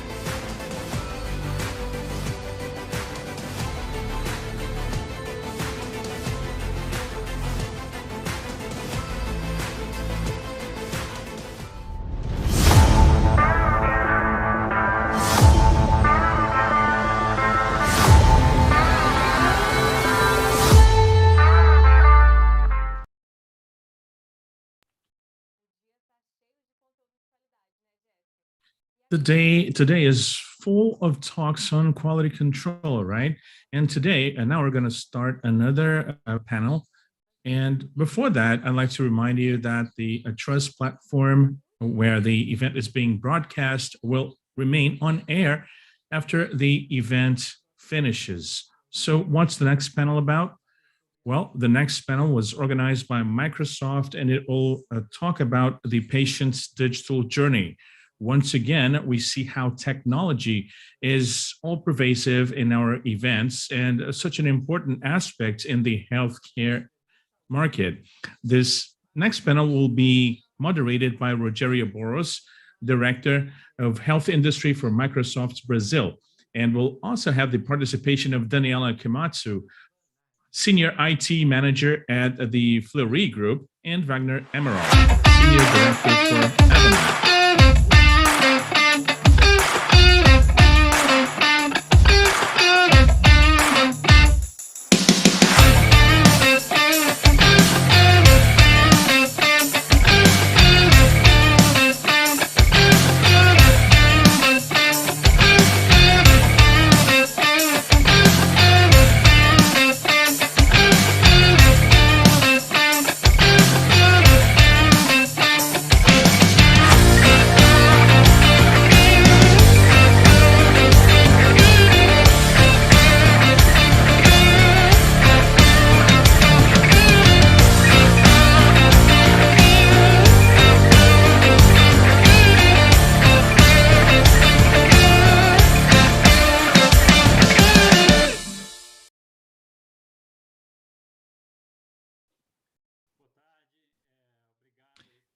Good afternoon, and thank you for watching us and for participating in this panel with us. I want to thank the FIS Initiative for the opportunity to be here, and I also want to thank everybody from our audience. Thank you for waiting. We're still trying to solve some technical glitches to bring Daniela Kimatsu on board with us. We'll be starting now, and in the meantime, while we wait for Daniela, I'd like to introduce to you Wagner Emerald, who developed his career in IT companies. He's been at Avanade for over 10 years. He's a senior executive in charge of delivery and with the focus on life sciences and healthcare. And he has the challenge of helping clients through digital transformation using the Microsoft platform and developing the new generation of services in this industry. I'm Rogerio Boris, an electronic engineer, and I've been in the technology industry for over 25 years. And I'm also a leader at Microsoft. And very soon, Daniela is going to join us. She's been working in the IT sector for over 20 years. She developed most of her career in major international companies, and currently she is the senior IT manager for the Fleury Group. She's been working on the digital, or on giving support to the digital evolution of the patient's journey. So to start with Microsoft, our mission is to empower each individual and business on the planet to achieve more. And in the healthcare industry, our mission is to empower our customers and partners to deliver more personalized and accessible healthcare. In that model, we decided to have this conversation, taking this opportunity with Fleury and Avanade about the possibility of having a digital journey for our patients. So we know that there are several interesting digital hotspots from preventative care, the medical visits, diagnosis, and the post-treatment care. If we look at the entire journey, there are several points where things are becoming more and more digital, and that's a demand from this new generation, and also in a post-COVID scenario. If we start identifying some hotspots along that journey, we'll see the possibility of getting information or making appointments through a chatbot or a telemedicine services, automatic check-in, authenticating your healthcare insurance plan credentials, or if you're talking about the public health system, you can also authenticate the individuals' documents, approval of procedures and medical visits. I mean, how you can access the medical records, treatment plans, and also with an integration with pharmacies. Once you get the prescription, remotely monitoring the patient's health, reimbursement for medical expenses. So, I mean, there are several digital hotspots to manage the patient well-being. And according to that perspective that we've been working on, we have processes that will integrate several different departments, not only in terms of the patient's experience, but also in terms of the experience of the medical team, and also guaranteeing data privacy, security, integration. So with that, I would like to ask Wagner our one first question, and I'll ask you to please share with us your opinion about what is the role of a digital robust platform in delivering services to patients along their journey. Well, thank you for the invitation, and thank you for inviting me to discuss such an important subject, the digital journey of patients. The healthcare industry is certainly undergoing a huge transformation. COVID accelerated a pre-existing transformation and also increased the amount of investments being made in this sector. From a perspective of a digital journey where we think about patients and each and every point of a touch point with a healthcare provider, from making appointments and post-care, pre-care scenario, for you to get a full perspective about the patient's life and the relationship with that company or that entity, whether it's public or private. Having a robust digital platform is extremely important, as the case of Microsoft's platform, in that it allows you not only to deliver a differentiated experience to your patient, but also as digital transformations occur, as technology evolves, the platform starts adding new features, and you can very quickly make them available to your customers. And that's point number one when it comes to having an updated platform, one that is constantly alive and that's constantly adding new features. There's another very relevant aspect, which is the open platform that allows for data interoperability, which is extremely relevant in the healthcare department, allowing you to connect systems, allowing you to connect with the medical records and other internal systems, and you can consolidate data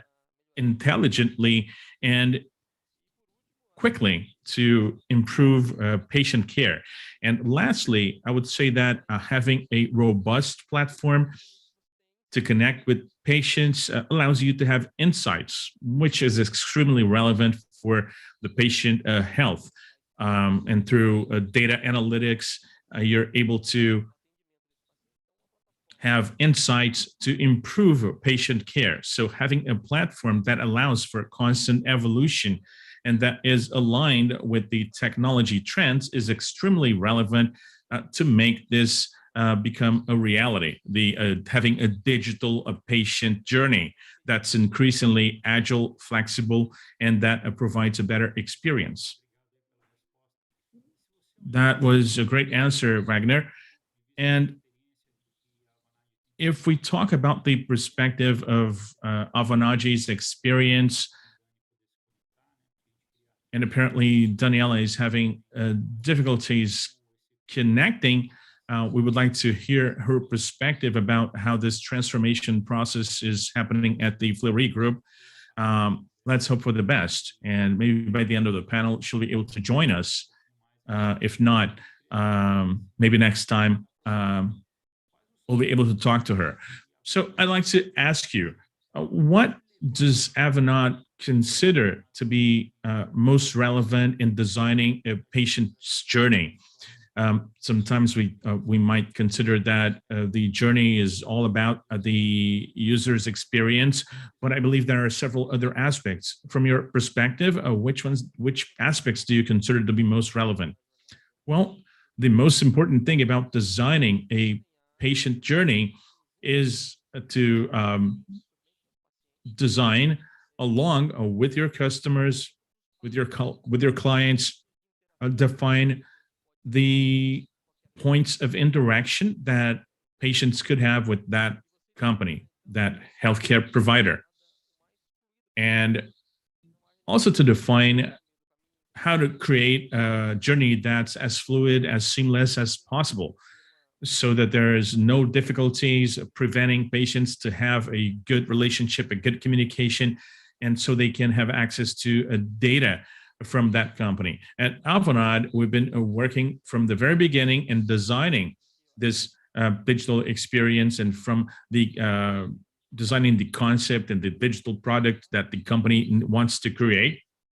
So the entire design of the journey, from its concepts to the steps that are required to implement them, and to the point of implementation, maintenance, and evolution of that platform and that journey as a whole. So to us, we focus on the patient's needs and the need for them to have access to their data and a seamless interaction. That's the starting point. And after that, we start then developing other projects and programs that will add to the platform to leverage that journey.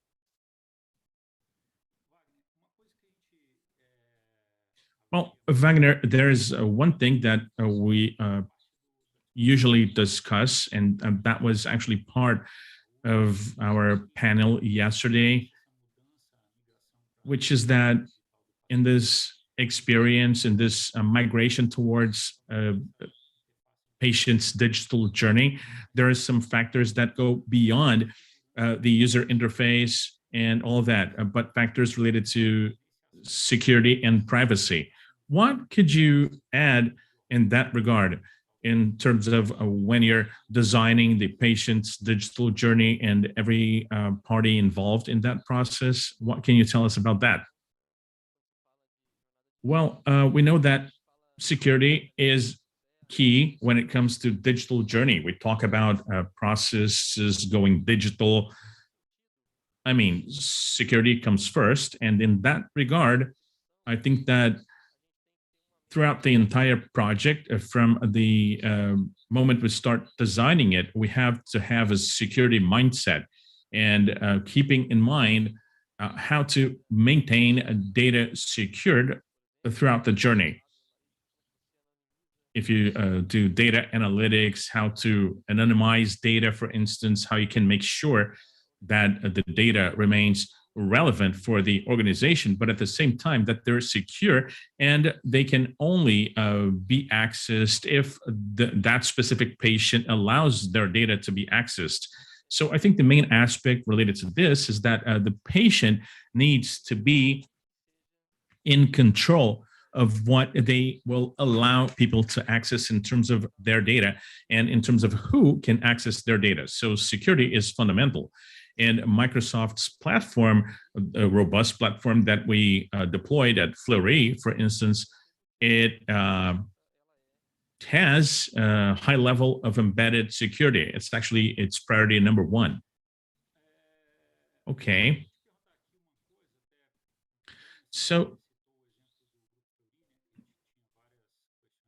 picking up on what you said, you mentioned the example of a Fleury group.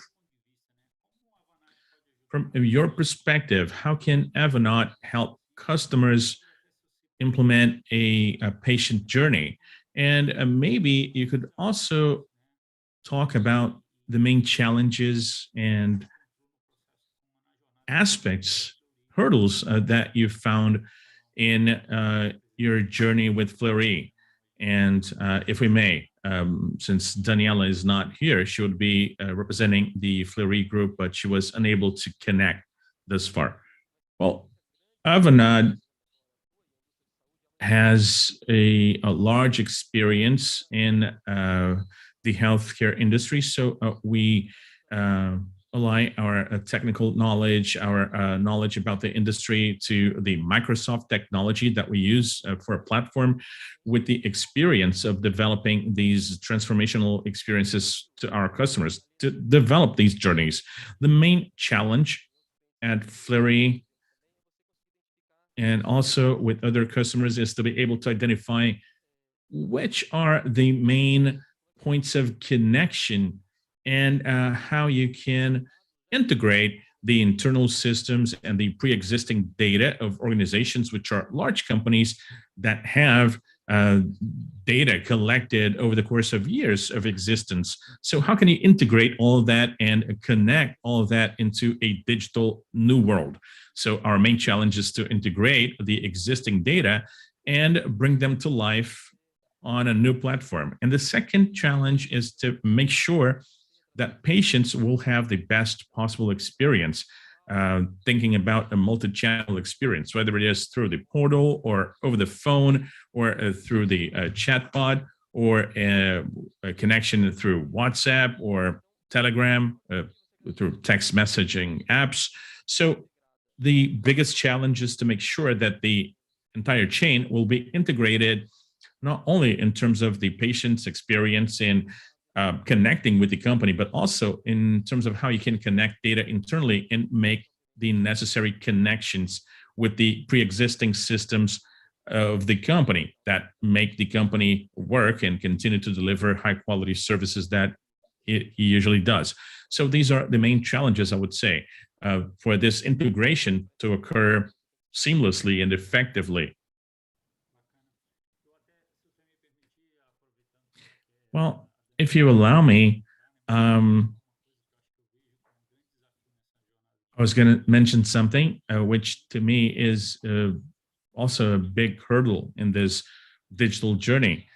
Obviously, to identify everything that exists in a process from an operational standpoint. If you take the example of a hospital group or a group of labs, and identifying all of the stakeholders involved, the journey, the service provider, the authentication with external groups, and obviously with the concern of avoiding errors But there's one interesting aspect in this industry, which is the interoperability across data platforms, and to define if you can exchange data securely among the parties involved. And one thing that's accelerating this process is the adoption of the FHIR protocol, which is allowing us, and that's something that we're seeing grow across the healthcare industry. It allows us to provide the secure data interoperability. If we look at the digital journey of our patients, and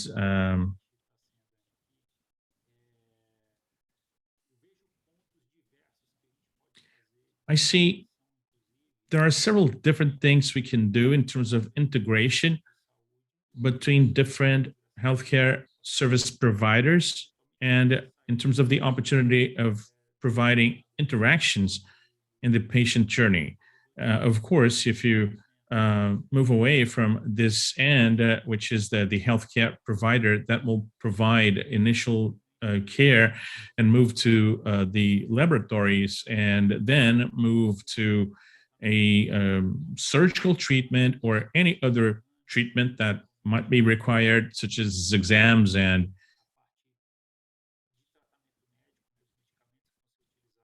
medical treatment and the drugs that will be used.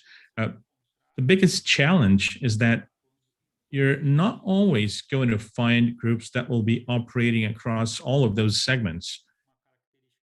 Additionally, in Brazil, there's an interesting feature. If we look at the Brazilian population, and that's data from IDC from last year, so it's not that old, 80% of the Brazilian population is almost exclusively served by the Brazilian public health system. And there's another part that only uses private healthcare, and the rest of the population uses supplemental healthcare insurance plans. And obviously, there are many people that use both the public and private sector. So in the scenario of patient digital experience, maybe it would be interesting looking into how I can make better use of the national policy of IT and healthcare integration to deliver an integrated experience to patients in the private setting, maybe using some aspects that exist in the public setting. Maybe he sees a doctor in a public hospital, but will then have his exams in a private lab. So there are many sweet spots where we can discuss this integration regarding the patient's digital journey. So from your perspective, what other things would you say, Wagner, that are interesting for us to take into account in terms of providers, and more often than not, when it comes to the patient's digital experience? So we also have the collaborators' digital experience, the shift changes and connections between sectors of finances, legal, and whatnot. So what other things would you recommend, and what other things would you identify in this analysis of digital experience in health? And then when we talk about digital experience as a whole, encompassing not just the patient, but the whole chain, and all caretakers, the entire care journey, nurses and all health-related processes, and the entire back office of healthcare organizations, and all the employees and healthcare workers that you put in the equation. But when we think of the digital experience is going to be deeper and more effective as the entire company goes through transformation. So it's very relevant for professionals and employees to be also prepared to meet the needs of the customers, internal customers, patients, or other service providers or healthcare workers, as they also have a digital platform to work with. So the digitalization of internal processes and you helping them to have a differentiated work experience that is also digital is fundamental for you to fully execute the digital experience. So we talked about digital transformation. Digital transformation is not just about technology. It's an enabler. It's related to the company's culture. Many times it's not effective because there are many silos in the company that are communication bottlenecks and difficulties that are part of the processes of the company. So a healthcare company thinking in a broader way in terms of digital transformation, they need to think of a vision in terms of communication with patients, providers, care providers, healthcare workers, as well as with internal staff. You need to deliver a digital experience with many nuances, many locations, and many points of contact with people. So this is in terms of transformation. You need to have a 360 vision from within to without and from inside out. So this is effectively going to enable the company to provide a differentiated experience to customers. Well, I looked here and I didn't see any questions from the audience, and I would like to thank once again for the opportunity of us being here and talking today, complimenting and apologizing. I think that we have problems for Daniela Komatsu to join us. And Daniel was going to tell us a little bit about the transformation process that Grupo Fleury has been going through in terms of the patient journey and how the use and adoption of a CRM platform met the expectations of Grupo Fleury and the main challenges that they were faced with in implementation. This agrees very much with what you said, Wagner, which is the process, culture, how you train people, because there will be a change in everything that they were doing, and which are the main benefits that they obtained with the adoption. She was going to cover all these points. We hope that maybe in the future, we may have a new discussion with the participation of Grupo Fleury, Danny, and others, for them to share their experience with us. I would like to thank very much the points you've mentioned, Wagner, with regards to the planning and delivery of this type of solution. And once again, I would like to thank FIS Initiative for the opportunity, and we are now closing our panel. So thank you very much once again for participating. Thank you.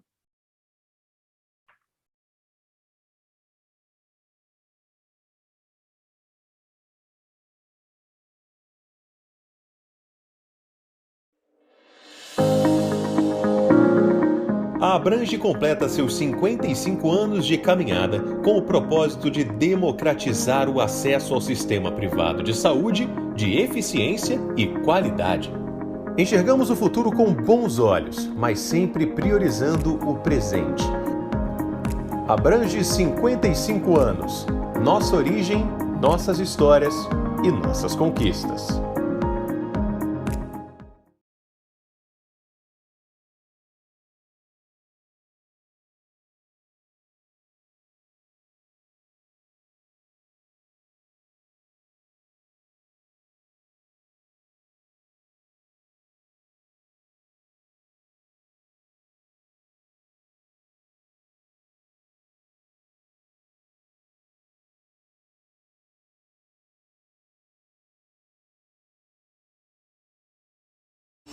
Desde que a Covid-19 chegou ao Brasil, uma força-tarefa de proporção histórica entrou em ação, ampliando a parceria entre os setores de saúde privado e público.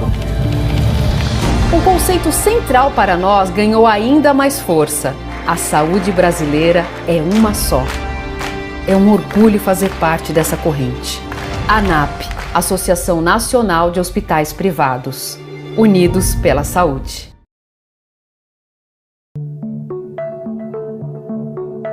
O conhecimento transforma. A transformação te carrega para o futuro.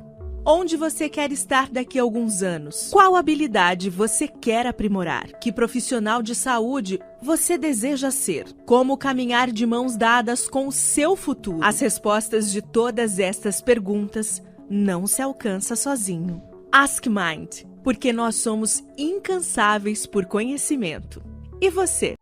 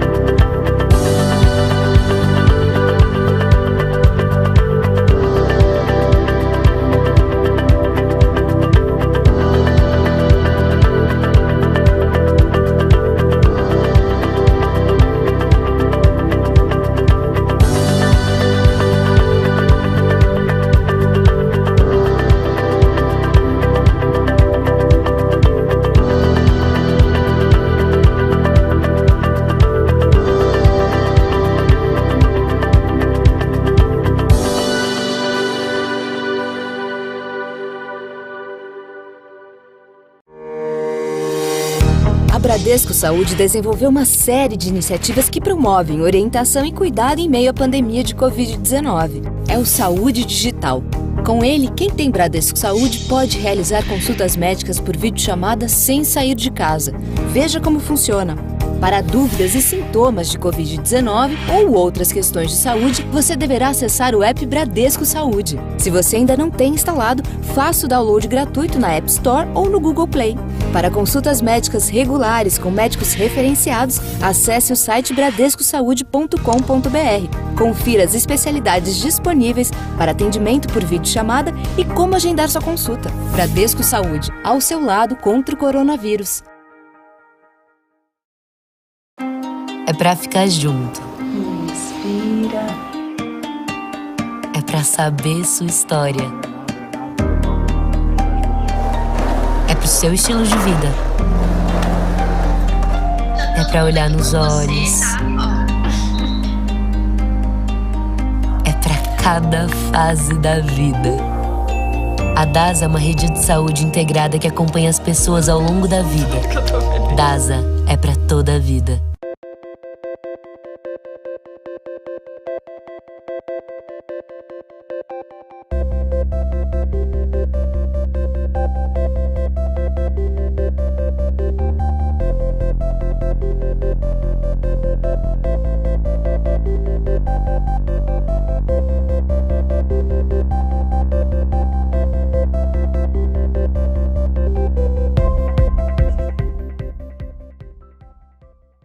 Para ser referência em medicina, é preciso ir além. É preciso ciência, método de pesquisa, fomentar conhecimento, compartilhar e formar talentos. Ao longo do tempo, investimos para termos o melhor corpo médico, as melhores instalações, a melhor equipe assistencial, a tecnologia mais avançada. É nisso que acreditamos. É isso que buscamos. Somos o Hospital Moinhos de Vento, referência em medicina, referência em saúde.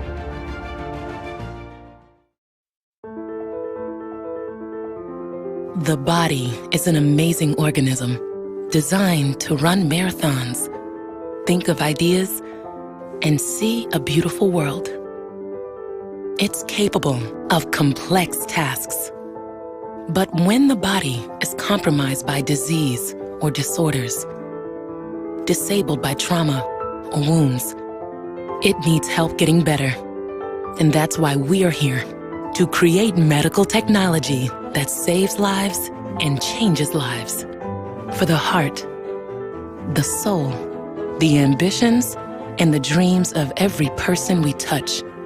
We are here to innovate, to look at challenges from all angles, to follow patients beyond diagnosis, through treatment and recovery, to get them back to their best body, living their best lives, and being their best selves.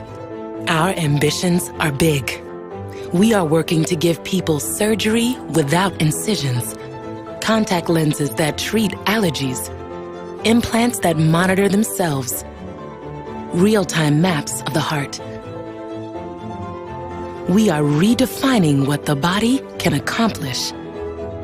And even though we are a diverse group of businesses, we share a common goal: save lives and ignite all that's possible in every body.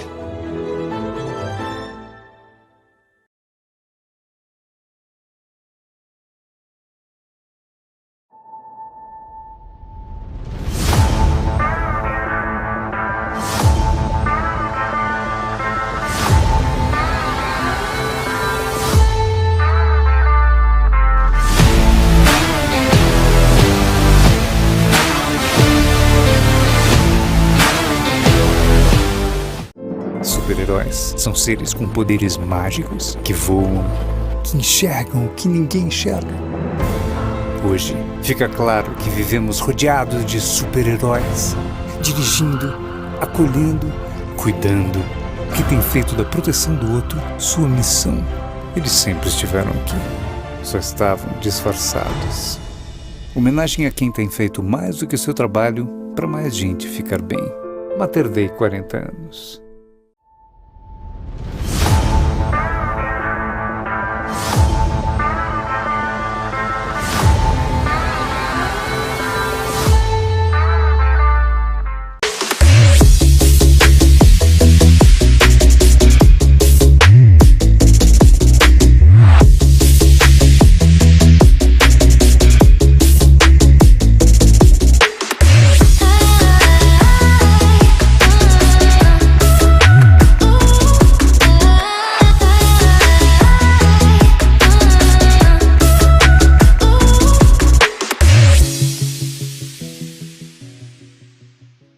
Em 2021, o prontuário eletrônico do paciente do Sobre, solução da empresa para o setor hospitalar, ganhou pela 6ª vez consecutiva o reconhecimento de melhor da América Latina, de acordo com o Instituto Norte-Americano CLES.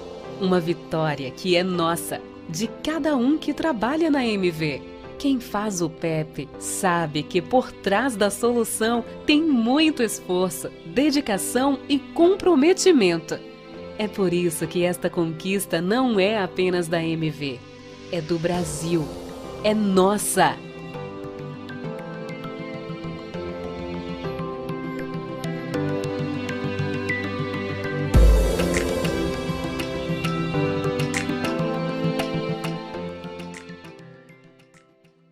Nós nascemos na saúde e nos movemos pela saúde. Impulsionados por essa paixão, nos tornamos uma das maiores empresas de tecnologia para a saúde do Brasil. Nosso caminho é trilhado por 400 colaboradores e mais de 6.000 clientes. Somos tecnologia que evolui todos os dias. Somos Fixion.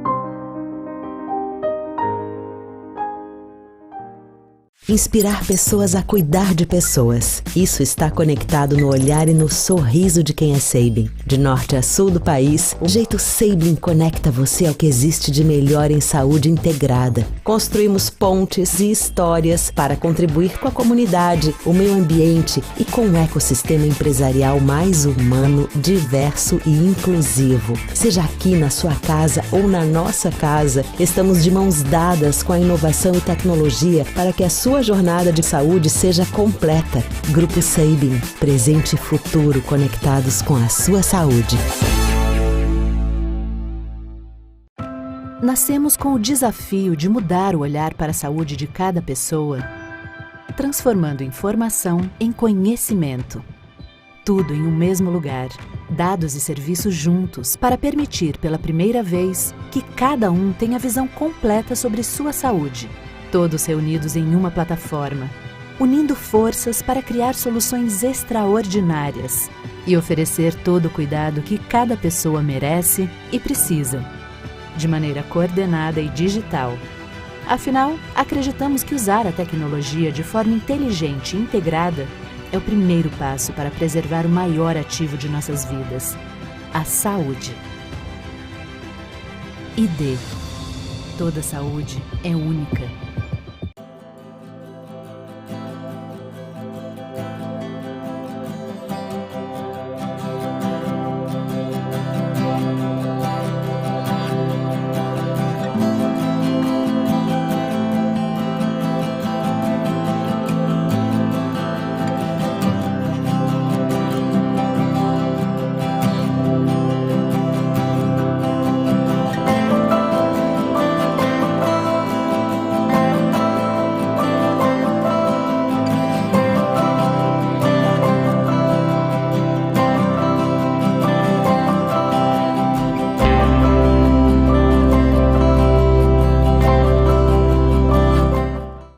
HB é uma das maiores consultorias em saúde, benefícios, seguros, resseguros e affinity. Com foco em inovação e proximidade com o cliente, a THB tem uma equipe multidisciplinar, com consultores especialistas na estruturação e administração de programas customizados. Fundada em 1978, faz parte do grupo MODELOS, o maior wholesale broker dos Estados Unidos, e está presente em todo o Brasil. THB, soluções que vão além do seguro.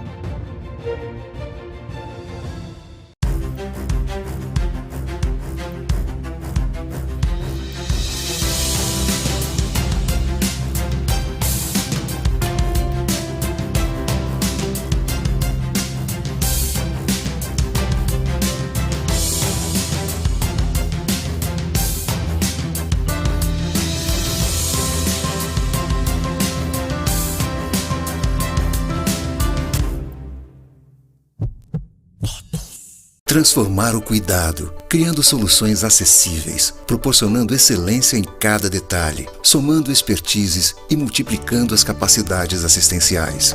É para isso que o Américas existe. Composto por 18 hospitais e 37 centros médicos e centros de excelência, distribuídos em 5 estados brasileiros e no Distrito Federal, o Américas promove o cuidado em mais de 60 especialidades médicas. Juntas, nossas marcas formam um sistema integrado de serviços de saúde, garantindo acesso a um atendimento diferenciado em todas as fases da vida, com excelência no acolhimento, humanização e alta performance. É assim, unindo estrutura, solidez, experiência e paixão pela medicina, que cumprimos a cada dia a nossa missão de ajudar as pessoas a viver de forma mais saudável e contribuir para que o sistema de saúde funcione melhor para todos. Onde tem Américas, tem saúde.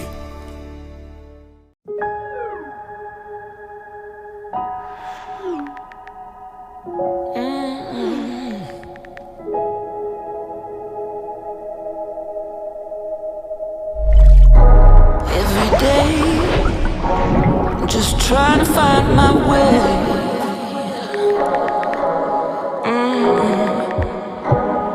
Every day, just trying to find my way.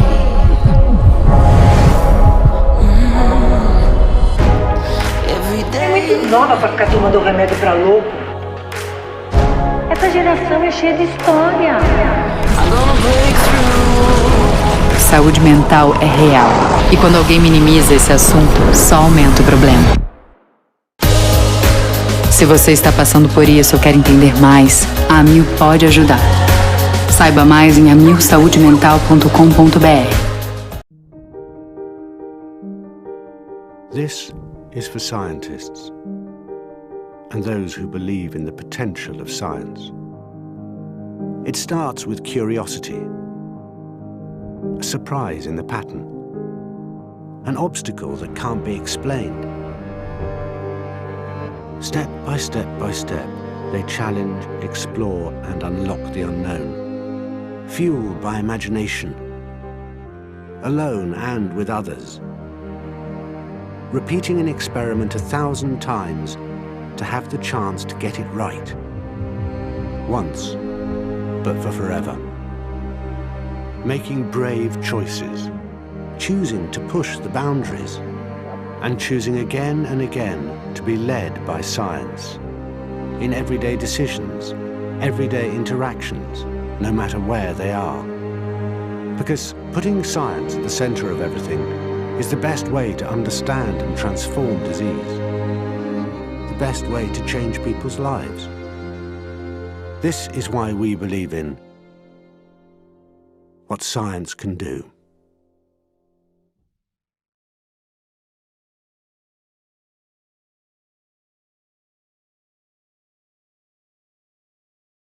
O Rio tem um laboratório que se importa com você, certificado e acreditado. Não paramos um minuto sequer na pandemia, realizando mais de 1 milhão de exames por mês. Conheça mais. Laboratório Blessing, de mãos dadas com a saúde e com você.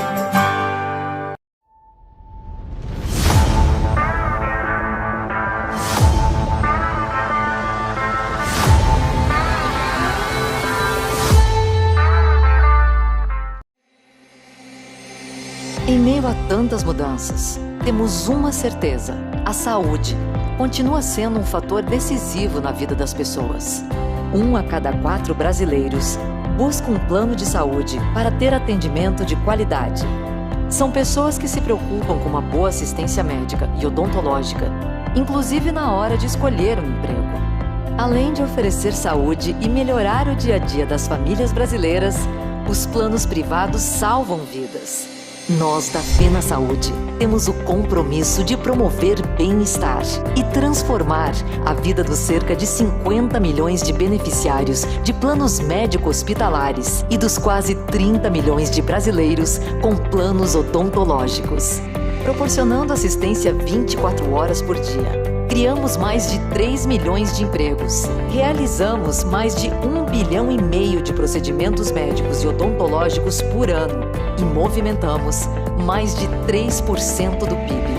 Nosso desafio é garantir que a saúde suplementar acompanhe as transformações do mundo, priorizando a satisfação dos beneficiários. Nossa missão é oferecer saúde, cuidado e qualidade de vida para mais e mais brasileiros todos os dias, garantindo tranquilidade em tempos de tantas incertezas.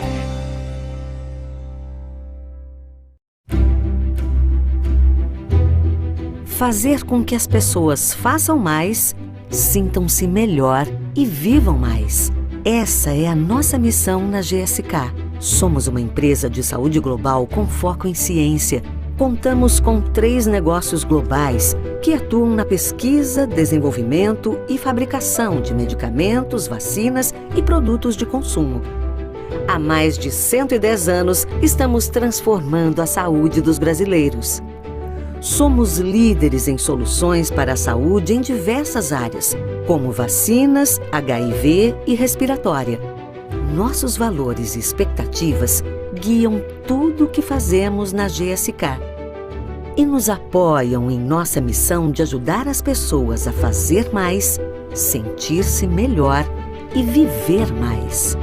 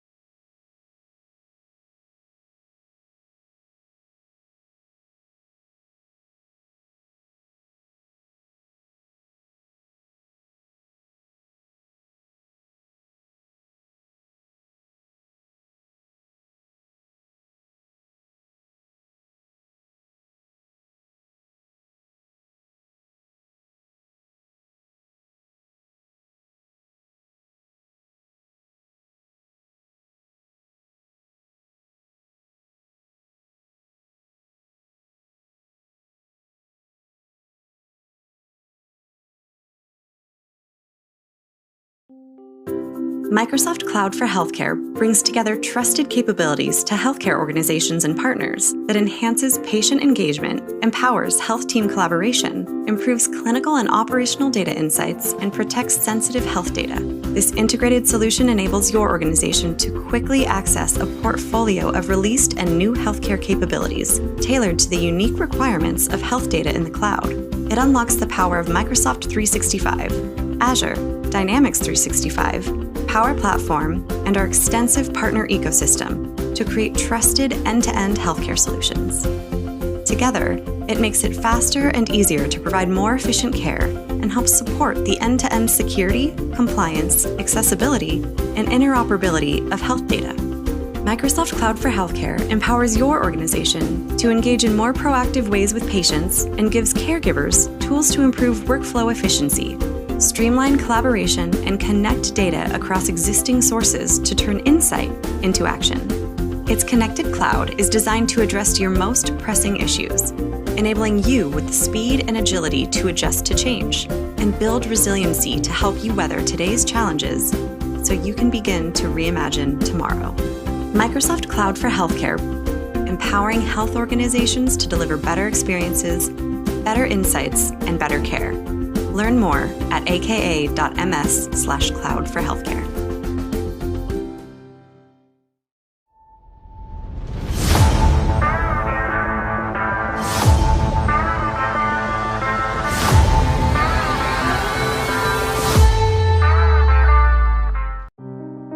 A Pronep Life Care, uma marca do grupo Sodexo, é uma das empresas pioneiras na atenção domiciliar no Brasil.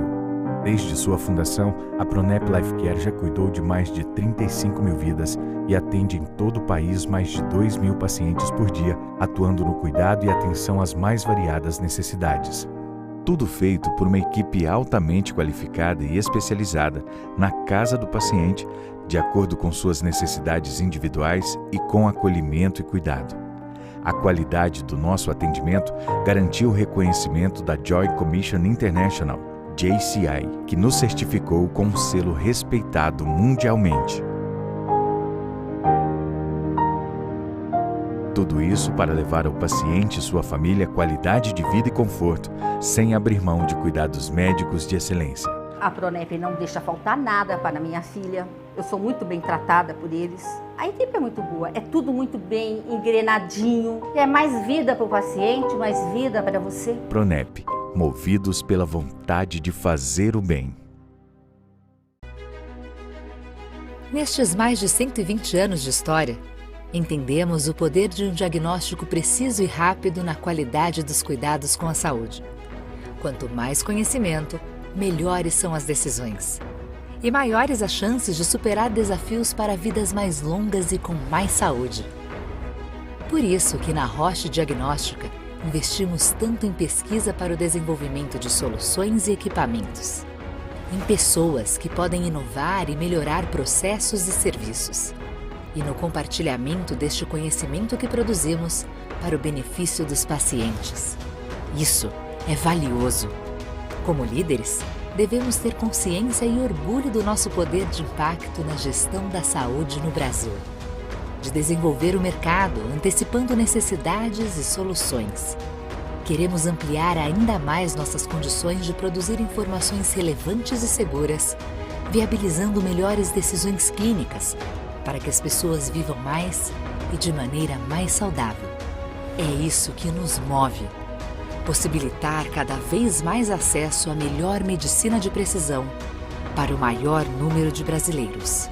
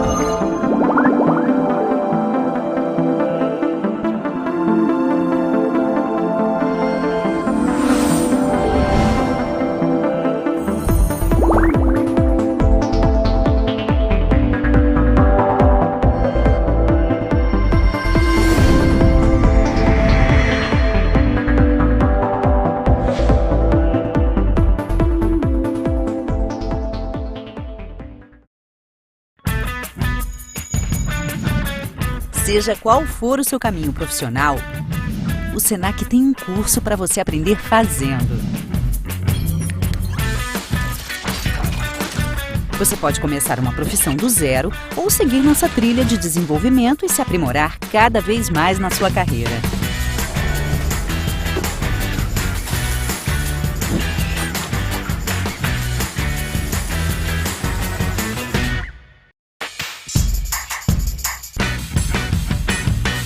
Aprender fazendo é a metodologia exclusiva do Senac, que tem foco na prática e faz toda a diferença na formação dos nossos alunos.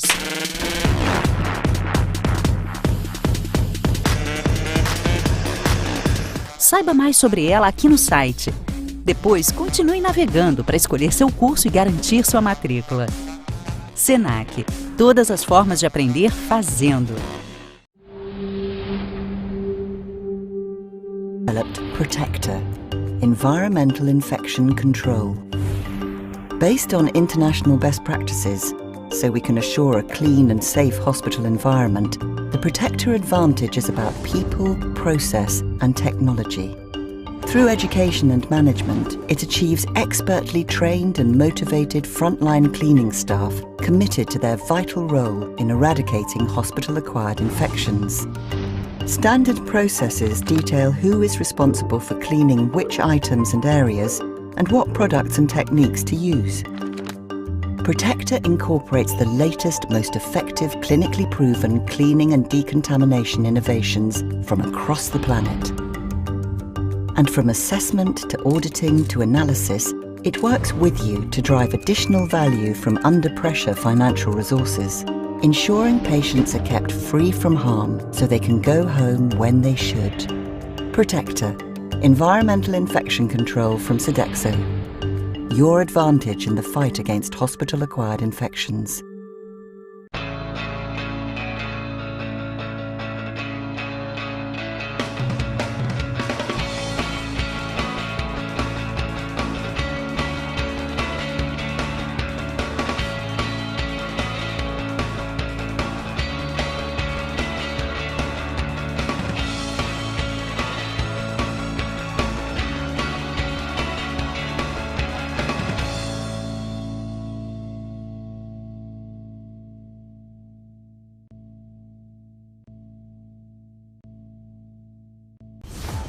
Você está na FIS Week. Aqui você encontra as versões imersivas do nosso evento, que vou explicar mais tarde. Você pode escolher o idioma aqui. Aqui você encontra todas as áreas da FIS Week representadas por monumentos históricos. Na pirâmide, você pode acessar o FIS e ainda conhecer mais sobre a história da construção. Aqui você poderá assistir aos painéis do FIS 21, participar da discussão através do chat, enviando perguntas e comentários, além de conferir informações sobre o painel e os participantes. O mesmo vale para o Simetria e o Commits. Clique nos monumentos para acessar os eventos. Você também pode acessar a Meeting Zone no nosso Mercado Central. Lá você pode agendar um meeting com os nossos parceiros e encontrar outras pessoas que estão participando da FIS Week. E você também pode conferir a programação, os palestrantes, relaxar ouvindo música no nosso Oasis e muito, muito mais. Aproveite a FIS Week e faça parte da maior experiência da saúde na América Latina.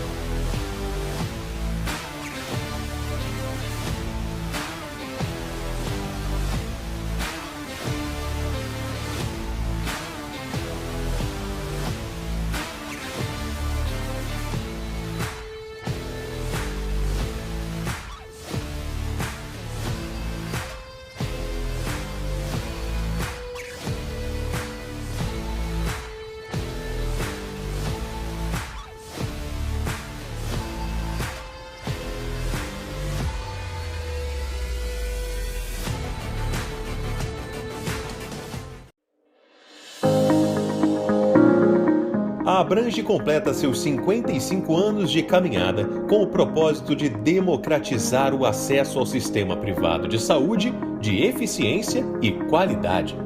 Enxergamos o futuro com bons olhos, mas sempre priorizando o presente. Abrange 55 anos. Nossa origem, nossas histórias e nossas conquistas.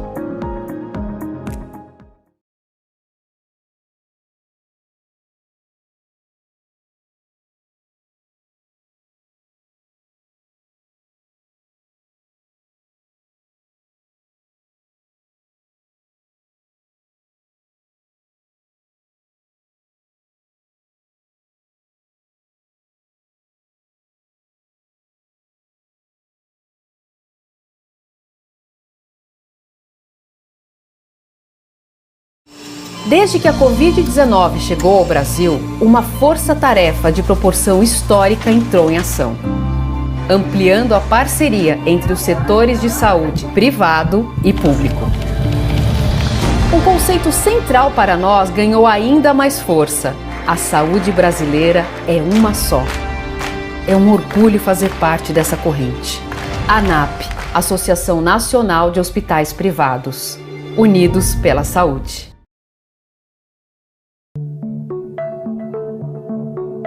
O conhecimento transforma. A transformação te carrega para o futuro. Onde você quer estar daqui a alguns anos? Qual habilidade você quer aprimorar? Que profissional de saúde você deseja ser? Como caminhar de mãos dadas com o seu futuro? As respostas de todas estas perguntas não se alcança sozinho. Ask Mind, porque nós somos incansáveis por conhecimento. E você?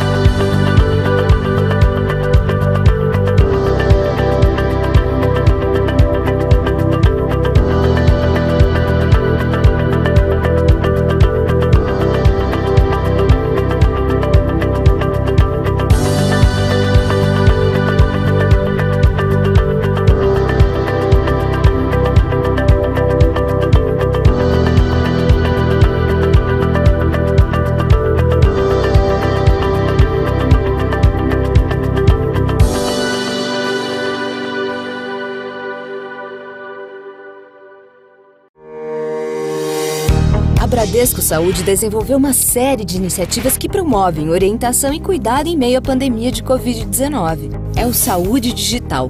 Com ele, quem tem Bradesco Saúde pode realizar consultas médicas por videochamada sem sair de casa. Veja como funciona. Para dúvidas e sintomas de Covid-19 ou outras questões de saúde, você deverá acessar o app Bradesco Saúde. Se você ainda não tem instalado, faça o download gratuito na App Store ou no Google Play. Para consultas médicas regulares com médicos referenciados, acesse o site bradescosaude.com.br. Confira as especialidades disponíveis para atendimento por videochamada e como agendar sua consulta. Bradesco Saúde, ao seu lado contra o coronavírus. É pra ficar junto. Inspira. É pra saber sua história. pro seu estilo de vida. É pra olhar nos olhos. É pra cada fase da vida. A DASA é uma rede de saúde integrada que acompanha as pessoas ao longo da vida. DASA é pra toda a vida.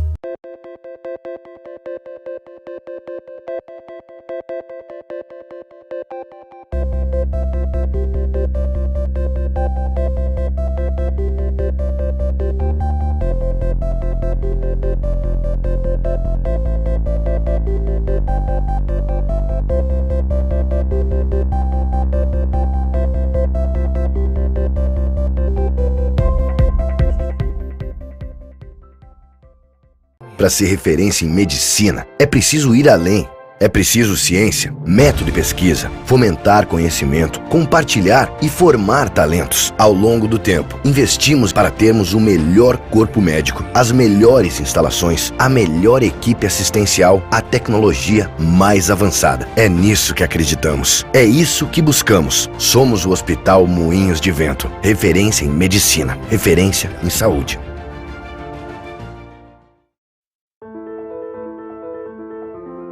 The body is an amazing organism, designed to run marathons, think of ideas, and see a beautiful world. It's capable of complex tasks. But when the body is compromised by disease or disorders, disabled by trauma or wounds, it needs help getting better. And that's why we're here, to create medical technology that saves lives and changes lives. For the heart, the soul, the ambitions, and the dreams of every person we touch. We are here to innovate, to look at challenges from all angles, to follow patients beyond diagnosis, through treatment and recovery, to get them back to their best body, living their best lives, and being their best selves. Our ambitions are big. We are working to give people surgery without incisions, contact lenses that treat allergies, implants that monitor themselves, real-time maps of the heart. We are redefining what the body can accomplish. And even though we are a diverse group of businesses, we share a common goal: save lives and ignite all that's possible in every body.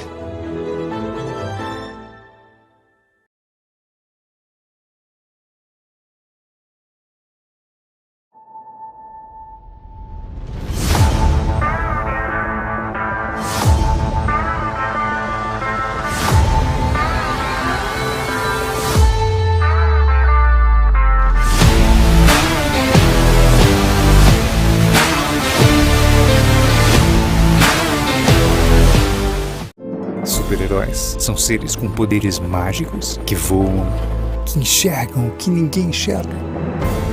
Hoje, fica claro que vivemos rodeados de super-heróis, dirigindo, acolhendo, cuidando, que têm feito da proteção do outro sua missão. Eles sempre estiveram aqui, só estavam disfarçados. Homenagem a quem tem feito mais do que o seu trabalho para mais gente ficar bem. Mater Dei 40 anos.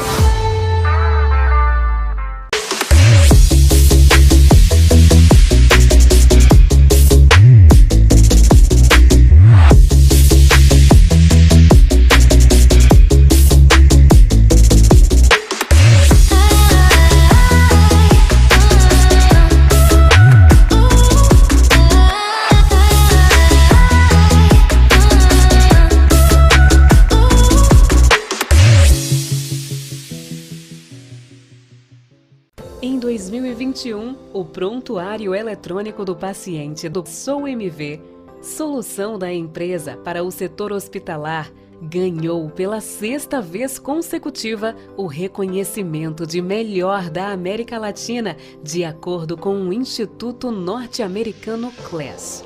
Uma vitória que é nossa, de cada um que trabalha na MV. Quem faz o PEP sabe que por trás da solução tem muito esforço, dedicação e comprometimento. É por isso que esta conquista não é apenas da MV, é do Brasil, é nossa.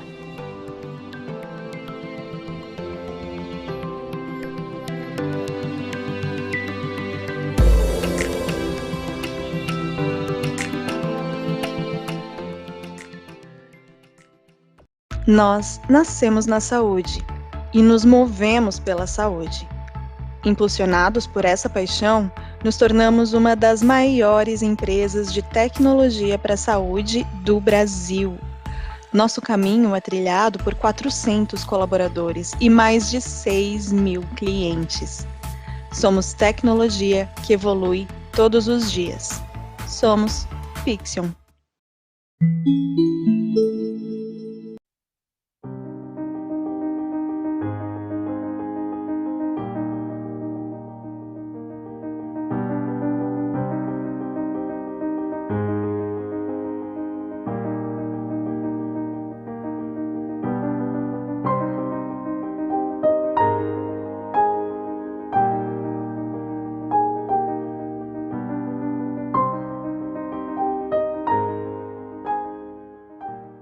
Inspirar pessoas a cuidar de pessoas. Isso está conectado no olhar e no sorriso de quem é Sabin. De norte a sul do país, o jeito Sabin conecta você ao que existe de melhor em saúde integrada. Construímos pontes e histórias para contribuir com a comunidade, o meio ambiente e com um ecossistema empresarial mais humano, diverso e inclusivo. Seja aqui na sua casa ou na nossa casa, estamos de mãos dadas com a inovação e tecnologia para que a sua jornada de saúde seja completa. Grupo Sabin, presente e futuro conectados com a sua saúde.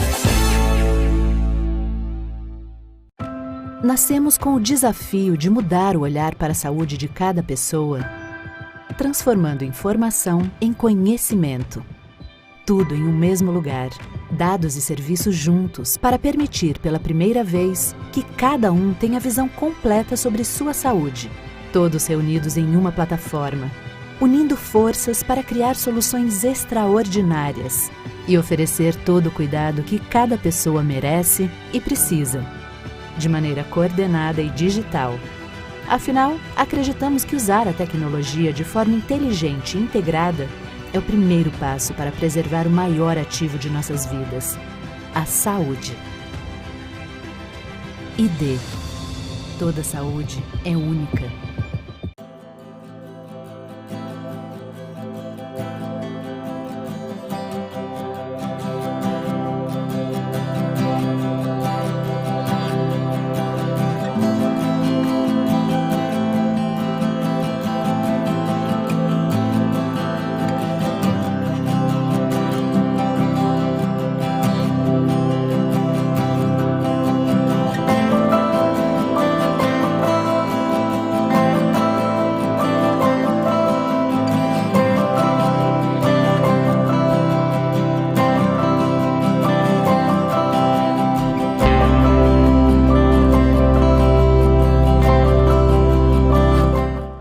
THB é uma das maiores consultorias em saúde, benefícios, seguros, resseguros e affinity.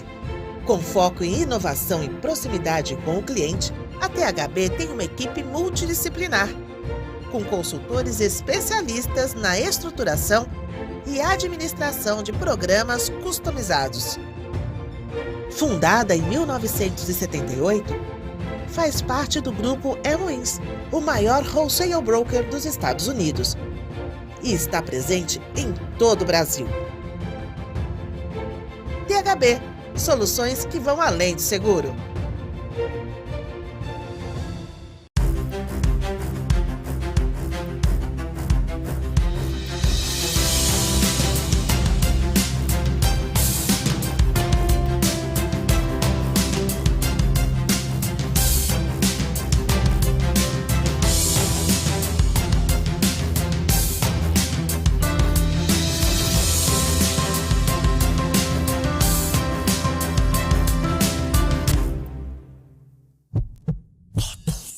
Transformar o cuidado, criando soluções acessíveis, proporcionando excelência em cada detalhe, somando expertises e multiplicando as capacidades assistenciais.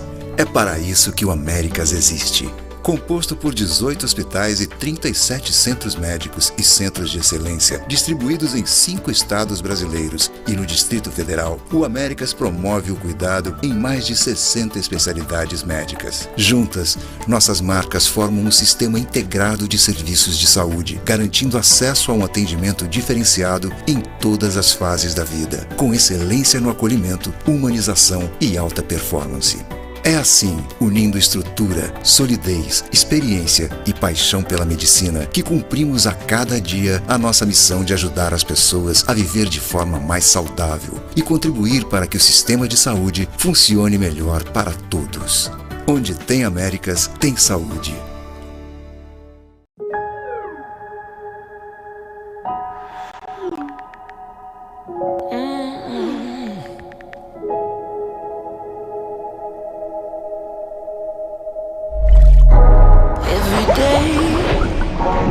Just trying to find my way.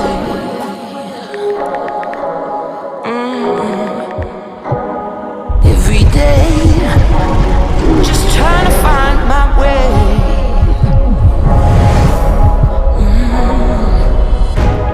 Every day. É muito nova pra ficar tomando remédio pra louco. Essa geração é cheia de história. I'm gonna break through. Saúde mental é real. E quando alguém minimiza esse assunto, só aumenta o problema. Se você está passando por isso ou quer entender mais, a Amil pode ajudar. Saiba mais em amilsaudemental.com.br. This is for scientists and those who believe in the potential of science. It starts with curiosity. A surprise in the pattern, an obstacle that can't be explained.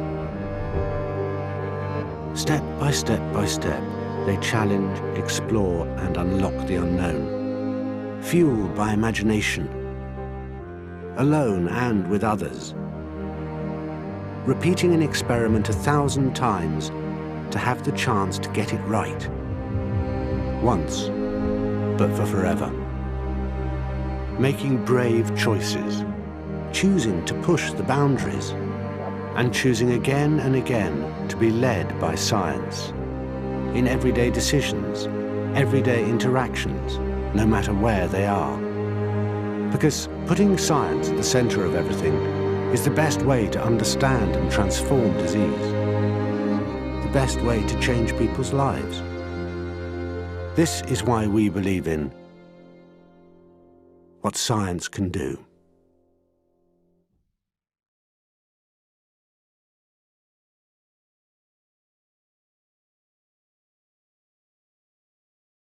O Rio tem um laboratório que se importa com você, certificado e acreditado.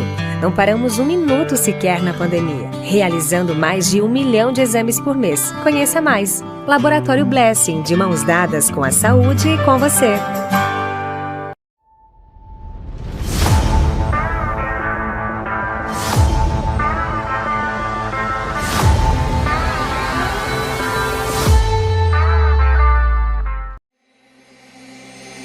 Em meio a tantas mudanças, temos uma certeza: a saúde continua sendo um fator decisivo na vida das pessoas. 1 a cada 4 brasileiros busca um plano de saúde para ter atendimento de qualidade. São pessoas que se preocupam com uma boa assistência médica e odontológica, inclusive na hora de escolher um emprego. Além de oferecer saúde e melhorar o dia a dia das famílias brasileiras, os planos privados salvam vidas. Nós da Fena Saúde temos o compromisso de promover bem-estar e transformar a vida dos cerca de 50 milhões de beneficiários de planos médico-hospitalares e dos quase 30 milhões de brasileiros.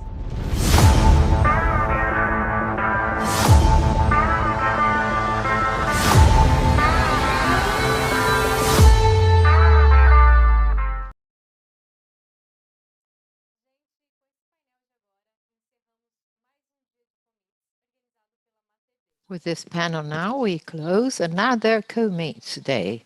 The discussion is Solution for Health in the Future, Intelligent Hospitals and Digital Transformation. The panel will count with 2 representatives from a family that Initiative FIS likes very much, the Salvador family. The moderator is the president of Multi-Day Health Network. The other participants are Rodrigo Pereira, CEO of A3 Data, and José Henrique Salvador, Directors of Operation of the Multi-Day Health Network. Before we start, I'd like to remind you that our server goes on. You can use the QR code on your screen. And it's very good to listen to your opinion on FIS Week. Let's move on to the debate.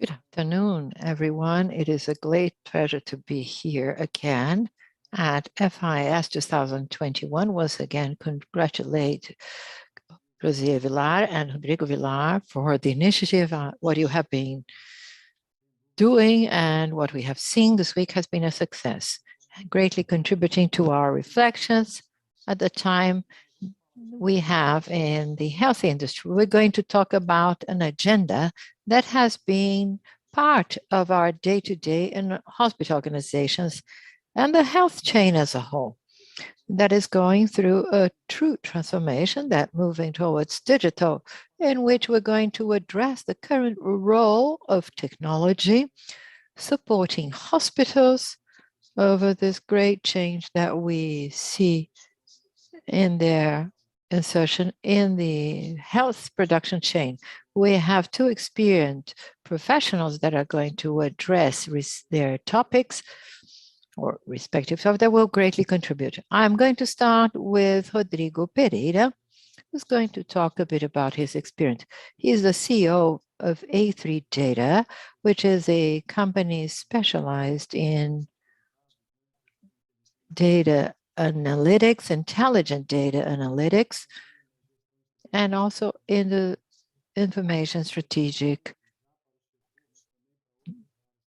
management. And it's been contributing to various areas of the economy with this ability of generating intelligence to organizations. And today, the Multi-Day Network is very proud to be partner of A3 Data. Rodrigo has been in the project since the beginning. A3 Data comes from 3 datas: analytics, agile, and advanced.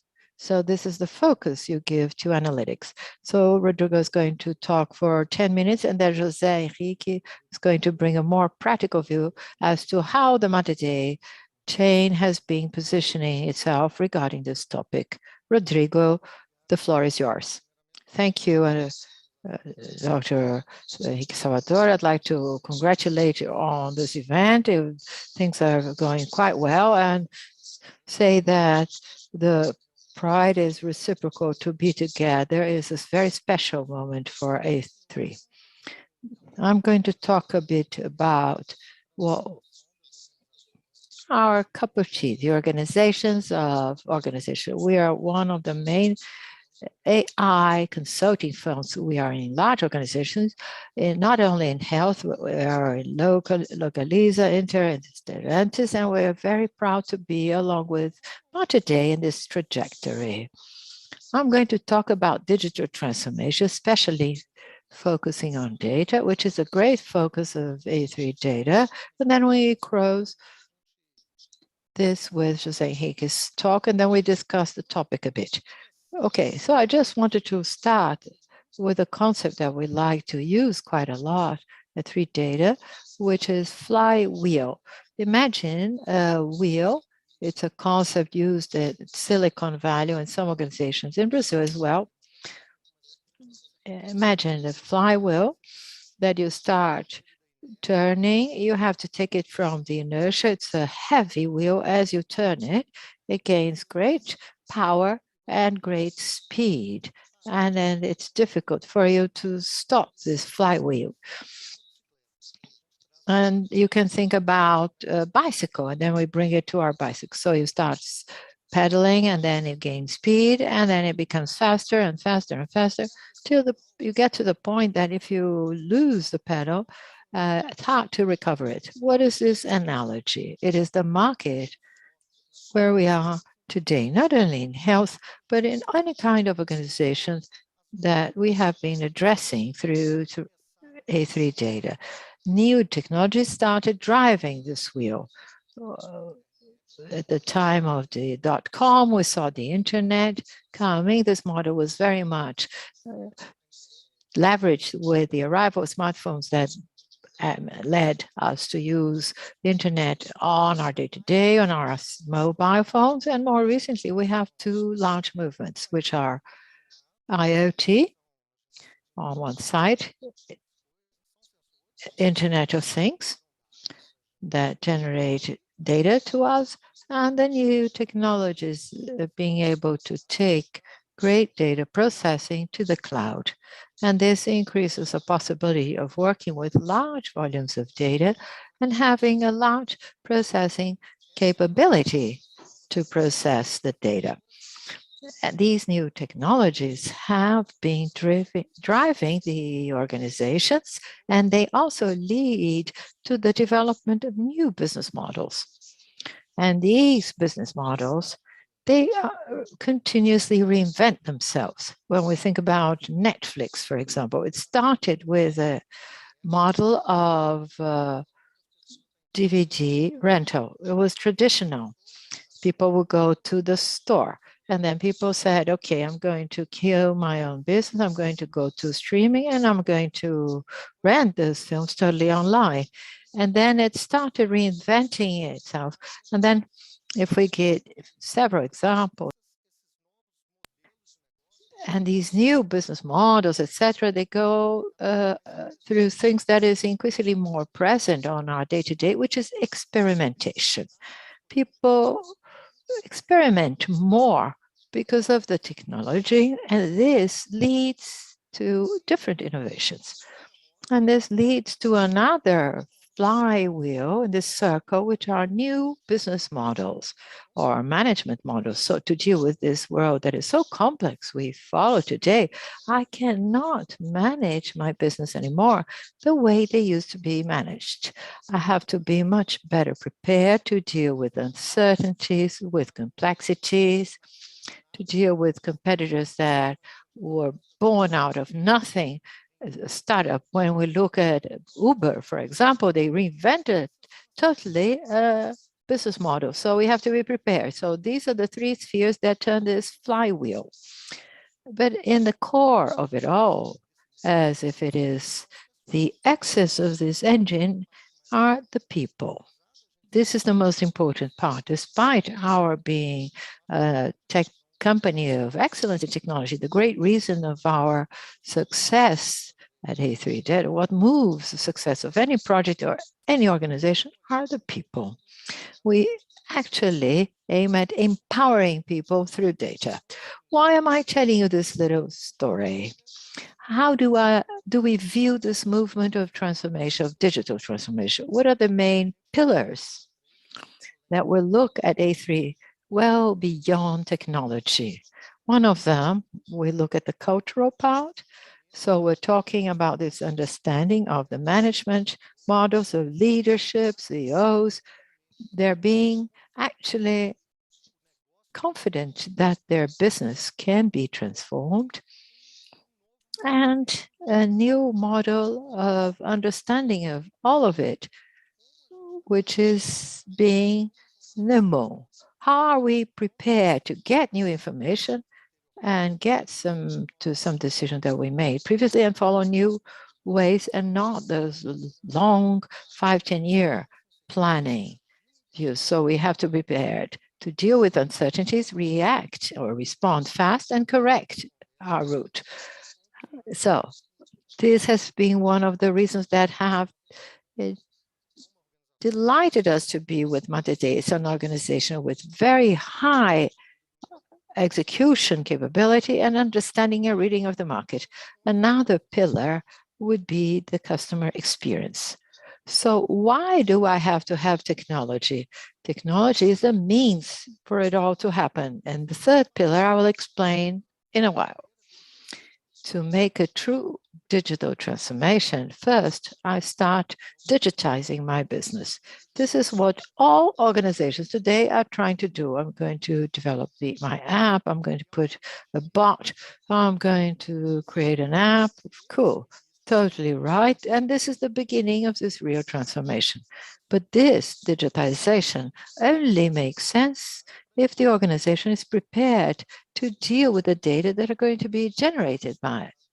So what do? I get the data, I understand the experience, I understand improvement points, I get to know my consumer better in the health chain, my patients, and I feed the cycle again, improving the experience, changing my contact or touch points with my client, my patient, and this leads the patient to be closer to me. I improve my data and I improve their experience.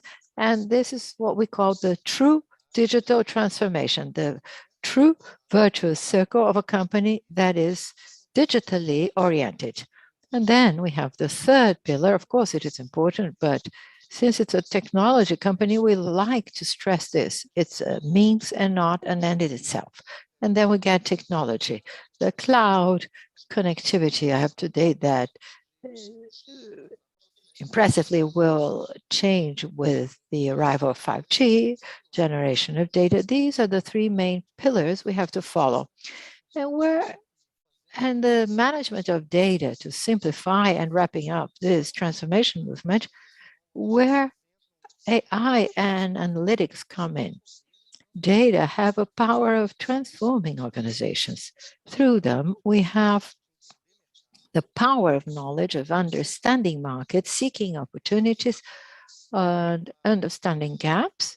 On the other hand, I can generate operating efficiency to my business, optimize operations, optimize tasks, turn them into simpler tasks if they are repetitive tasks. And to me, the most important is to improve the patient experience, my consumer, in the case of other industries. So this is the business focus. If I delight my client, my patient, I am turning this patient into a loyal patient, and I am ensuring the long-lasting life of my business. This is a matter of empowering people through data. The data only exists to generate insights that are going to be used by the human being that is there at the very end. I'm going to help a doctor to better understand the patient's journey. I'm going to generate efficiency in my processes that can provide me greater capacity to invest in my business, but the decision, the final decision is going to be made by people. So this is just a brief overview. I try to be very brief so that we can keep to our time, and then we can discuss further after José Henrique's talk. Thank you very much. Rodrigo, thank you very much. Very good. You gave us an overview, a big umbrella on our topic, and now José Henrique can actually talk about the specific case, and then we can open our debate in a more comprehensive way. He's the Director of Operations of the Matete Health Network. José Henrique. Good afternoon, everyone. Dr. Henrique Salvador, Rodrigo. First of all, I'd like to thank Rodrigo and José Villar for the invitation to be here today talking about this topic, a topic that is very intriguing to us. And actually impacts several organizations, not only in health, but organizations in various industries. It is a pleasure to talk after Rodrigo Pereira from A3 Data. To me, today is one of the persons that masters most the topic we're going to talk about, and he represents an institution that impresses me, considering the quality of the delivery and the impact he generates to companies where he operates. First time we talk together after the partnership. Today we are partners to develop to the health system, to MATER network, innovative fronts that I'm sure will bring great benefits to health that so much needs this kind of transformation. Before I move into how the MATER network has been positioning itself in terms of digital transformation, information, I'd like to talk about some trends that we have at the MATER network. What we believe in terms of future vision, what are the trends and changes that we're going to see in our industry in the next few years? The first great trend that we have been envisaging at MATER is a change in operation, not only receiving or hosting and curing and healing patients and having people that require hospital care, but a way of influencing, in fact, in the health of people, having more touch point, increasingly frequent, so that they can be increasingly healthier. This is a great trend we see for the next years. A second trend that we see happening increasingly more in the health industry at MATER is to move from that in-person contact to a hybrid one in which we provide our patient the possibility of interacting with MATER, not only being here physically, but also through the various solutions that we're going to talk about later. The third trend is our moving away from that vision of services that are built by the hospital to patients, and for us to talk increasingly more about experience. When we talk about experience, we have a being that is important in this relationship. It's co-creation.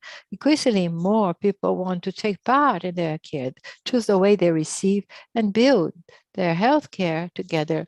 We increasingly talk about a co-creative experience of MATER with its clients and partners, ultimately.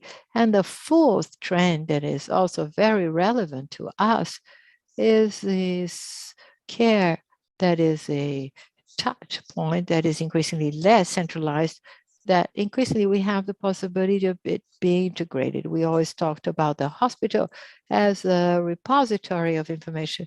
Now we talk about interaction of platforms that we can integrate the various types of information and various inputs regarding the health of patients. And then we move into talking about the innovation structure of MATER, how we have been organizing ourselves to be able, by observing these trends, to position ourselves in a practical way to be able to transform the way MATER will be behaving in the forthcoming years. And the first front that is important for us to talk about are digital transformation and innovation, that all this innovation, digital transformation, has to be focused on the person. Rodrigo put it quite well. Perhaps it has been this way that we have to have more interaction and values, because both A3 Data and MATER, we actually see the person in the core of everything we have to build here. It is the famous and even sort of data is the vision of the customer, of the person, and our building all those solutions from the viewpoint of the person. So when we talk, for example, about building a care line, it's a line that person needs to be engaged. When we talk about getting the person's data, it's getting the person's data that influence in this person's health and are building solutions involving the person having data information so that we can get feedback on the person so as to how we should build our tools, our solutions to be able to care for these people. And speaking of people, we're not only talking about our patients, of the patients that seek us, we're talking about doctors, operators, partners. It's the vision of all these stakeholders in our industry to be able to build solutions, integrated solutions to all of them. The second point, or the second avenue we've been investing a lot in the institution, is this avenue of the smart hospital. Today, the Matete Health Network has 3 hospitals in the metropolitan region of Belo Horizonte, 1 and Betim, Cotaje. We're building a 4th hospital in Salvador. We had a movement for Pará through a network of hospitals in the northern region. So what we're talking about here is to transform these hospitals so that they can have this concept of intelligent hospital. And what do we mean by a smart hospital? We talk about investment in hardware and software, investment in things that sometimes are not tangible.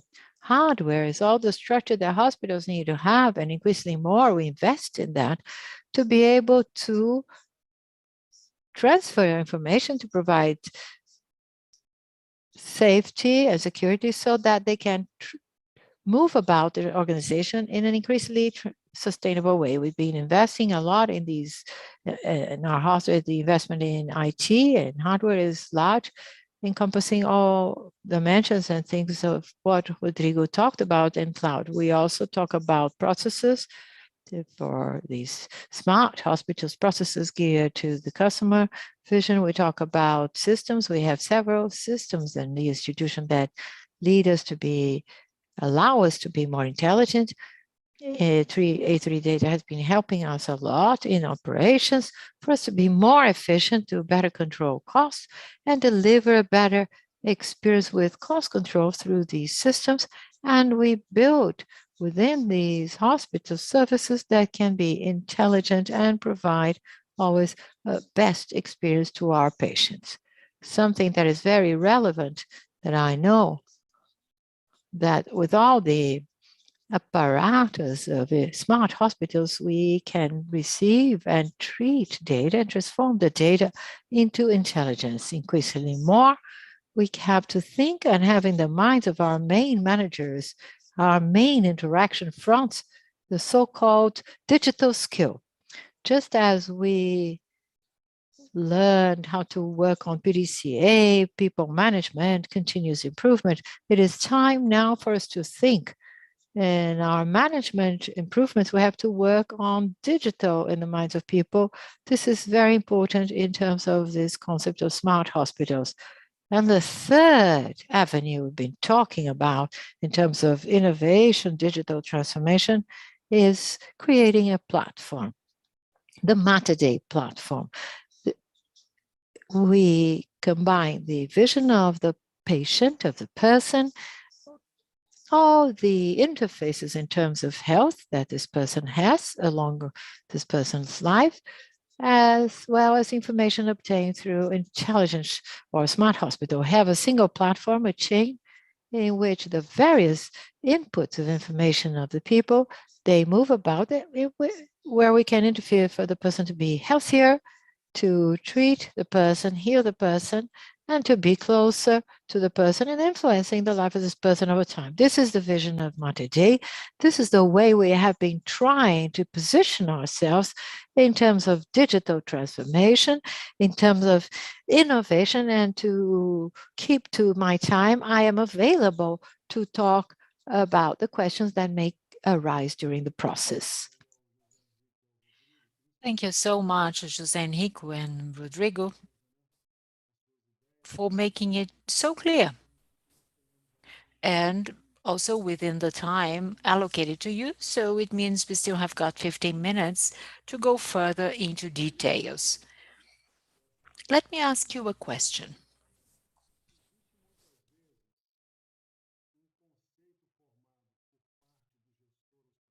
There is a concept that hospital managers have, that changes are required, going from an analog to digital. Sometimes there are resources, but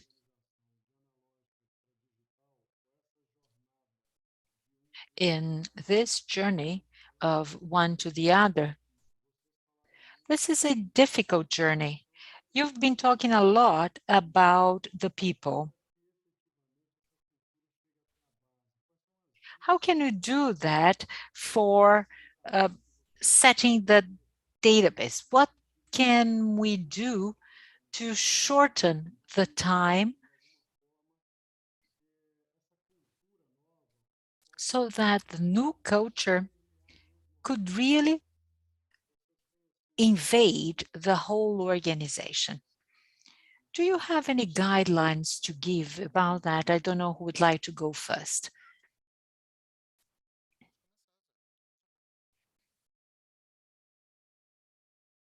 I'll go first. So I'm going to speak before you, which is always better than speaking after you. To try to answer this question, let me go back to a thing that I believe is going to happen not only in our industry, but in all industries throughout time.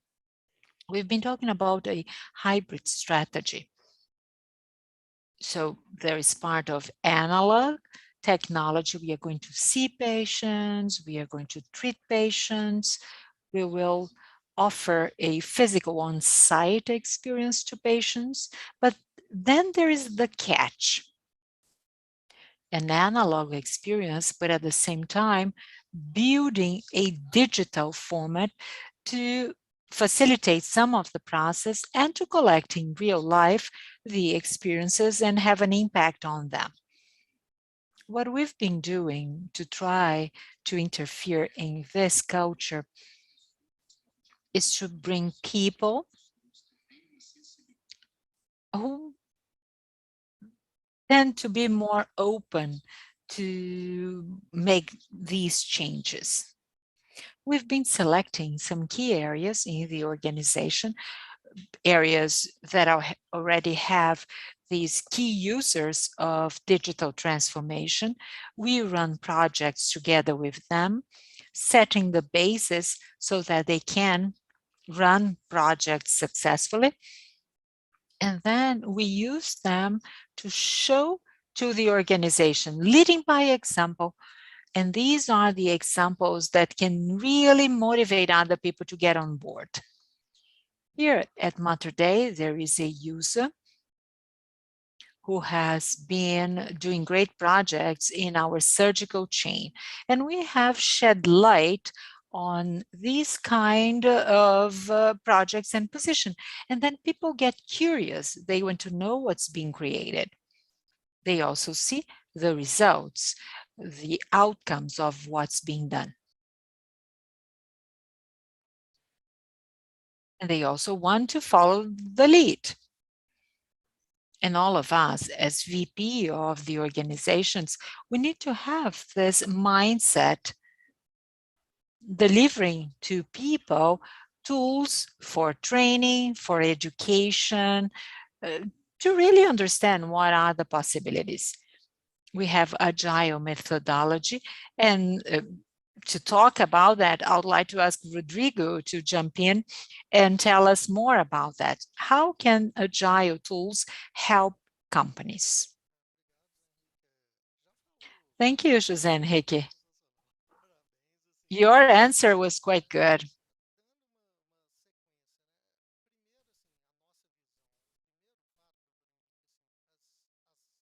First of all, large companies that have really gone digital are companies whose leaders really believe in it, understand it, and really try to find the talents to do it. This is something that I see in the different organizations that we serve, and we can see the level of maturity they have based on that. Technological transformation, will always depend on people, process, and technology. When the leaders understand that technology is a means and not an end, everything changes. We don't have to one technology per se. Well, I want a data lake. I want to implement artificial intelligence model. My question is, what is your pain point? What do you want to solve? We have to try to solve business issues. Now, secondly, what technique is going to be used? So I think that this is the main cultural change that is required. Agile methodology helps us a lot in our projects and interactions with clients. Data science projects are highly complex. We don't have a ready-made solution. So let's say I'm going to develop an app and I have to place a button on the right side of the app. I know exactly how long it's going to take. It's data science. I have to experiment, understand, test, hypothesis, confirm it until I get to conclusions. It's only going to be done if I bring people on board. When we run projects and understand that, and José Henrique has given us this clear example, we need to have projects really engaging everyone around us so that they understand the power of transformation, buy the idea, and disseminate that to the rest of the organization. We try to do the projects with much integration, and this is done quite well at Mater Dei. It seems we really have a great sync with your team. So with that, we have successful projects and people can understand that the change has a purpose behind it. There is a meaning, it's not something top down. Well, a new process has to be implemented not knowing what it's for. When we change the mindset, we really succeed in making the transformation. And finally, let me share with you a concept which is not new, but most have been addressing it, especially at middle management level, which is the so-called data literacy. Organizations should have professionals that understand the world of data and can make database decisions. Yes, feelings, perceptions are important, but we need to see data. And if we know about that, we can make precise decisions. And this is what we should pursue. Otherwise, we just have just the outside more digital, whereas the core remains analog. Well, thank you very much. It's a constant challenge to organizations. José Henrique, let me ask a question. How can we bring together our needs of the present and what we expect of the future? When we think about innovation, how can we really focus our efforts towards scale up and really getting to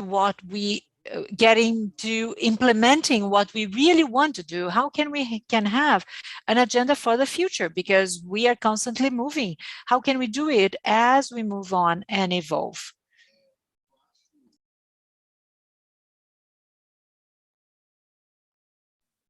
I think, and I try to act as Mater Dei, that the agenda of the present is the basis of the agenda of the future. This seems to be vague, but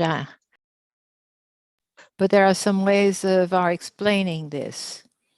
If we are talking about an agenda of cost management in the present, we must deal with this cost management agenda in the present, thinking about the format in which we're going to build the digital format geared to data, so that in the future, during the future transformation of the institution, we can be increasingly more intelligent and understand what has motivated, what generated, and what was the format that brought results regarding that. If we're talking, for example, about a format of productivity control, resource control, so we have present control, and we have to generate intelligence, data for the institution so that in the future we can increasingly have more subsidies to make the correct decisions. We're talking about, for example, of impacting in the present, the experience, the patient experience, the customer satisfaction.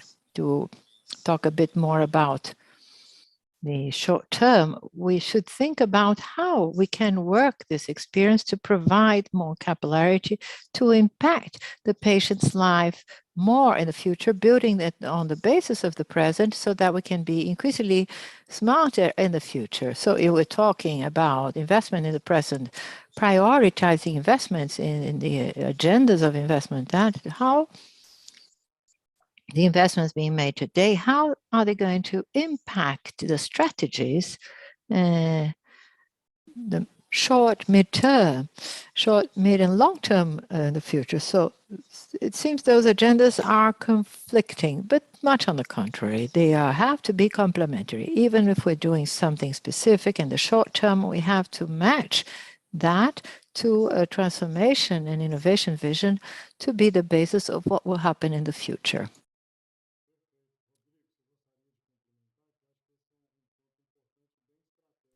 Rodrigo, would you like to complement? Because you have a strategic vision on our strategy.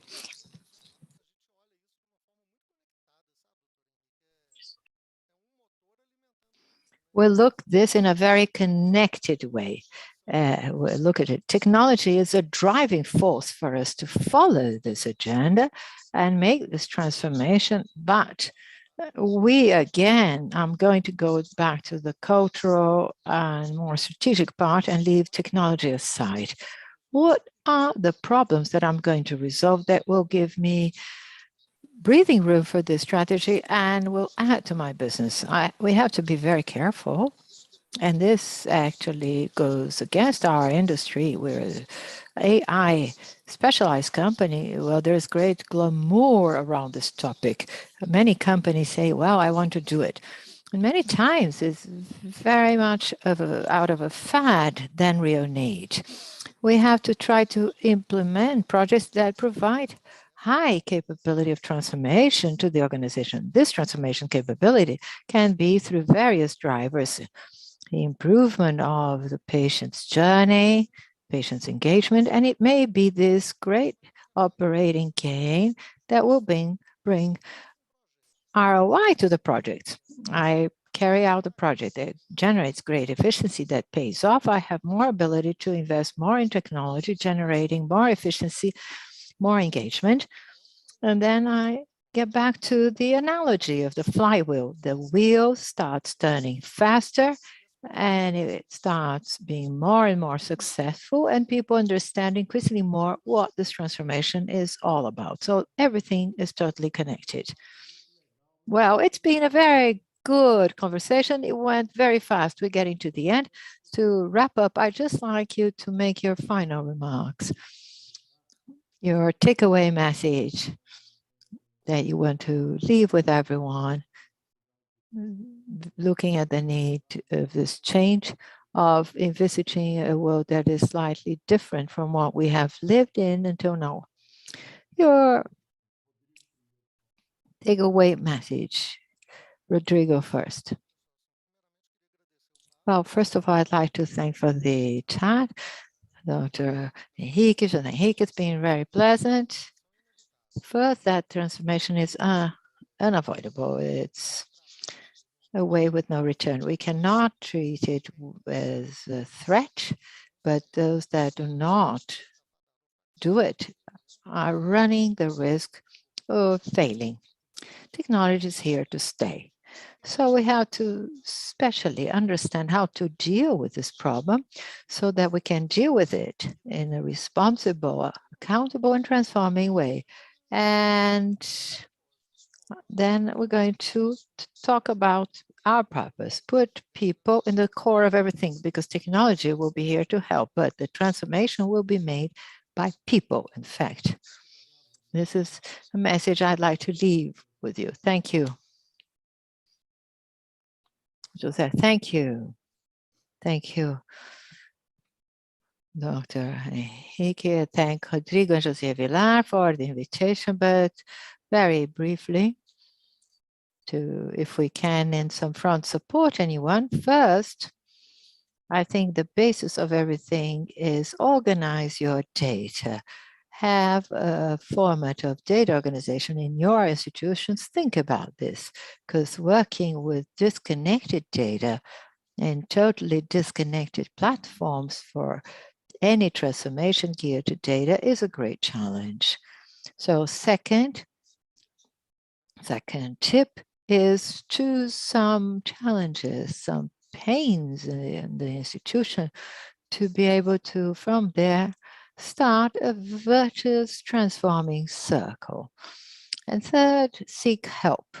There are various institutions. I certainly recommend A3 Data to help institutions to prepare, to inspire, work in cases of other industries to support us in the health area, and start again to develop and foster this within the institution. Well, thank you very much. They have been very productive 40 minutes. So once again, Josiah, thank you very much for the invitation. Congratulations, Rodrigo Pereira and Salvador, for your remarks. Thank you all very much and have a good afternoon. Thank you. Good afternoon.